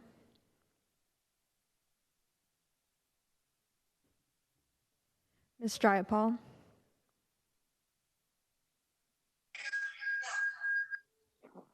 Ms. Stimmings? No. Ms. Stimmings votes no. Mr. Correa? Someone has to mute the, members will mute. Correa, no. Mr. Correa votes no. Ms. Scanlon? Scanlon votes no. Ms. Scanlon votes no. Ms. Garcia? No. Ms. Garcia votes no. Mr. Neguse? No. Mr. Neguse votes no. Ms. McBath? No. Ms. McBath votes no. Mr. Stanton? Stanton votes no. Mr. Stanton votes no. Ms. Dean? No. Ms. Dean votes no. Ms. Escobar? No. Ms. Escobar votes no. Mr. Jones? Mr. Jones? No. Mr. Jones votes no. Ms. Ross? Ms. Bush? Bush votes no. Ms. Bush votes no. Mr. Jordan? Mr. Jordan votes yes. Mr. Shabbat? Yes, aye. Mr. Shabbat votes aye. Mr. Gomert? Aye. Mr. Gomert votes aye. Mr. Issa? Mr. Issa votes aye. Mr. Issa votes aye. Mr. Buck? Aye. Mr. Buck votes aye. Mr. Gates? Aye. Mr. Gates votes aye. Mr. Johnson of Louisiana? Mr. Johnson of Louisiana votes aye. Mr. Biggs? Mr. Biggs votes aye. Mr. McClintock? Aye. Mr. McClintock votes aye. Mr. Stubbe? Yes. Mr. Stubbe votes yes. Mr. Tiffany? Mr. Tiffany votes aye. Mr. Massey? Aye. Mr. Massey votes aye. Mr. Roy? Mr. Bishop? Mr. Bishop votes aye. Ms. Fishbach? Aye. Ms. Fishbach votes aye. Ms. Sparts? Yes. Ms. Sparts votes yes. Mr. Fitzgerald? Aye. Mr. Fitzgerald votes aye. Mr. Benz? Yes. Mr. Benz votes yes. Mr. Owens? Aye. Mr. Owens votes aye. How am I recorded, Mr. Chairman? Jayapal? Ms. Jayapal, you are not recorded. Jayapal votes no. Ms. Jayapal votes no. Chairman, how am I recorded? Mr. Jeffries, you are not recorded. Jeffries votes no. Mr. Jeffries votes no. Mr. Raskin? Mr. Raskin? Ms. Ross? Are there any other members who wish to be recorded who haven't been recorded? The clerk will report. Mr. Chairman, there are 18 ayes and 23 noes. The amendment is not agreed to. Are there any further amendments to the amendment? Mr. Chairman. Substitute. For what purposes, Mr. Bishop, seek recognition? I have an amendment at the desk. Clerk will report the amendment. I reserve a point of order. Point of order is reserved. Amendment to the amendment in the nature of a substitute to the committee print offered by Mr. Bishop of North Carolina. Page 18, insert after line 18 the following. Subtitle C, miscellaneous matters. The amendment will be considered as read, and the gentleman will explain, is recognized for 5 minutes to explain his amendment. I thank the chairman. And this proceeding, as has come up a couple of times, seems to have sidestepped the most essential question. Why is there a mass amnesty in this massive spending bill? It has, of course, been explained by the majority that in the nature of Washington, D.C., it's a pay-for money. They say that'll produce money. But again, a number of times we've seen in the course of these amendments we've offered, and they've been defeated, but we've seen that the considerations that are being ignored, overlooked, or disregarded are those concerning the security of Americans, the security of the border, the control of the border. So the funding in this bill that goes to USCIS, U.S. Customs and Immigration Services, to expand immigration in various ways, it will eliminate any meaningful restriction on legal immigration, and it'll pursue a radical open borders policy, which is what the radical left that controls the Democratic Party wants to do, but it's desperately bad for the United States. Like the migrant protection protocols that the Trump administration successfully implemented and the United States Supreme Court has found was precipitously and arbitrarily dispensed by the Biden administration. There's another successful Trump policy that border agents told me when I was down there in April and told us all desperately needs to be completed, and that's the border wall. So this amendment would strike the $2.8 billion in funding for USCIS for the expansion of all manner of amnesty and illegal to widen immigration, and uses the $2.8 billion in savings to finish building the wall to gain operational control of the border again. And that is my amendment. I yield back. The gentleman yields back. The point of order is insisted upon and is well taken. The amendment deals with matters before the Homeland Security Committee and not before this committee. It is beyond the jurisdiction of this committee, and therefore the amendment is out of order. Appeal the ruling of the chair. The ruling of the chair Move is to appealed. table. A motion to table is made. A motion to table is not debatable. The clerk will call the roll.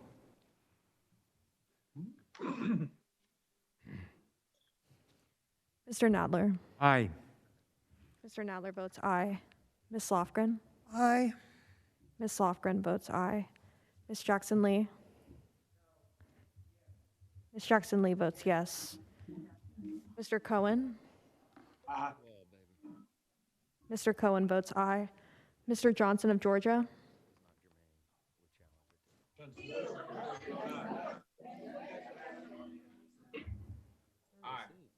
Mr. Johnson of Georgia votes aye. Mr. Deutsch. Aye. Mr. Deutsch votes aye.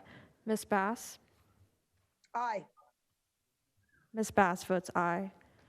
Mr. Jeffries. Mr. Cicilline. Aye. Mr. Cicilline votes aye. Mr. Swalwell.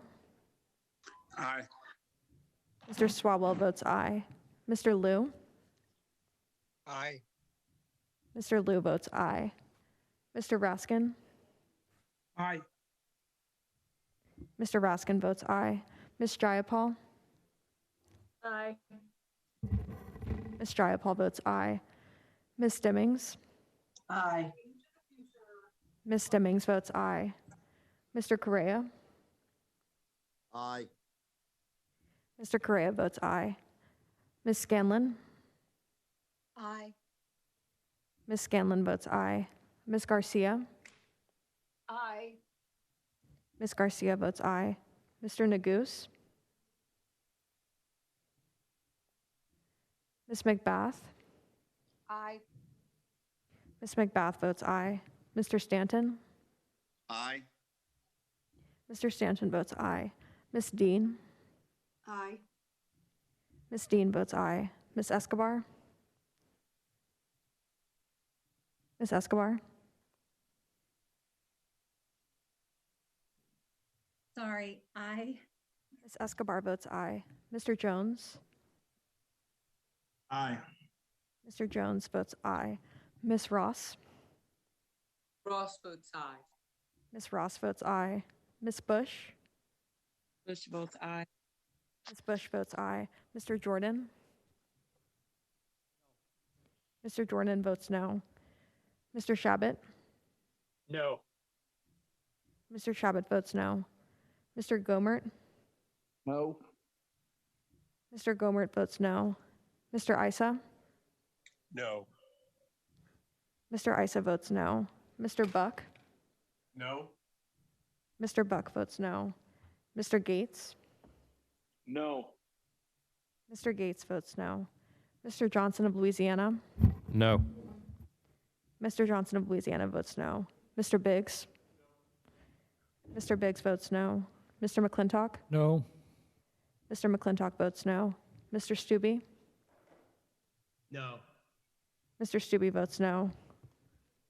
Mr. Tiffany. No. Mr. Tiffany votes no. Mr. Massey. No. Mr. Massey votes no. Mr. Roy. Mr. Bishop.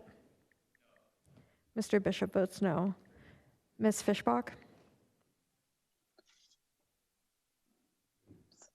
Fishback votes no.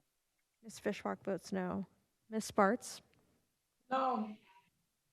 Ms. Sparts votes no. Mr. Fitzgerald. No. Mr. Fitzgerald votes no.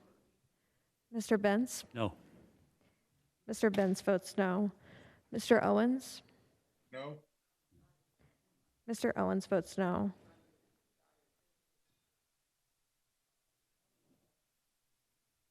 Are there any other members who wish to be recorded who haven't been recorded?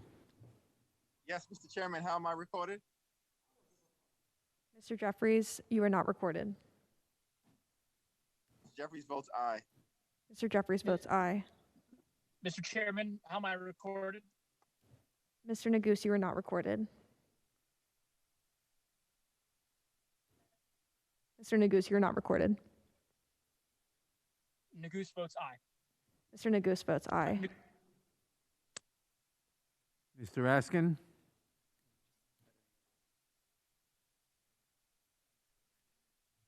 Are there any other members? I vote aye, Mr. Chairman. Mr. Raskin is recorded as aye.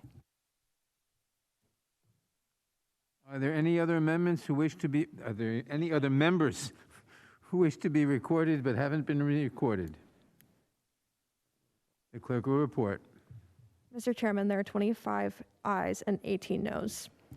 The motion to appeal the chair's ruling on the Bishop Amendment is laid on the table. Are there further amendments to the amendment in the nature of a substitute? Mr. Chairman, this is Mr. Buck from Colorado. For what purposes does Mr. Buck seek recognition? I have an amendment at the desk. Clerk will report the amendment. I reserve a point of order. Point of order is reserved. Amendment to the amendment in the nature of a substitute to the committee print offered by Mr. Buck of Colorado. Insert the following after background checks on page 2. The amendment will be considered as read, and the gentleman will have 5 minutes to explain, is recognized for 5 minutes to explain his amendment. Thank you, Mr. Chairman. Mr. Chairman, it bears repeating that what we're debating today is very important. We're talking about a $3.5 trillion reconciliation bill that will bankrupt this country. We're talking about allowing 8 million illegal immigrants amnesty. Serious issues. But yet, Mr. Chairman, I am looking for that rainbow that happens after the rainstorm. I'm looking for that opportunity that my colleagues on the other side of the aisle will join us. And I have a very simple amendment, and I think it is a common sense amendment. And the reason I say common sense, because every time we've offered an amendment, that, for example, someone should be barred if they're in a gang. Someone should be barred if they have a sex offense. Someone should be barred for 2 offenses. The response is always the same, and that is, it's in the bill. It's in the bill. It's already been covered. It's in the bill. Well, this amendment's a little bit different. This amendment says that USCIS has access, should have access to the very best criminal databases so that they can make that determination of whether the things that are allegedly covered in the bill can in fact be determined. I had the opportunity a few years ago to have the director of USCIS in my office in Rayburn, and he explained to me that they don't have access to basic criminal databases that gives them the opportunity to make a determination whether someone can enter the country legally or not. That's troubling. It's got to be troubling to all of us, and especially after each one of our amendments has been shot down by the Democrat majority because it's already in the bill. This isn't in the bill. USCIS would not have come into my office to tell me that they don't have access to the very basic criminal databases that they need to make sure that only people who are going to help this country, only people that are going to help grow our economy, only people who are going to contribute to our society will be allowed to enter. So, Mr. Chairman, I ask you, give the nod to your side of the aisle. Give that rainbow a chance to grow in the committee room. And let's agree to something that's common sense. Let's give USCIS the best databases so they can make the best determinations. And with that, I yield back. Gentleman yields back. The point of order is withdrawn. For what purpose does the gentlelady from California seek recognition? Mr. Chairman, to thank Mr. Buck for offering this amendment, but it is not at all necessary. When crafting the language for this bill, assistance was sought, as is always the case, from the administration for technical matters. And in fact, the fees that are reflected in the bill are those that USCIS calculated they would need to reimburse the FBI and the system that's identified in the amendment to do the checks that they're already doing. I think this amendment is fully encompassed in Section A on line 8 of page 2. It does not need to be delimited, and in fact, I wouldn't want to think that there was some exclusionary matter that preference this source of information from others. But USCIS has access to this information. They didn't ask for this language to make it clear because it's already clear. The fees that are in the amendment were crafted to pay for this and other background checks. And so we don't need to approve this amendment. But I do agree with you, Mr. Buck. We should have a complete and thorough vetting of applicants, and I'm happy that the underlying bill does provide for that. And with that, I would urge that we reject the amendment, and I yield back, Mr. Chairman. Gentlelady yields back. Who seeks recognition? And if no one seeks recognition, the question occurs on the amendment. All in favor say aye. Opposed, no. No. No. The noes have it. No. Amendment is not agreed to.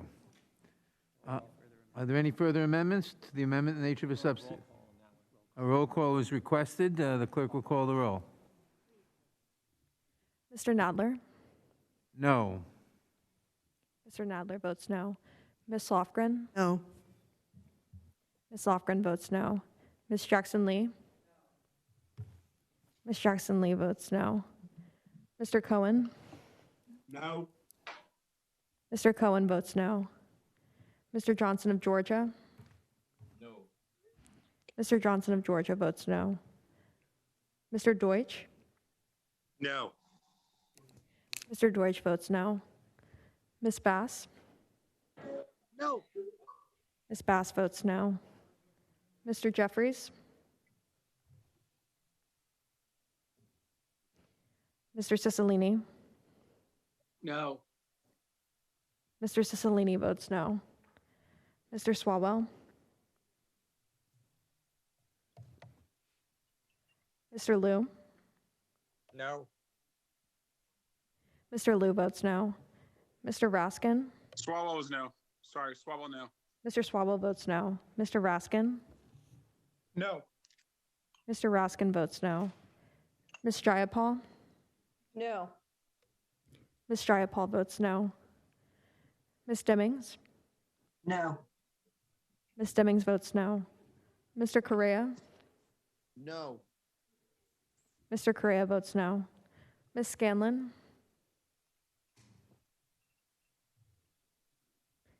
Ms. Garcia? Scanlon votes no. Ms. Scanlon votes no. Ms. Garcia?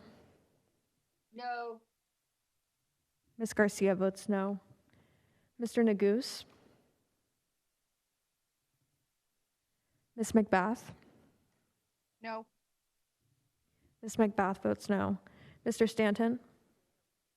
No. Mr. Stanton votes no. Ms. Dean? No. Ms. Dean votes no. Ms. Escobar? No. Ms. Escobar votes no. Mr. Jones? No. Mr. Jones votes no. Ms. Ross? Ross votes no. Ms. Ross votes no. Ms. Bush? Bush votes no. Ms. Bush votes no. Mr. Jordan? Mr. Jordan votes yes. Mr. Shabbat? Mr. Shabbat?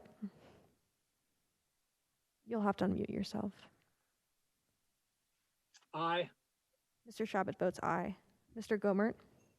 Aye. Mr. Gomert votes aye. Mr. Isa? Mr. Buck? Aye. Mr. Buck votes aye. Mr. Gates? Aye. Mr. Gates votes aye. Mr. Johnson of Louisiana? Mr. Johnson of Louisiana votes aye. Mr. Biggs? Mr. Biggs votes aye. Mr. McClintock? Aye. Mr. McClintock votes aye. Mr. Stubbe? Yes. Mr. Stubbe votes yes. Mr. Tiffany? Aye. Mr. Tiffany votes aye. Mr. Massey? I'm kidding. I'm not going to actually wear this. Mr. Roy? We'll be here to guide you through every step of your guitar trip. Mr. Bishop? Members to mute. Mr. Bishop votes yes. Members should mute. Remind members to mute. Don't believe me? Check this out. Ms. Fishbach? Get ready to jam your Will all members please mute? first song. Here we go. Ms. Fishbach votes aye.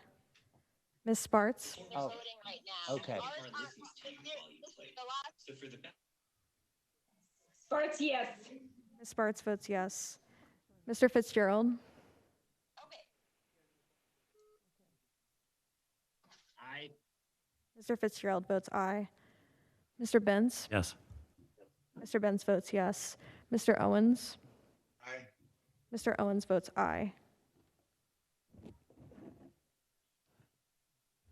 Are there any other members who haven't voted or wish to vote? How is Mr. Massey recorded? Mr. Massey, you are not recorded. Mr. Massey votes aye. Mr. Massey votes aye. The clerk will report.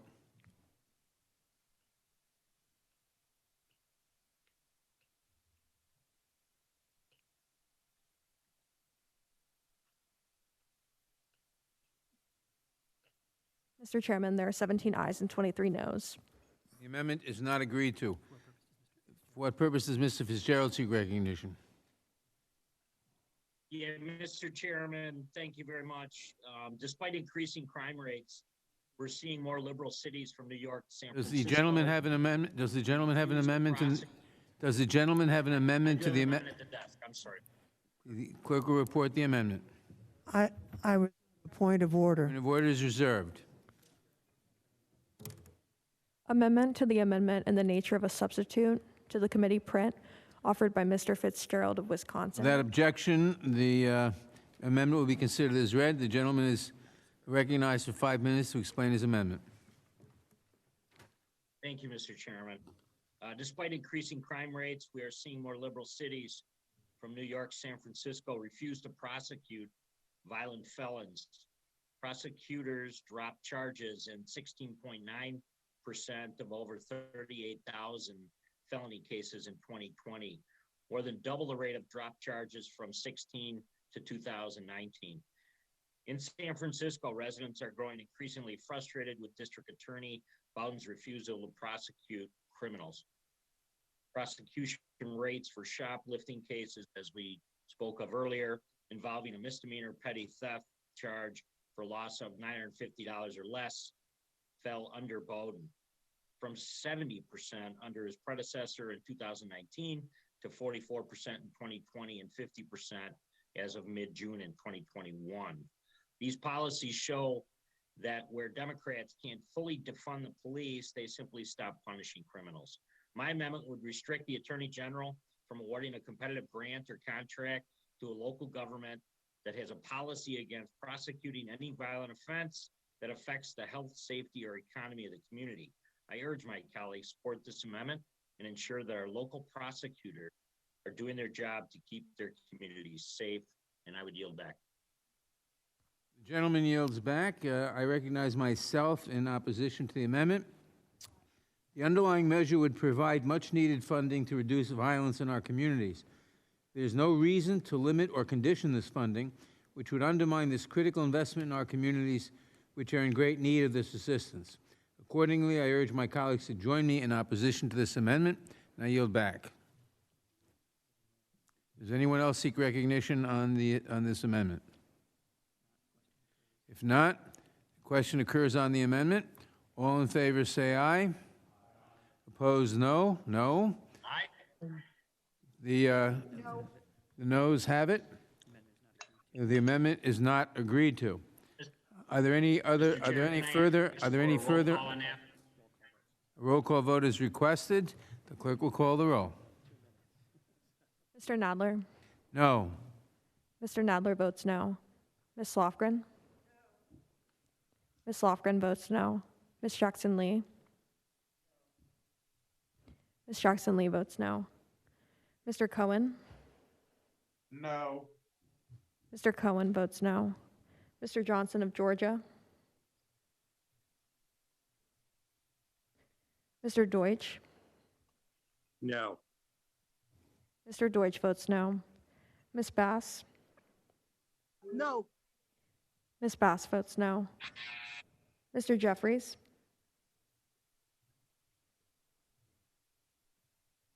Mr. Cicilline? No.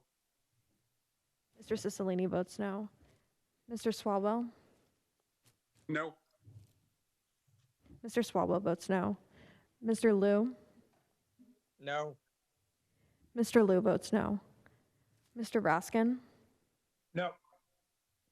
Mr. Raskin votes no. Ms. Jayapal? No. Ms. Jayapal votes no. Ms. Stemmings? No. Ms. Stemmings votes no. Mr. Correa? No. Mr. Correa votes no. Ms. Scanlon? Scanlon votes no. Ms. Scanlon votes no. Ms. Garcia?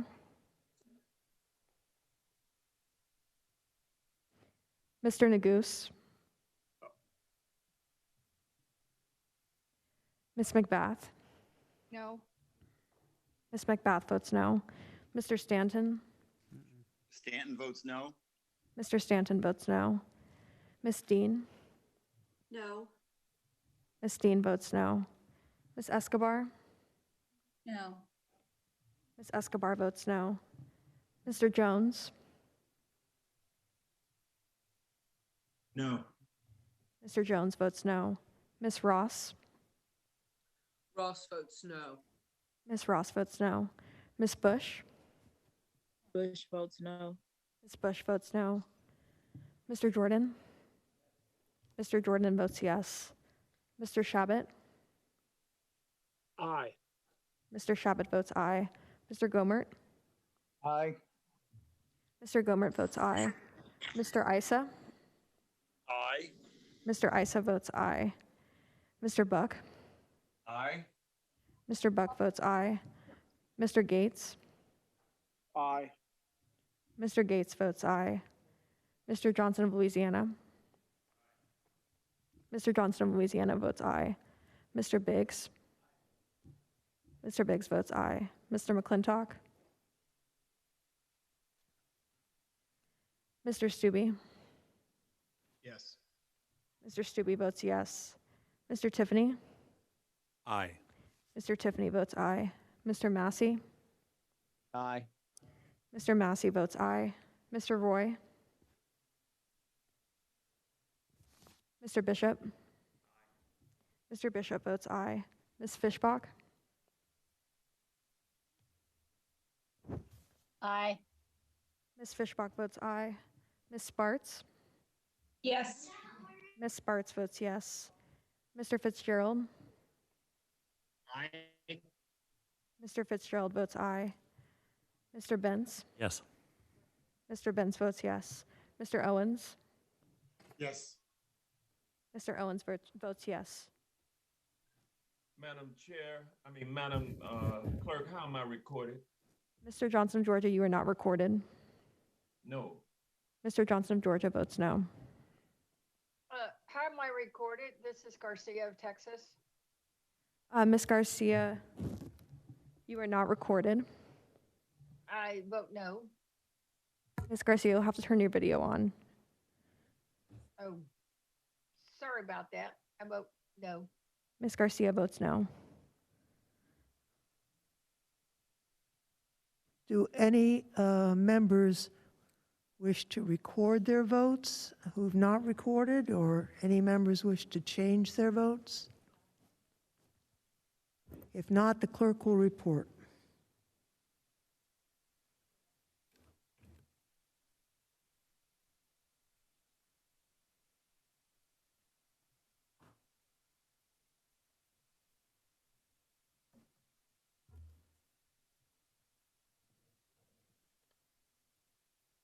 Madam Chair, there are 17 ayes and 23 noes. And the amendment is not agreed to. Are there additional amendments to be offered? Madam Chair, I have an amendment at the table. The gentleman is recognized to explain his amendment. First, the clerk will read the amendment, pardon me. I have a point of order.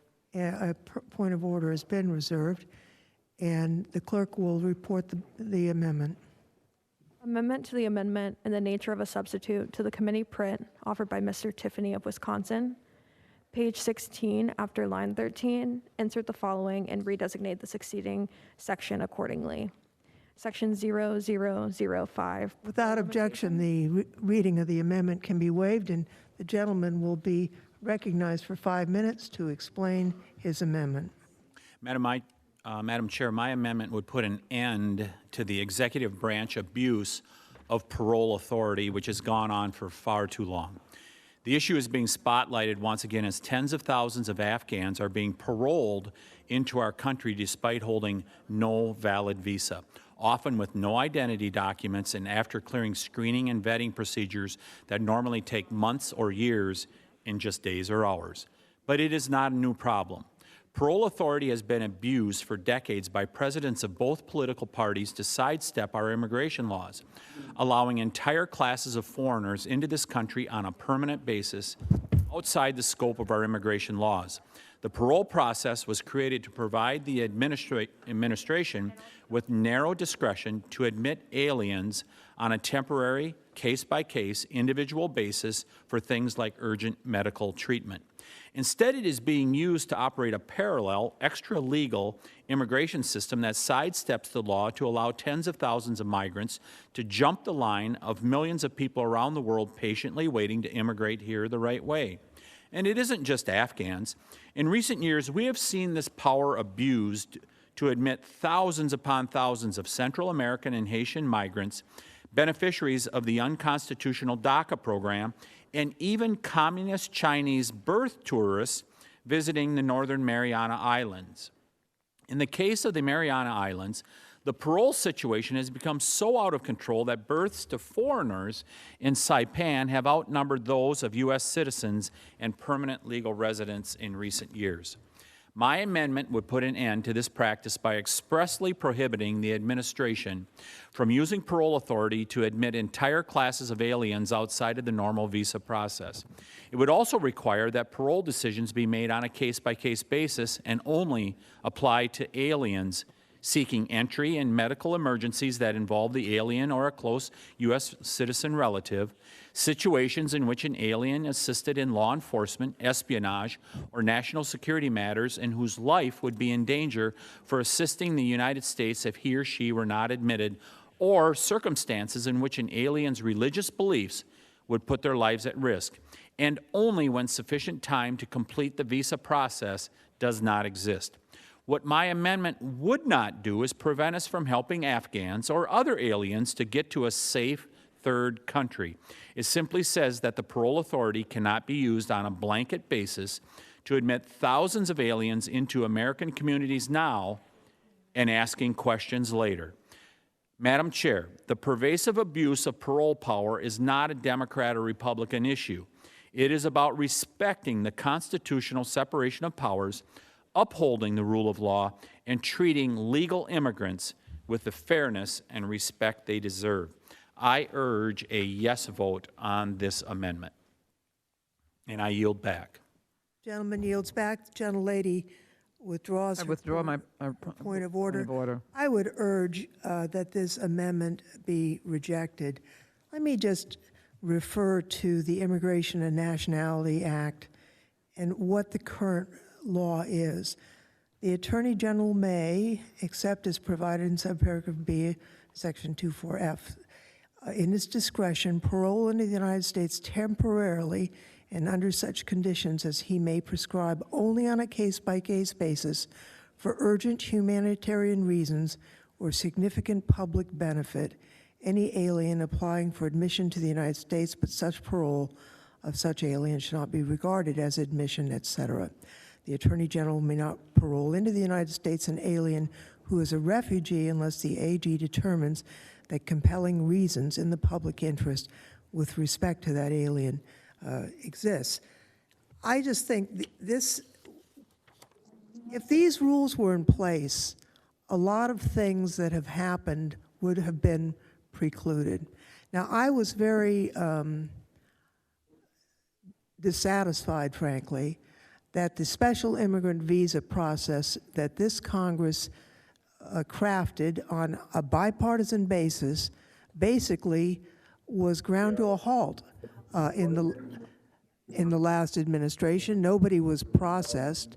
Would people please mute or will... Madam Chair, point of order. Could we have order, because I can't hear you right now. I'm about to ask Tech to mute everybody on Zoom, and they can unmute as if they ask for recognition. I'll just give some examples, and the most recent one, I guess, is the Afghan translators and other allies of the United States whose applications for special immigrant visa status, a program that was enacted on a bipartisan basis in the Congress, those applications were simply not processed. And so when the government fell, there was one answer, either act on an emergency basis or not. I'll give a more prosaic example. A number of years ago, actually the private bill, first bill I authored that became law, was Major On. Major On was a war hero in Vietnam. He was a helicopter pilot, and he went and he saved an entire unit of American soldiers, and he lost both his arms in the fight. And then he was put in a prisoner of war camp. He wasn't in the prisoner of war camp long enough to qualify for the immigration visa that we had devised for war heroes who helped our guys. So he was out of luck. And the Americans who he saved, they organized and to have a private bill so that he could become a legal resident of the United States. But he wasn't in the U.S., he couldn't get in. And his life was, especially after we introduced the bill, things were pretty dicey for him with the Chinese, the Vietnamese Communist government. And so he was paroled in. And then we passed the bill, and he is now an American citizen. I can think of instances where people were paroled in because their mother was on their deathbed, and the only chance they had to see that mother was to be paroled in. Would people please mute there, or we'll mute everyone again? Just within the last year, we had a situation where an American citizen mother was dying of cancer, and her firmest wish was to see her son from an Asian country, and he wasn't eligible, and he didn't want to become an immigrant, and he was paroled in to see his mother, and then he went home. None of those would be permissible under this. And I understand that the gentleman is unhappy with the use of parole, at least I understand that from his comments, relative to the evacuation from Afghanistan. But the judicious use of humanitarian parole through the years has been good for America, and this would unduly limit it, and I think the amendment should not be adopted, and I yield back. Do other members wish to be heard on the amendment? Mr. Jordan. Thank you, Madam Chair. I would yield to the gentleman from Wisconsin. Thank you, Mr. Jordan. I appreciate that. So the examples that I heard there, when I'm looking at the document here, seeking entry in medical emergencies that involve the alien or a close U.S. citizen relative, situations which an alien assisted in law enforcement, espionage, or national security matters whose life would be in danger for assisting, it sounds like they're covered. What is happening at this point, it is an end around from the special immigrant visa process that's being used in this case in Afghanistan, and it's been used previously. And by the way, I agree that some people should be protected. I have a significant Hmong population in the community of Wausau, the biggest community in my district. And those people, some of them gave their lives and were under great danger if they would have had to stay in their home country, and they came to America, and we should protect people like that. But this whole process is being subverted at this point. The special immigrant visa was working in Afghanistan, where they were being thoroughly vetted. It sometimes took over a year, but you have one of the most sensitive areas in terms of terrorism in the world. Don't you think that you should be careful? And I just received a note from a person that served two tours over in Iraq, and he was commenting about how we always check people's social media when we were over there for those that were choosing to help us, those people that were nationals in Iraq. And he said we oftentimes found things that would be important. We're not even checking that at this point. And all we're asking, all that I've been asking, is that have these people go to a safe third country. Go to Qatar, go to Tajikistan, go to those countries that are neighboring Afghanistan, because many of these people will want to return to Afghanistan at some point when things settle down, when there's a change of regime, that type of thing. That has been happening in Afghanistan for decades, where people will leave for Pakistan, they'll leave for Iran and for other countries until things change, and then they're able to go back to their home country. We're precluding that at this point by just pushing people out. And remember what the State Department said a few weeks ago. They said, get them on the planes, get them out of here, we'll sort out the immigration stuff later. That could be too late if a person has ties to terror. And we know that many of these people, what was the number that we saw today in questioning from Representative Perry? 60,000 people have come in under this parole authority where they have not had a thorough vetting.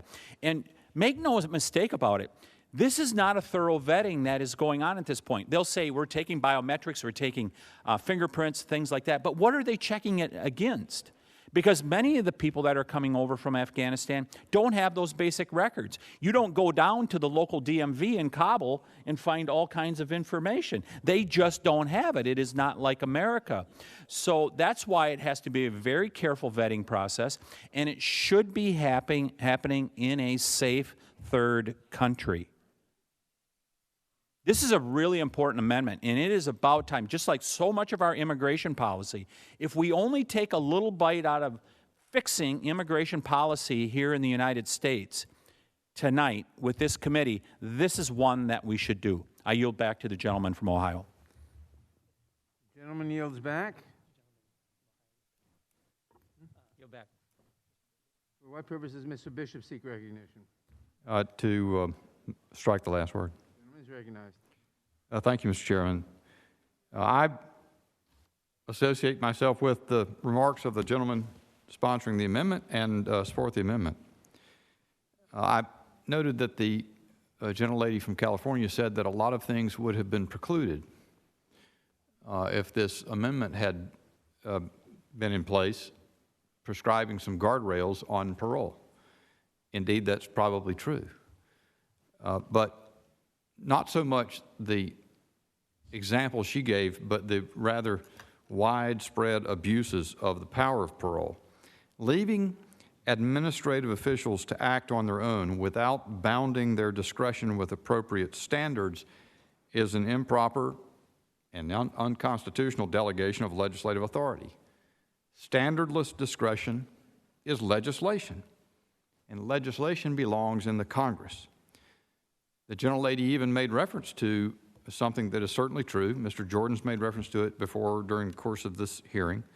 Private bills are available if Congress wishes to exercise its legislative power in specific cases that are not accommodated by the immigration law. The problem is that in the case of parole, discretion is overly broad, and it has been routinely abused to change policy, or more aptly said, to abrogate policy, and that is wrong. It tends to be abused, especially in cases where administrations have created disasters for themselves. Afghanistan is a classic case of that. The Biden administration, as I said before, catastrophically mismanaged the withdrawal from Afghanistan, and without planning, without preparation, precipitated a crisis. And now we have 60,000 plus parolees not eligible for entry into the United States. That's not what parole should be used for. It should not be available for that. The gentleman's amendment appropriately adds some guardrails. Consequently, I support it. And with that, I yield to the gentleman from Wisconsin. Yeah, real briefly, thank you for yielding. This is meant to be done on an individual basis, not on a whole class of people like is happening in Afghanistan. And it has happened previously where whole classes of people, that is not what the parole authority is supposed to be about. And that's why this amendment puts some guardrails on it, as there should be, because this should be an individual situation where each one is reviewed to see if it is appropriate that parole be used rather than a whole class of people. I yield back to the gentleman from North Carolina. With that, I look around to see if anyone else wants the time, and in the absence of any indication, I yield back. Gentleman yields back. The question occurs on the amendment. All in favor say aye. Aye. Opposed, no. No. No. No. The noes have it. No. The amendment is not agreed to. Recorded vote? Recorded vote is requested. The clerk will call the roll. Mr. Nadler? No. Mr. Nadler votes no. Ms. Lofgren? No. Ms. Lofgren votes no. Ms. Jackson-Lee? Ms. Jackson-Lee votes no. Mr. Cohen? No. Mr. Cohen votes no. Mr. Johnson of Georgia? No. Mr. Johnson of Georgia votes no. Mr. Deutsch? No. Mr. Deutsch votes no. Ms. Bass?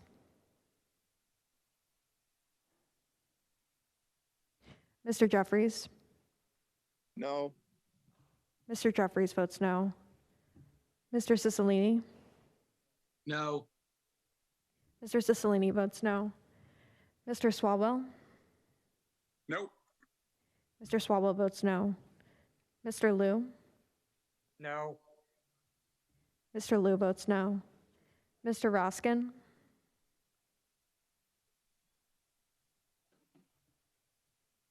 Ms. Jayapal? No. Ms. Jayapal votes no. Ms. Stimmings? No. Ms. Stimmings votes no. Mr. Correa? Raskin votes no. Mr. Raskin votes no. Mr. Correa?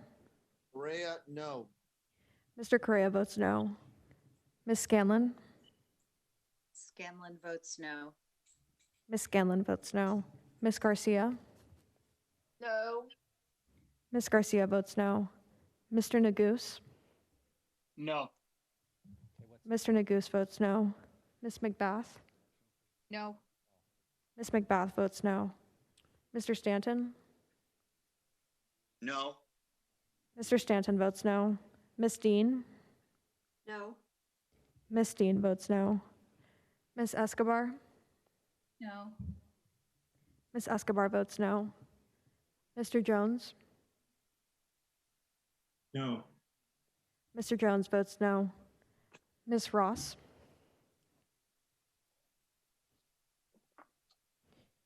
Ms. Bush? Bush votes no. Ms. Bush votes no. Mr. Jordan? Yes. Mr. Jordan votes yes. Mr. Shabbat? Aye. Mr. Shabbat votes aye. Mr. Gomert? Mr. Isa? Aye. Mr. Isa votes aye. Mr. Buck? Aye. Mr. Buck votes aye. Mr. Gates? Aye. Mr. Gates votes aye. Mr. Johnson of Louisiana? Mr. Johnson of Louisiana votes aye. Mr. Biggs? Mr. Biggs votes aye. Mr. McClintock? Aye. Mr. McClintock votes aye. Mr. Stubbe? Yes. Mr. Stubbe votes yes. Mr. Tiffany? Mr. Tiffany votes aye. Mr. Massey? Aye. Mr. Massey votes aye. Mr. Roy? Aye. Mr. Roy votes aye. Mr. Bishop?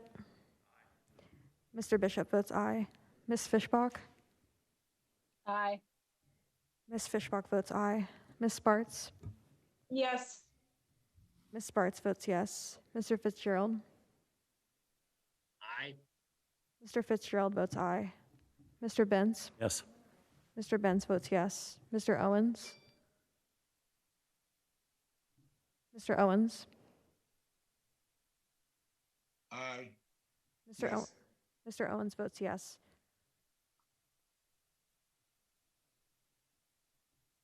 Are there any other, Gomer votes aye.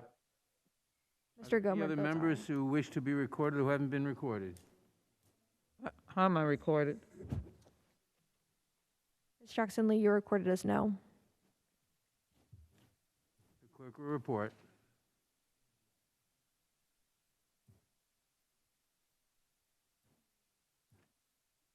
Mr. Chairman, there are 19 ayes and 23 noes. The amendment is not agreed to. Are there any further amendments to the amendment in the nature of a substitute? Mr. Chair, For what Fishbach purposes? has an amendment at the desk. The clerk will report the amendment. Amendment to the amendment in the nature of a I substitute. reserve a point of order, Mr. Chairman. To the committee print offered by Ms. Fishbach of Minnesota. Add at the end of the following. Subtitle C. That objection, the amendment will be considered as read, and Ms. Fishbach is recognized to explain her amendment for 5 minutes. Mr. Chair, my amendment is extremely important to protect the lives of unborn Americans who lack the protections granted to other Americans by Congress. My amendment would add the text of the Pain Capable Unborn Child Protection Act to the bill. The Pain Capable Act makes unlawful abortions performed when the unborn child can feel pain. Modern science has shown us that pain receptors are present throughout the unborn child's entire body at 20 weeks. But some studies have shown that the babies might feel pain as early as 12 weeks. This is why surgeries performed on unborn children after 20 weeks routinely administer fetal anesthesia. It should be the responsibility of Congress to assert a compelling public interest in protecting the lives of unborn children from the stage at which substantial medical evidence indicates they are capable of feeling pain. It is time for our laws to catch up with the science. Furthermore, the amendment requires any healthcare practitioner to work to preserve the life of any child born alive after an attempted abortion. This is a common sense proposal that enjoys support from the public. The reconciliation bill purports to give the government an interest in taking care of Americans from the cradle to the grave. This amendment would ensure that this government interest extends before the cradle to the most vulnerable of Americans. We can build back better by protecting unborn children. I urge the adoption of my amendment. Thank you. And I reserve. I withdraw my point of order. Point of order is withdrawn. I recognize myself in opposition to the amendment.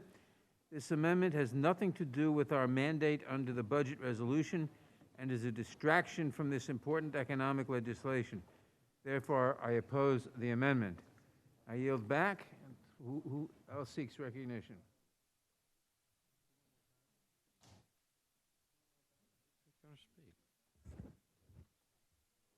Any question then occurs on the amendment? I'll, Question occurs. Does Mr. Jordan seek recognition? yeah. Mr. Jordan is recognized for 5 minutes. I thank the chair. I support the gentlelady from Minnesota's amendment. It's about protecting unborn life. As the chairman said, this amendment is germane. This is important bill, important amendment, important concept. I appreciate the whistle there. I appreciate that too. But I mostly appreciate the Ms. Fishbach's commitment to protecting the most vulnerable Americans, unborn children, and her lifelong commitment to protecting human life, and hope that the committee can adopt this amendment, and would be happy to yield to the gentlelady from Minnesota if she would like further time. If not, I will yield to the gentleman from Louisiana. And Mr. Jordan, I appreciate the time, but please yield to the gentleman from Louisiana. I yield to the gentleman from Louisiana, Mr. Johnson.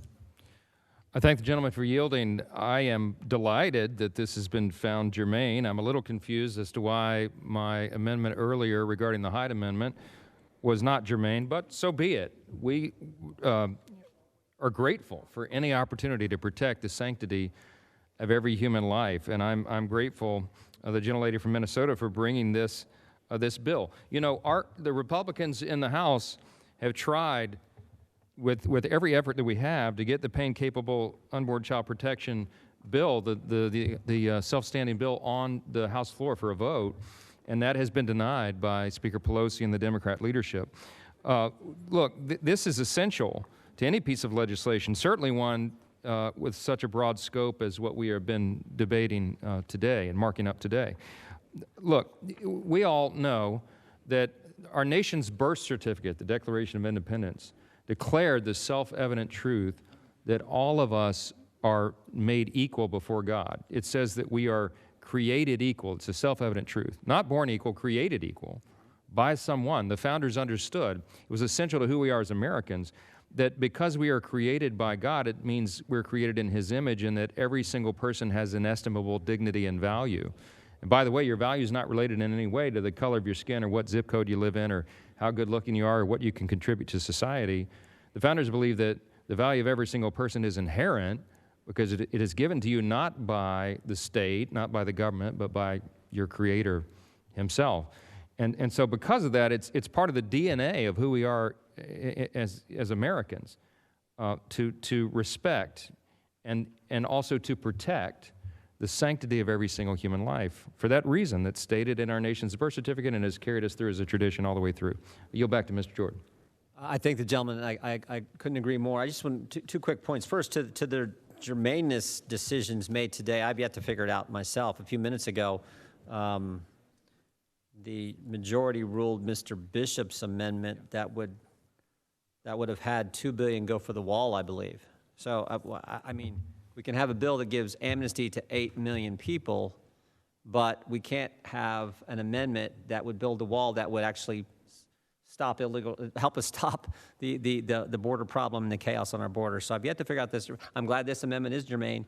I'm reminded on this amendment of the hearing we had in this room last summer, where George Floyd's brother testified in such a powerful way. And the line that stuck with me from Mr. Floyd's brother's testimony was when he said, "Life is precious." Mm-hmm. Life is precious. So true.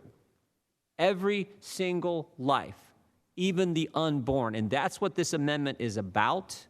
That's what Ms. Fishbach has devoted her life to defending. And I hope this committee will adopt it. And with that, I yield back. The gentleman yields back. For what purpose does the gentlelady from Texas seek recognition? The last word. Gentlelady's recognized. I think in this late hour, we're all respecting each other's viewpoints and personal standards of belief. We do not challenge that. I think it is important to take note of the work that we're trying to do in the community intervention of violence. It is to save lives. It is to stem the tide of violence. It is a question of whether or not this amendment is germane, but it has been found to be germane. But in the midst of this particular amendment, we should also recognize that the law of Roe v. Wade is still the law of the land, and that women are as well respected and protected by the laws. And so as we look at legislation dealing with the right to choose, dealing with the question of all lives matter and lives are precious, it is everyone that we must take into consideration.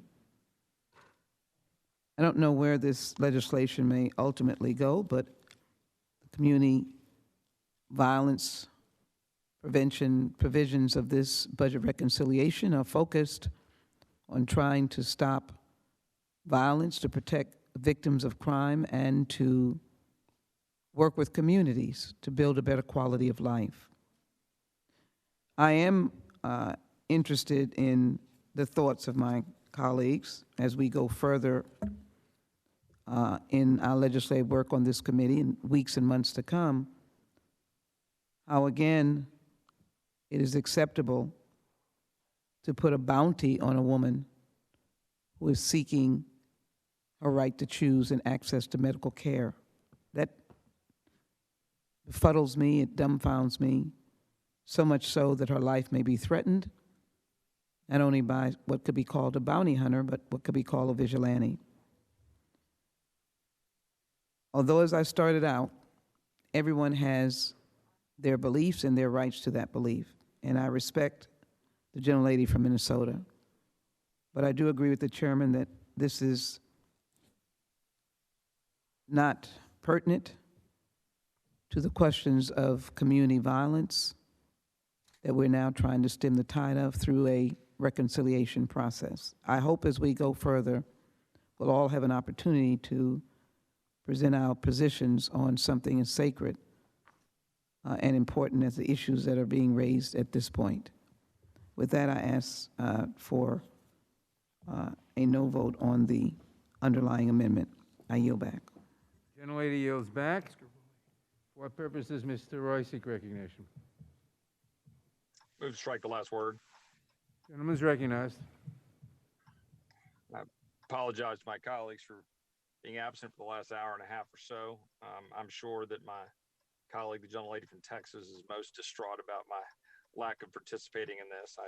I say with a smile if I were in the same room, but I'm not. But what I would like to say is that I do, well, I don't rise, but I join here in support of the amendment offered by my colleague, and would just point out that, you know, we're talking about, when you ever just kind of think about what we're talking about, and respecting, as my colleague from Texas said, our reasonable differences of views on matters, we're talking about a bill that would say, or an amendment in this case, that would say we should not have abortion when the baby can feel pain. That's just, whenever you just kind of think about these things, you say it out loud. You say, this is what we're talking about, right?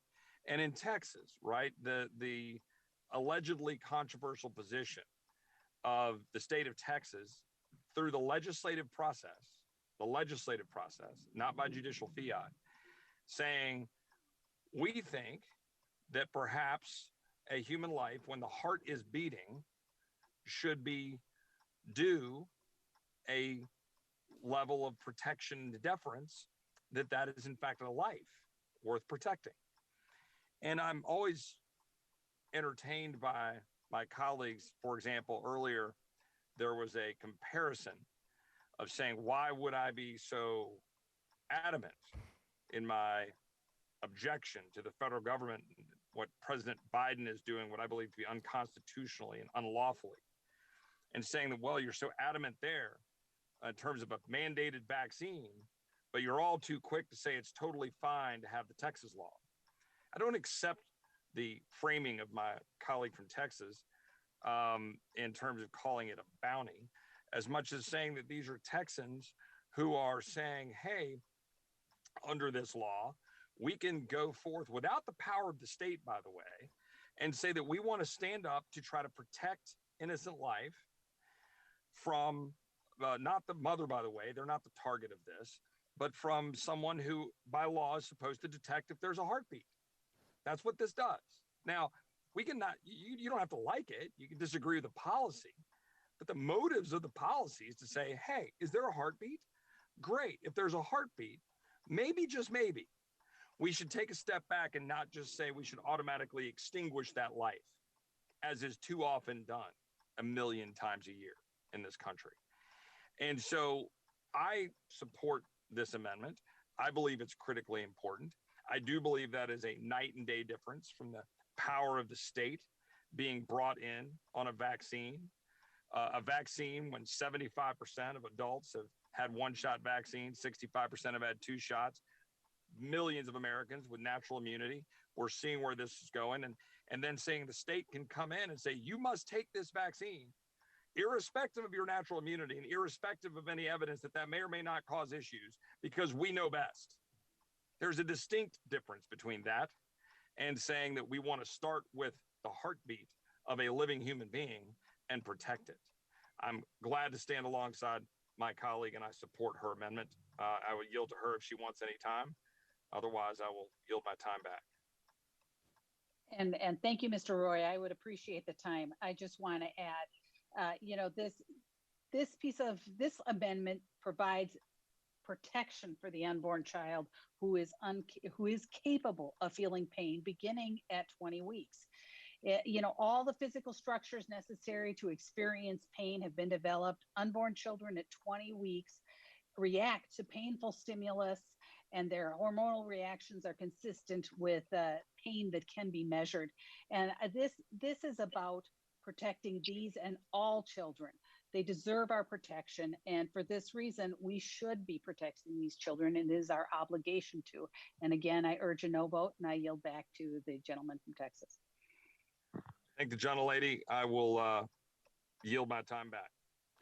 Thank you, Gentleman yields back. Who seeks recognition? Mr. Chairman, For what purpose does Mr. Bishop seek recognition? strike the last word. Gentleman is recognized.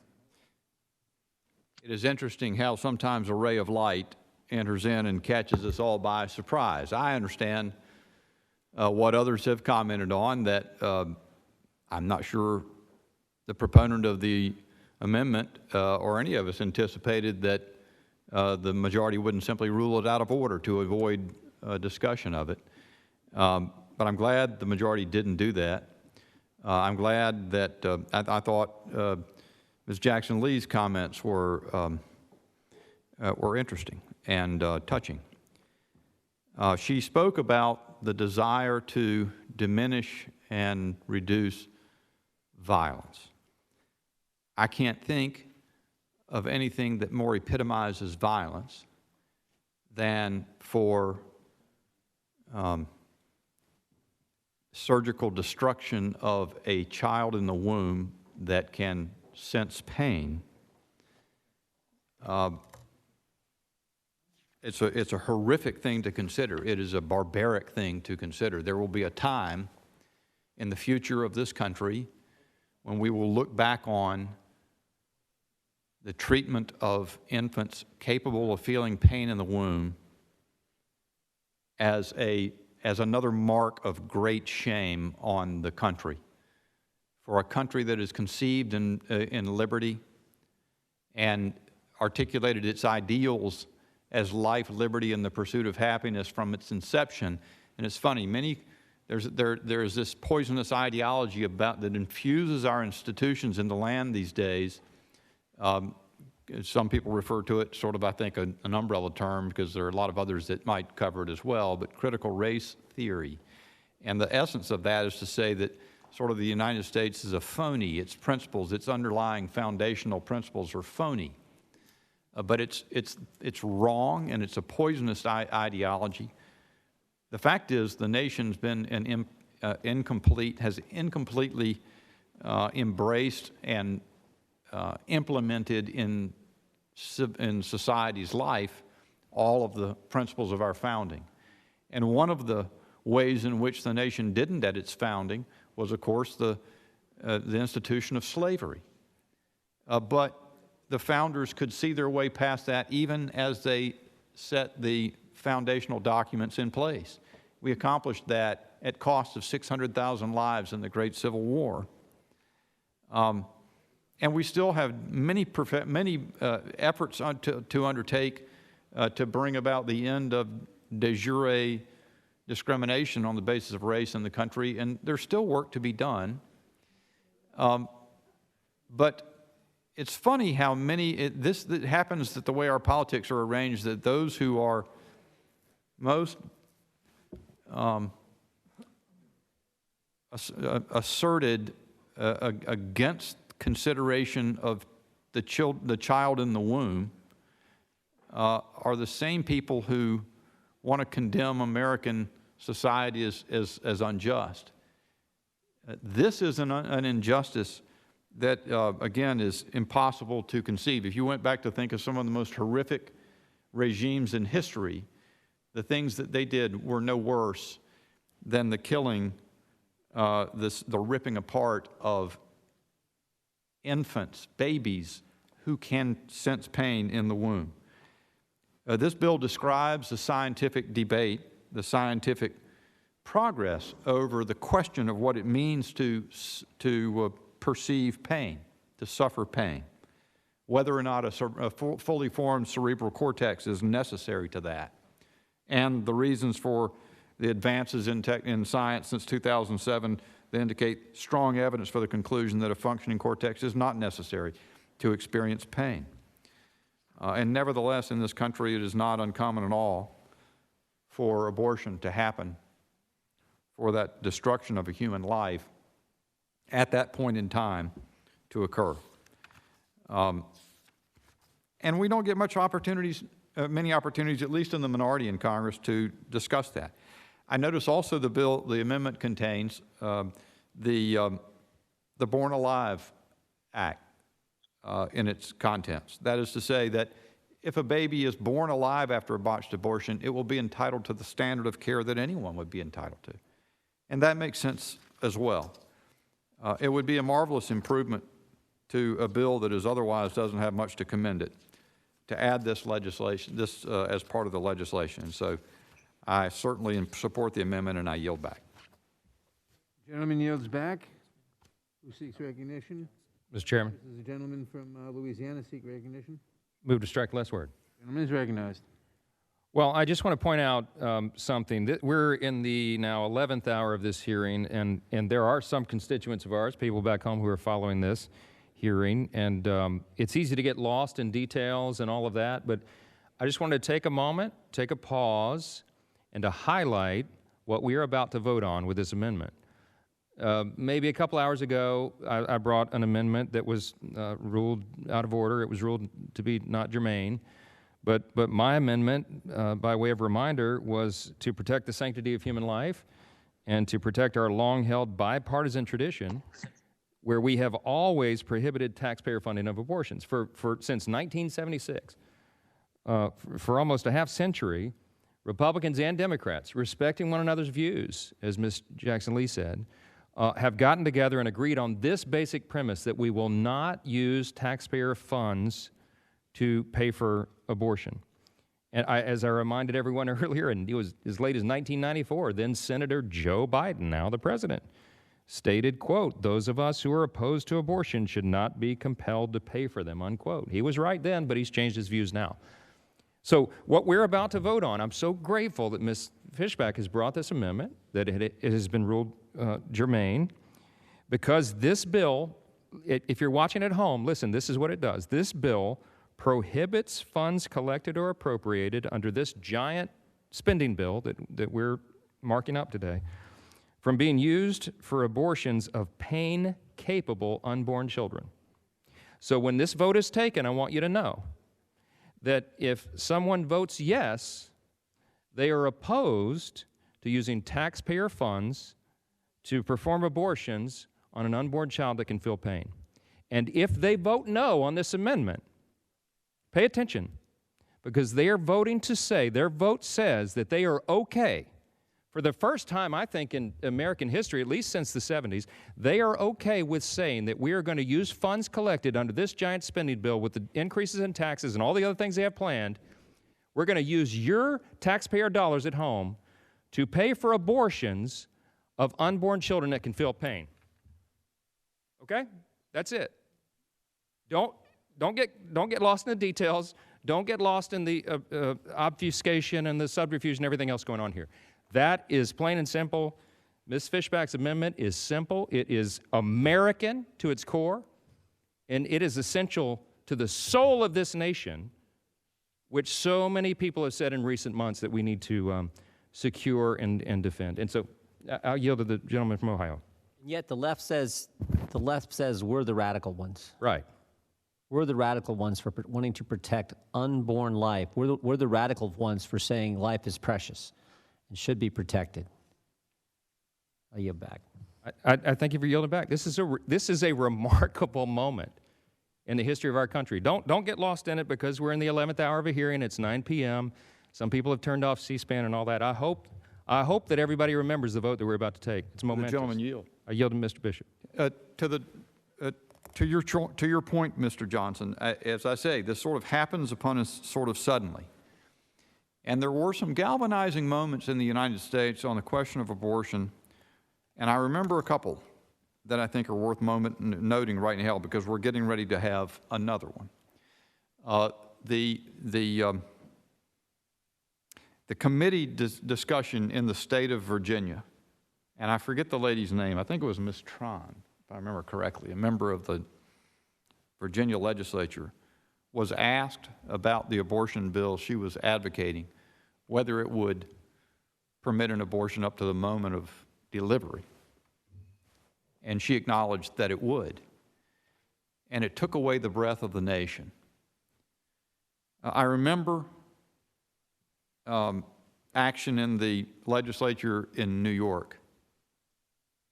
And I think it was something again, a similarly radical bill. Perhaps, Mr. Johnson, you might be able to remind me what it was. Do you remember what that bill was? But I remember the celebration, sort of the ghoulish celebration, oh, yeah. The cheering after this bill that was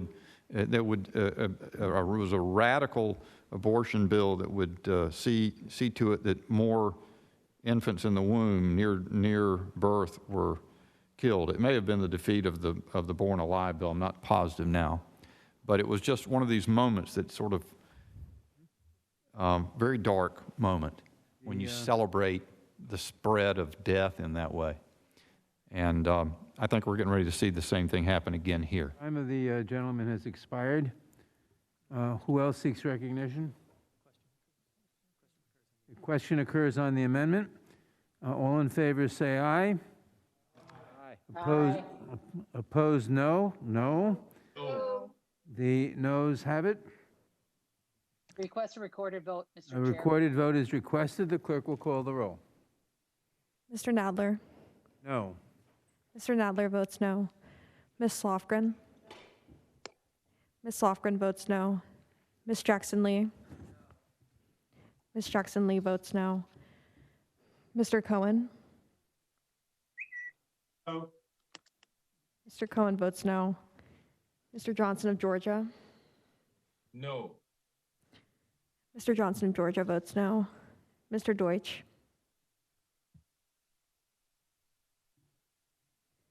Ms. Bass. No. Ms. Bass votes no. Mr. Jeffries. Mr. Cicilline.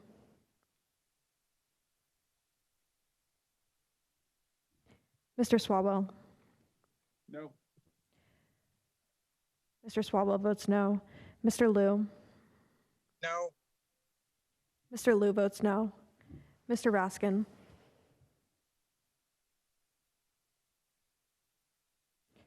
Ms. Jayapal. No. Ms. Jayapal votes no. Ms. Stimmings. No. Ms. Stimmings votes no. Mr. Correa.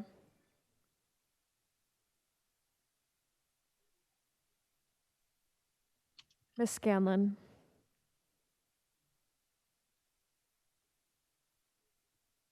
Ms. Garcia. No. Ms. Garcia votes no. Scanlon votes no. Ms. Scanlon votes no. Thank you. Mr. Nagoose. Nagoose votes no. Mr. Nagoose votes no. Ms. McBath. McBath votes no. Ms. McBath votes no. Mr. Stanton. Correa votes no. Mr. Correa votes no. Mr. Stanton. Stanton votes no. Mr. Stanton votes no. Ms. Dean. Dean votes no. Ms. Dean votes no.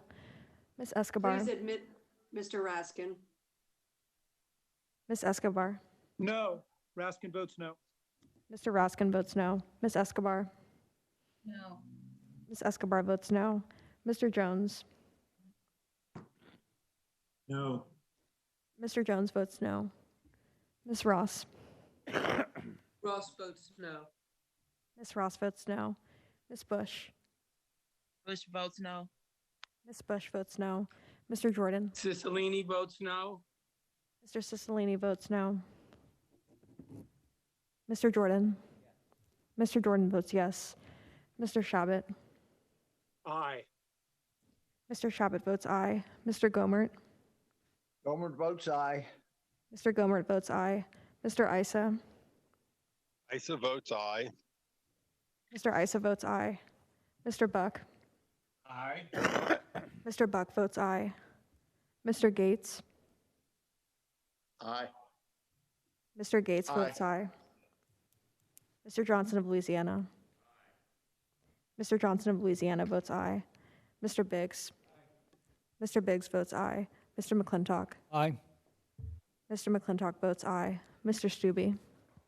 Yes. Mr. Stube votes yes. Mr. Tiffany. Tiffany, aye. Mr. Tiffany votes aye. Mr. Massey. Aye. Mr. Massey votes aye. Mr. Roy. Aye.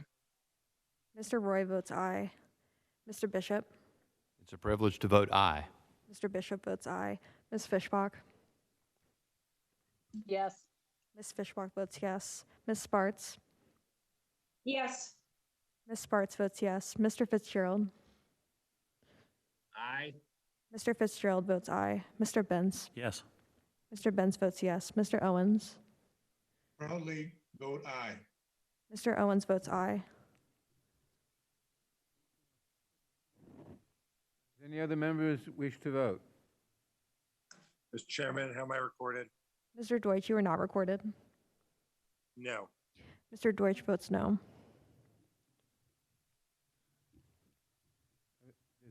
The clerk will report. Mr. Chairman, there are 19 ayes and 24 noes. The amendment is not agreed to. It is now past 10 p.m. in the evening. The committee has been engaged in consideration of amendments for more than 12 hours with no breaks, save for a short amount of time the members spent in the September 11th Remembrance Ceremony. We have considered 25 amendments, held 23 record votes, including 3 votes challenging the ruling of the chair on non-germane amendments. This is a longer time period and greater number of amendments than have ever been taken up by the Judiciary Committee, considering reconciliation instructions under either party to my knowledge. The minority has debated such wide-ranging matters as vaccine requirements, Afghanistan security, 3 separate amendments on DUIs, local law enforcement funding, the Second Amendment, refugee resettlement, administrative procedure, remain in Mexico, pardon authority, and abortion, among many other topics. As we have informed the minority since last week and repeated at the outset today, we need to finish so that all members will have the requisite 2 days to prepare views prior to the September 15th budget deadline. At this point, we still do not have a sense of how many amendments the minority wishes to offer, let alone the substance of any of those amendments. As a result, I would reiterate my offer to the minority to ask them to identify the amendments they would like to debate and vote on so we can agree on how that can be accomplished before we need to finish debate and vote on final passage by 11:30 this evening. Thank you. For what purpose does Mr. Biggs seek recognition? Mr. Chairman, I have an amendment at the desk. Clerk will report the amendment. I reserve a point of order. Point of order is reserved. Amendment to the amendment in the nature of a substitute to the committee print offered by Mr. Biggs of Arizona. Page 18, after line 8, insert the following. Delimitation, none of the funds made available by the subtitle may be used to obligate or award funds to a The state or amendment will unit. be, without objection, the amendment will be considered as read, and the gentleman will have 5 minutes to explain his amendment. Thank you, Mr. Chairman. So in 2018, what a difference the leader of Homeland Security can make. But in 2018, Secretary of the Homeland Security was putting out calls to end sanctuary cities, to make cities safe, and he was calling for cooperation with ICE so they could enforce the law.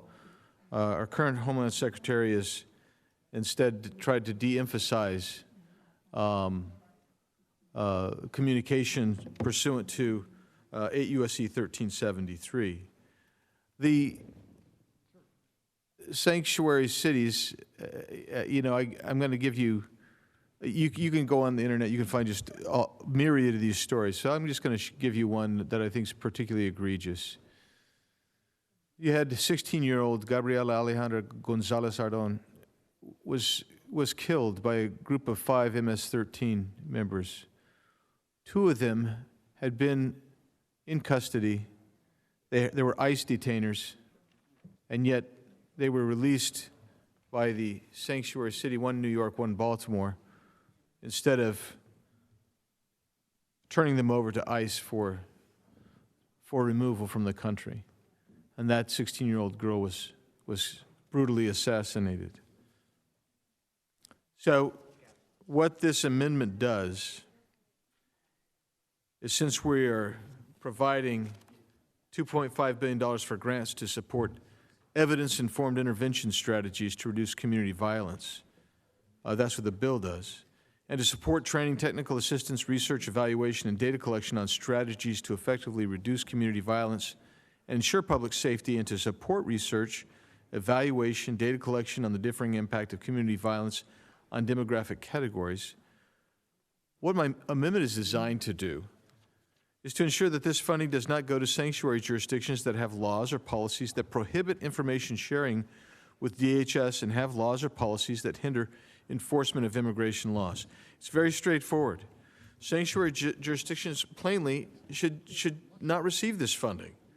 Sanctuary policies create dangerous situations for federal law enforcement officers and for the communities that enact them. One strategy to reduce community violence would be for state and local officials to cooperate and share information with DHS instead of prohibit information sharing and hindering law enforcement. Restricting the sharing of information or hindering the enforcement of immigration laws should not be rewarded. And this notion, I can hear it now, oh, but these are local jurisdictions, we should not interfere with them.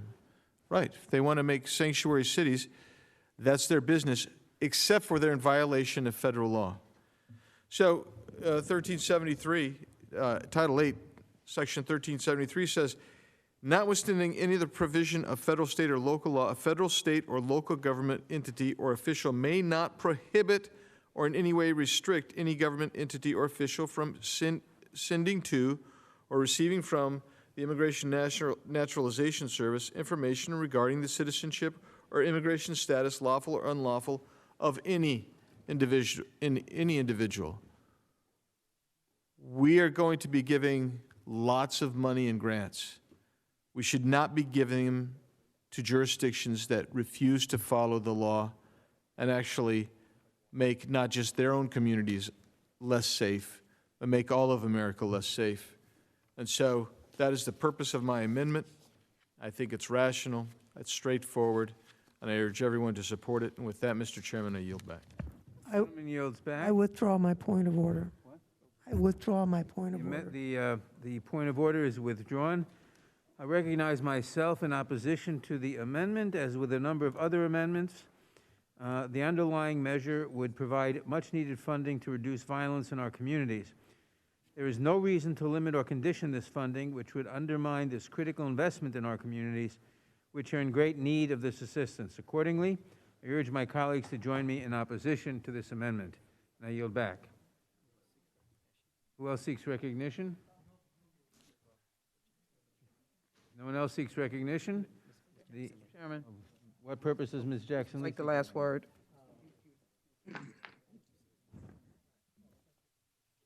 Thank you, Mr. Chairman. The importance of the violence intervention work is more than my colleagues would like to acknowledge. We have a siege, a surge of violence, and it is really across America, and it is rural and urban, and it is not a respect of communities. But in particular, 4 in 10 Texans, 41%, have been a victim of crime in the past 10 years. Victims of violent crime are more likely to be low income, young, and people of color. 7 in 10 violent crime victims have been victims more than once.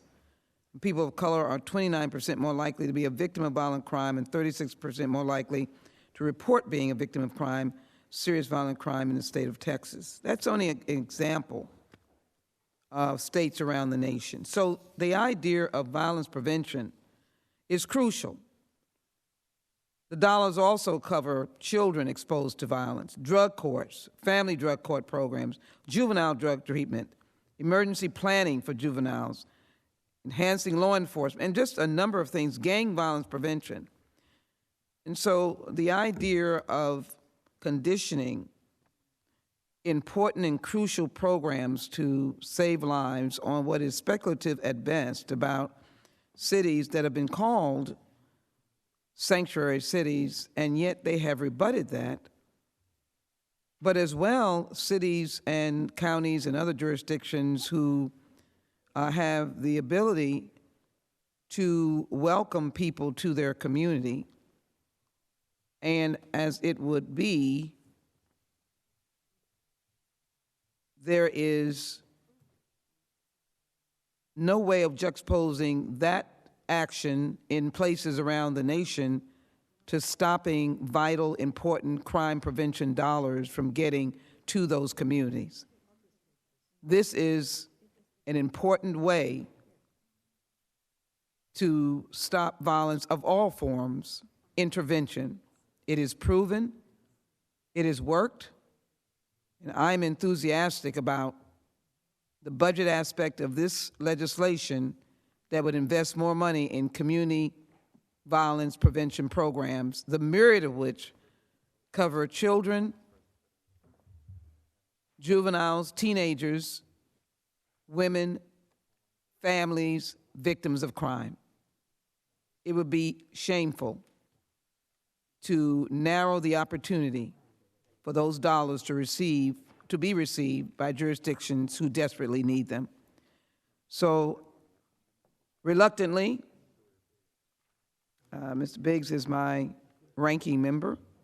I have to oppose this legislation, this seeming condition, because the desperate call for violence prevention is one we need to heed. And I am very glad the Biden administration recognizes that intervention is a strong part of stemming the tide of violence. With that, I yield back, and I oppose the underlying amendment. Lady yields back. For what purpose does Mr. Jordan seek recognition? Strike the last word. Is recognized. Support the legislation. In a bill that spends $3.5 trillion and raises the taxes on the American people, on the hardworking American people, we're going to take that tax money and give amnesty to 8 million people who broke the law, and also give it to cities that thumb their nose at immigration law, sanctuary cities. Again, I come at such a deal for the taxpayers. Such a deal for the largest spending bill in American history, $3.5 trillion, which is going to raise taxes on the hardworking people. And again, remember the Democrats' economic plan. Lock down the economy, spend like crazy, pay people not to work, and for the people who are working and who are here legally, who didn't break the law, they're going to raise your taxes. And they're going to take that tax money and give amnesty to people who did break the law, and give money to cities that, in fact, thumb their nose at federal immigration law and our sanctuary cities. That's what this does. I mean, again, we've said it all day long. One common sense idea after the other, the Democrats turn down. One after the other. I hope, I mean, maybe we'll get one of these. You just read off a list, Mr. Chairman, of all the good amendments we've offered that you guys turned down. And then you had the nerve to tell us, we need to finish in 2 days. We don't schedule things, you did. Maybe you should have started sooner. We got to finish by tonight at midnight, because according to the rules, they have to have 2 days for the Budget Committee to put this all together and spend the $3.5 trillion that raises American taxes and rewards people who broke the law to come here, 8 million of them, and also rewards cities who broke the law, violated the law, and are sanctuary cities. And we got to do that in 2 days because of the Democrat schedule. Has nothing to do with Republicans, but somehow you're going to say, no, you can't offer all the amendments you want to offer. We got to be done by midnight. That's what's going on here. I yield back. Gentleman yields back. Who else seeks recognition? For what purpose does Mr. Roy seek recognition? Move to strike the last word. Gentleman is recognized. Appreciate it caught my attention that the gentlelady from Texas suggested that it was, I think, quote, speculative at best. I think that was the quote. Forgive me if I got that a little off. As to whether there are, in fact, anything or any cities that are, quote, sanctuary cities. If that is the case, which is an assertion I do not accept, but let's assume, for the sake of argument, that it's true, then what's the problem? And what are you worried about? I mean, if you're conditioning dollars on sanctuary cities and they don't exist, if, for example, Houston has never engaged in any sort of behavior to not work with federal authorities on immigration laws, or Austin or San Francisco or anywhere else in the nation, if that's not a problem, it's speculative at best, then there's no problem here. You just accept it and move on. I suspect that my colleagues on the other side of the aisle know that's not the case, that in fact there are a number of jurisdictions that do not want to see immigration laws enforced, and they know that that's a problem. And so that therefore my friend from Arizona's amendment actually would do some good with respect to immigration law enforcement, which my colleagues on the other side of the aisle are at least consistent in not wanting to enforce. I also find it interesting that we were talking about crime rates increasing. Well, I wonder why that may be. Why might crime rates be increasing? Could it be my Democrat colleagues throughout the country at the particularly local city level defunding police? Could it be my Democrat colleagues in the House refusal earlier in a vote and in general to suggest that when we're doling out some of these federal dollars from the magic federal dollar tree that my Democrat colleagues are so fond of using, that, oh, we don't want to put any hook on those federal dollars, saying that maybe you shouldn't defund the police in your core functioning duty of a government to ensure the safety of your citizenry. No, we wouldn't want to do that. So we lament crime increasing, but then we're perfectly fine with defunding the police, perfectly fine with sanctuary cities, perfectly fine with open borders, with cartels empowered, funneling vast quantities of fentanyl across the border, dangerous criminals coming across the border. No. Yeah, that's all fine. We're just going to spend a lot of money we don't have to fund, quote, community programs. Some vague pot of money that we're going to go dump these dollars into without any actual effect to do the very basic form of government and ensure that we secure the communities for our citizenry. One last point. We keep talking about this money. The ranking member, Mr. Jordan, talked about the fact that we're going to be raising taxes, which we are. We are, meaning the Democrats are. And so we're going to have massive tax increases, which are going to harm economic growth. And then, oh, by the way, oh, yeah, they're going to keep spending it on more of these great, quote, investments.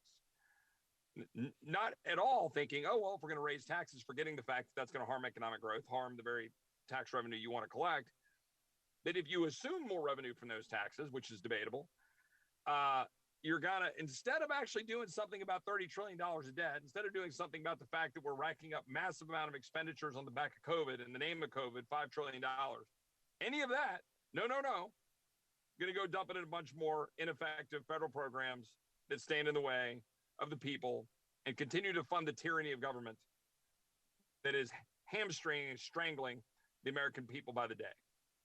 That is your Democratic Party at work, ladies and gentlemen, rushing through a $3.5 trillion bill, which will do no good for the American people, but layer on mountains of debt for your children and grandchildren, while refusing to secure the borders, secure your communities, or ensure that we don't have a sanctuary city.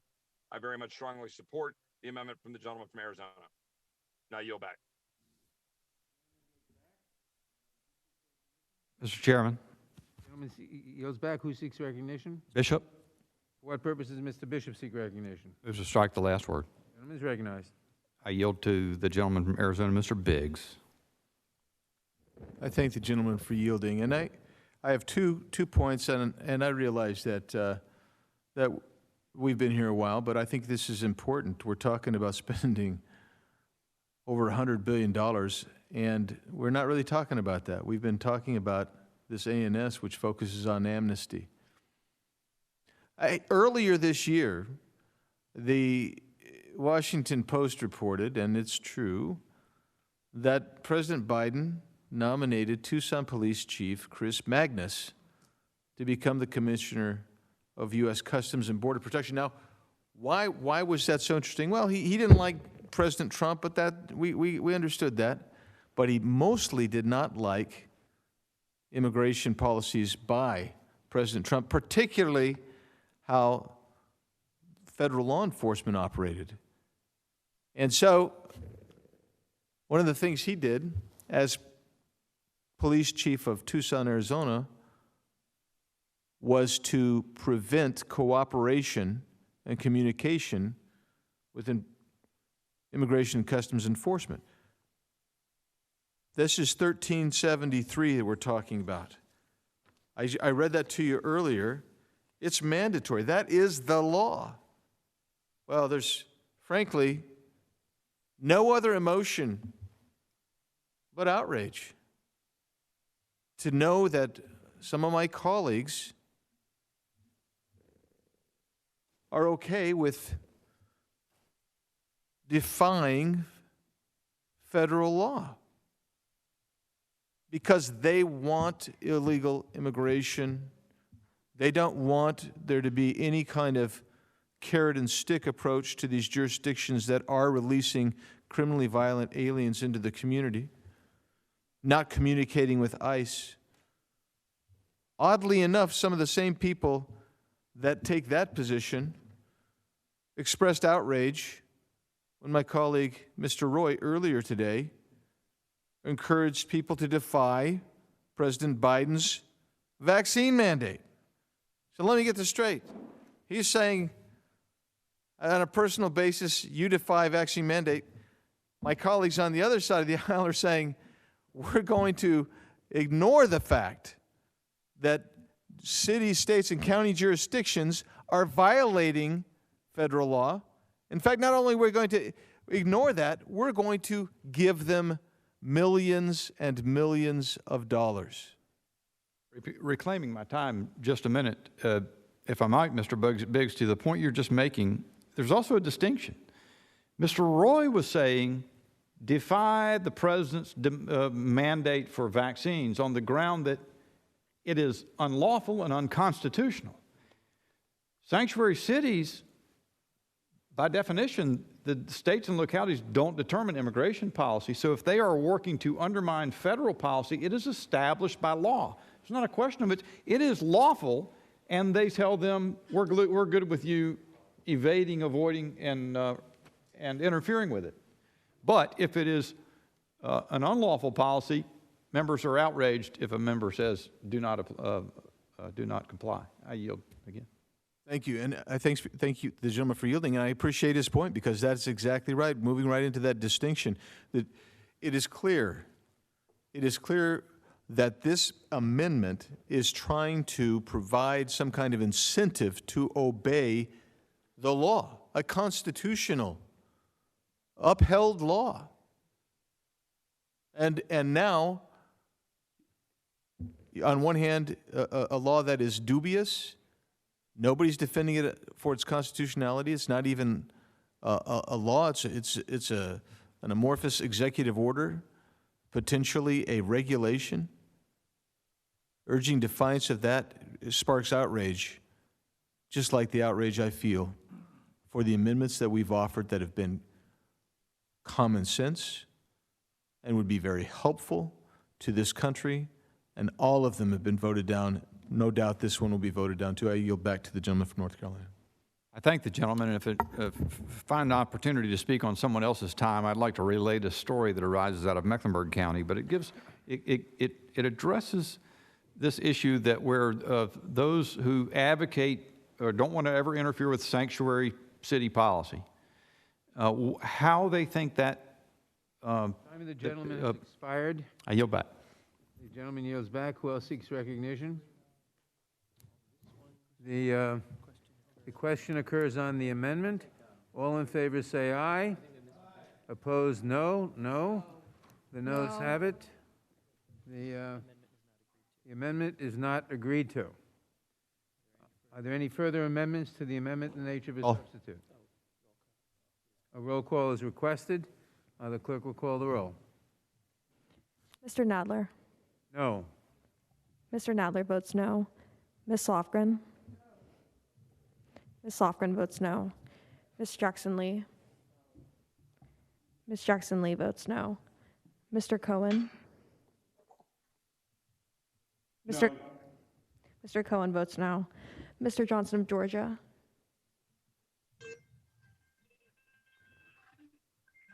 Mr. Deutsch.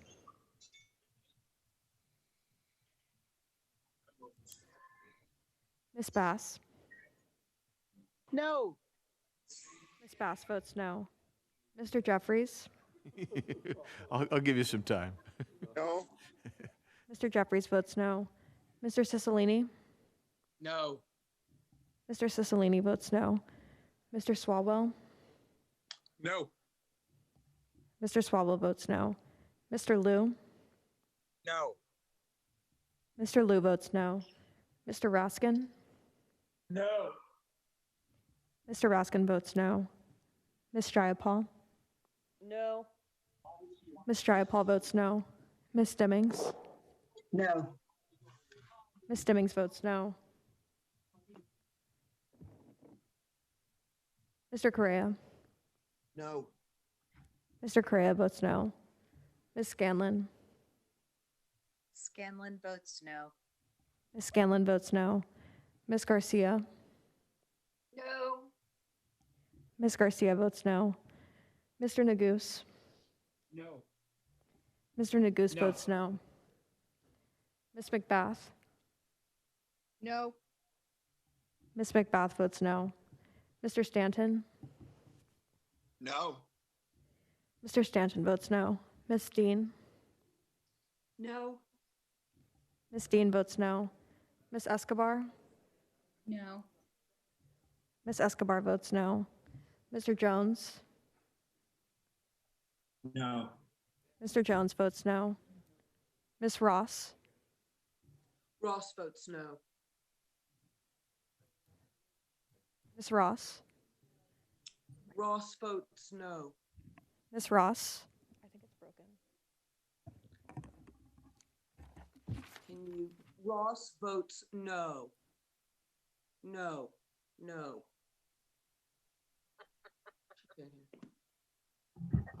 Ms. Ross.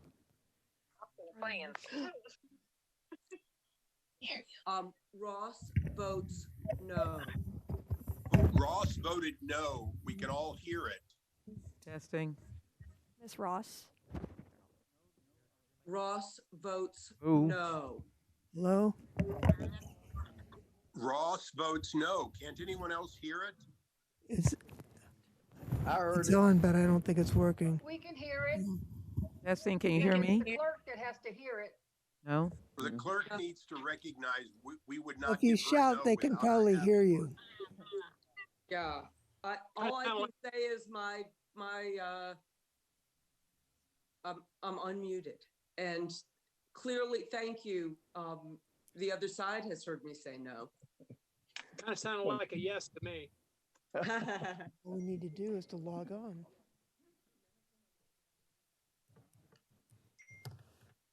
Yeah. So all mics are out, so everyone just have patience.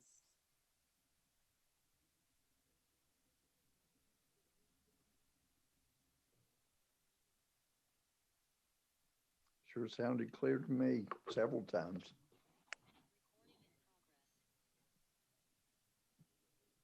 Mr. Gomer, Yeah.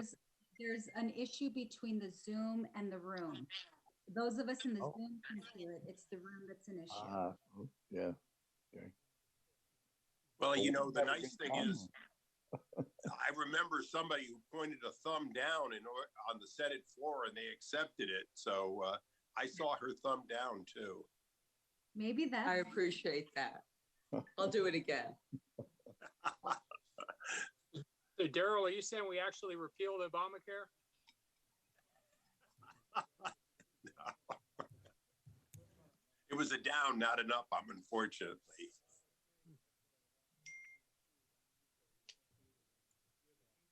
Oh, so it's the speakers in the auditorium that are out. Maybe, Okay. maybe we can just do like a thumbs down, thumbs up. Yeah, I already did that. So I get 3 downs. Okay. So let's see what we hear back from the room.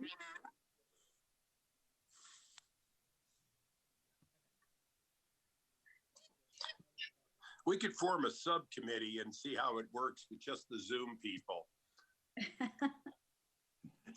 Heck, the Republicans might win on remote. You never know. Game on. Ms. Ross. Ross votes no. Ms. Ross votes no. Ms. Bush. Bush votes no.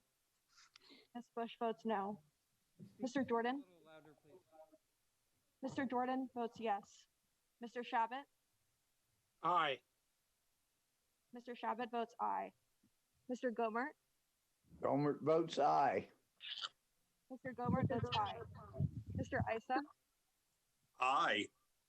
Mr. Isa votes aye. Mr. Buck. Aye. Mr. Buck votes aye. Mr. Gates. Aye. Mr. Gates votes aye. Mr. Johnson of Louisiana. Aye. Mr. Johnson of Louisiana votes aye. Mr. Biggs. Mr. Biggs votes aye. Mr. Aye. McClintock. Mr. McClintock votes aye. Mr. Stubbe. Yes. Mr. Stubbe votes yes. Mr. Tiffany. Tiffany, aye. Mr. Tiffany votes aye. Mr. Massey. Massey votes aye.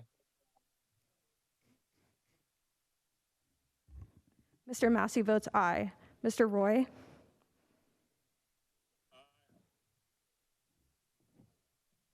Mr. Roy votes aye. Mr. Bishop. Mr. Bishop votes aye. Ms. Fishbach. Ms. Fishbach votes aye. Ms. Sparts. Yes. Ms. Sparts votes yes. Mr. Fitzgerald. Mr. Fitzgerald votes aye. Mr. Benz. Yes. Mr. Benz votes yes. Mr. Owens.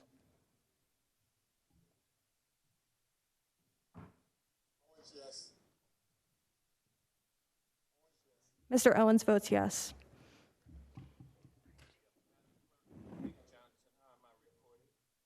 Mr. Johnson, you are not recorded.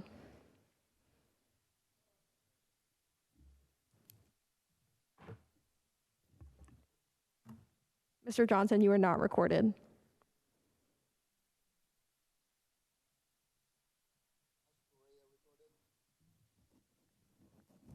Mr. Correa, you are recorded as no.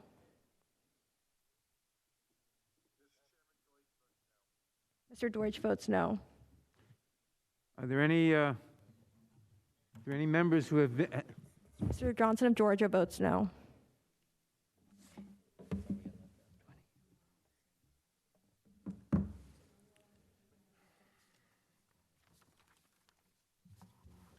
Are there any other members who haven't, who wish to be recorded, who haven't been recorded? Clerk will announce the results. Mr. Chairman, there are 19 ayes and 25 noes. The amendment is not agreed to. For what purpose does Mr. Johnson seek recognition? Mr. Chairman, I have an amendment at the desk. Clerk will report the amendment. I reserve a point of order. Point of order is reserved. Amendment to the amendment in the nature of a substitute to the committee print offered by Mr. Johnson of Louisiana. Beginning on page 11, strike line 16 and all that follows through page 12. Without objection, the amendment will be considered as read, and the gentleman is recognized to explain his amendment. Thank you, Mr. Chairman. This amendment is very simple. It would eliminate the entire diversity visa section in the current bill. It would not eliminate the diversity visa program altogether, though that is something we should be considering. The current bill text would allow many of those who were previously prevented from entering the country for legitimate reasons to come back under this expansion in the diversity visa program.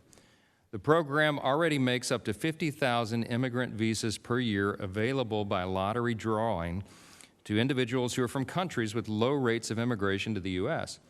These visas are awarded by lottery and with no regard to family status, education, or work potential. It is difficult for anyone to explain how this program benefits our country, especially at a time when we have people from more than 150 nations around the world flooding into our country illegally across our open southern border. I think it's important to highlight again the crushing cost of what the Democrats' bill will impose on our country. We are alarmed not only by the $3.5 trillion in new spending that's directly associated with this bill, but with the additional cost to our existing programs. It was said almost in passing this morning, Mr. Biggs thankfully entered it into the record, but this Center for Immigration Studies report that was published this morning notes that the headline is, Amnesty in the Reconciliation Bill could cost Social Security and Medicare $1 trillion. It says that in a detailed report published in April, I'm reading from this, the Center for Immigration Studies estimated that amnesty would impose a lifetime net cost on Social Security and Medicare Part A, hospital insurance, of about $129,000 per amnesty recipient. This cost is the present discounted value of benefits received minus new taxes paid. Extrapolating from those results, the report goes on, an amnesty for 8 million illegal immigrants, which is what this bill would do, would generate a total cost to Social Security and Medicare Part A of roughly $1 trillion in present value. Now, it also notes that most of these entitlement costs associated with amnesty would occur outside the typical 10-year budget window of the Congressional Budget Office. And so what that means is that most of the significant costs of this amnesty and this bill are hidden from the American people. Look, the point is that given all this, we certainly should not be expanding the diversity immigrant visa program right now. It is not needed. It is unnecessary, and it is beyond, way beyond the cost of what our country can afford. And so for that reason, I encourage my colleagues to vote yes for this amendment. It's common sense and sensible. And I yield back. Gentleman yields back. Mr. Chairman? For what purpose does the gentlelady from California seek recognition? First, to withdraw my point of order. Point of order is withdrawn. Secondarily, to urge opposition to the amendment. First, Lady is recognized. I think it's important that we realize the tremendous economic benefits of the diversity visa. The immigrants contribute to our economy, and the diversity visa recipients are a key investment in our human infrastructure. The United States, as we know, was founded by immigrants who came to this country to make a better life for themselves and their families, and all of us ended up benefiting by their hard work and what they helped build in this country. The Diversity Immigrant Visa Program provides individuals from countries with relatively lower level of recent immigration to the United States an opportunity to apply for a visa and permanent residency. About 50,000 diversity visas are typically issued each year. Now, this visa program promotes diversity, as the name suggests, in the U.S. immigration system, but it also extends opportunities to aspiring immigrants around the globe who can dream and aspire to become Americans. It welcomes diverse talents and contributions to the U.S. economy and our communities. It also turns out that diversity visa immigrants have higher educational attainment than both other immigrants and native-born Americans. The median diversity-based immigrant has a bachelor's degree, while median non-diversity immigrant and median native-born adults have a high school diploma. And research has shown that the rate of unemployment among diversity-based immigrants is lower than other immigrants. I'd like to note that this bill doesn't actually expand the diversity visa program. What happened there were two circumstances that disrupted the program. First, the former president announced what has been called the Muslim ban, and over several iterations, anyone who won the lottery was unable to actually get the visa after they'd been cleared, background checked, and the like because of this additional barrier that was provided to them. Then the pandemic hit, and diversity visa applicants who were successful and had cleared all of the background applications couldn't get their visas because they couldn't get in to the consulates and the embassies, which were closed because of COVID, and they also couldn't travel because of COVID. Well, here's what has happened to some individuals. You're an engineer in country X. You and your family win the diversity visa, you get your background checks, and you know you're coming to America. You sell your house, you quit your job, your wife quits her job, the kids leave school, you're ready to go, and then you're told, well, sorry, we changed our mind. You're from a country that we won't now let in. It was a catastrophic experience for thousands of people across the world. What this bill does is simply reinstate the people who were displaced, who were eligible, who were awarded the visa, who passed all the backgrounds, but because of these two circumstances couldn't actually fulfill the promise that America made to them in this program. I think it's the right thing to do, and I would hate to see not only the program eliminated, but this effort to do right by people who want to come and be Americans here with us. And when they do, they're going to add to our communities, they're going to help us with our economic growth, and I know that they will make this a stronger country. Adoption of this amendment would undercut and dilute the bill's investment in human infrastructure, and I think it would diminish the economic benefits that this bill is going to provide for Americans all across the United States from every walk of life. And so I urge opposition to this amendment, Mr. Chairman, and I yield back.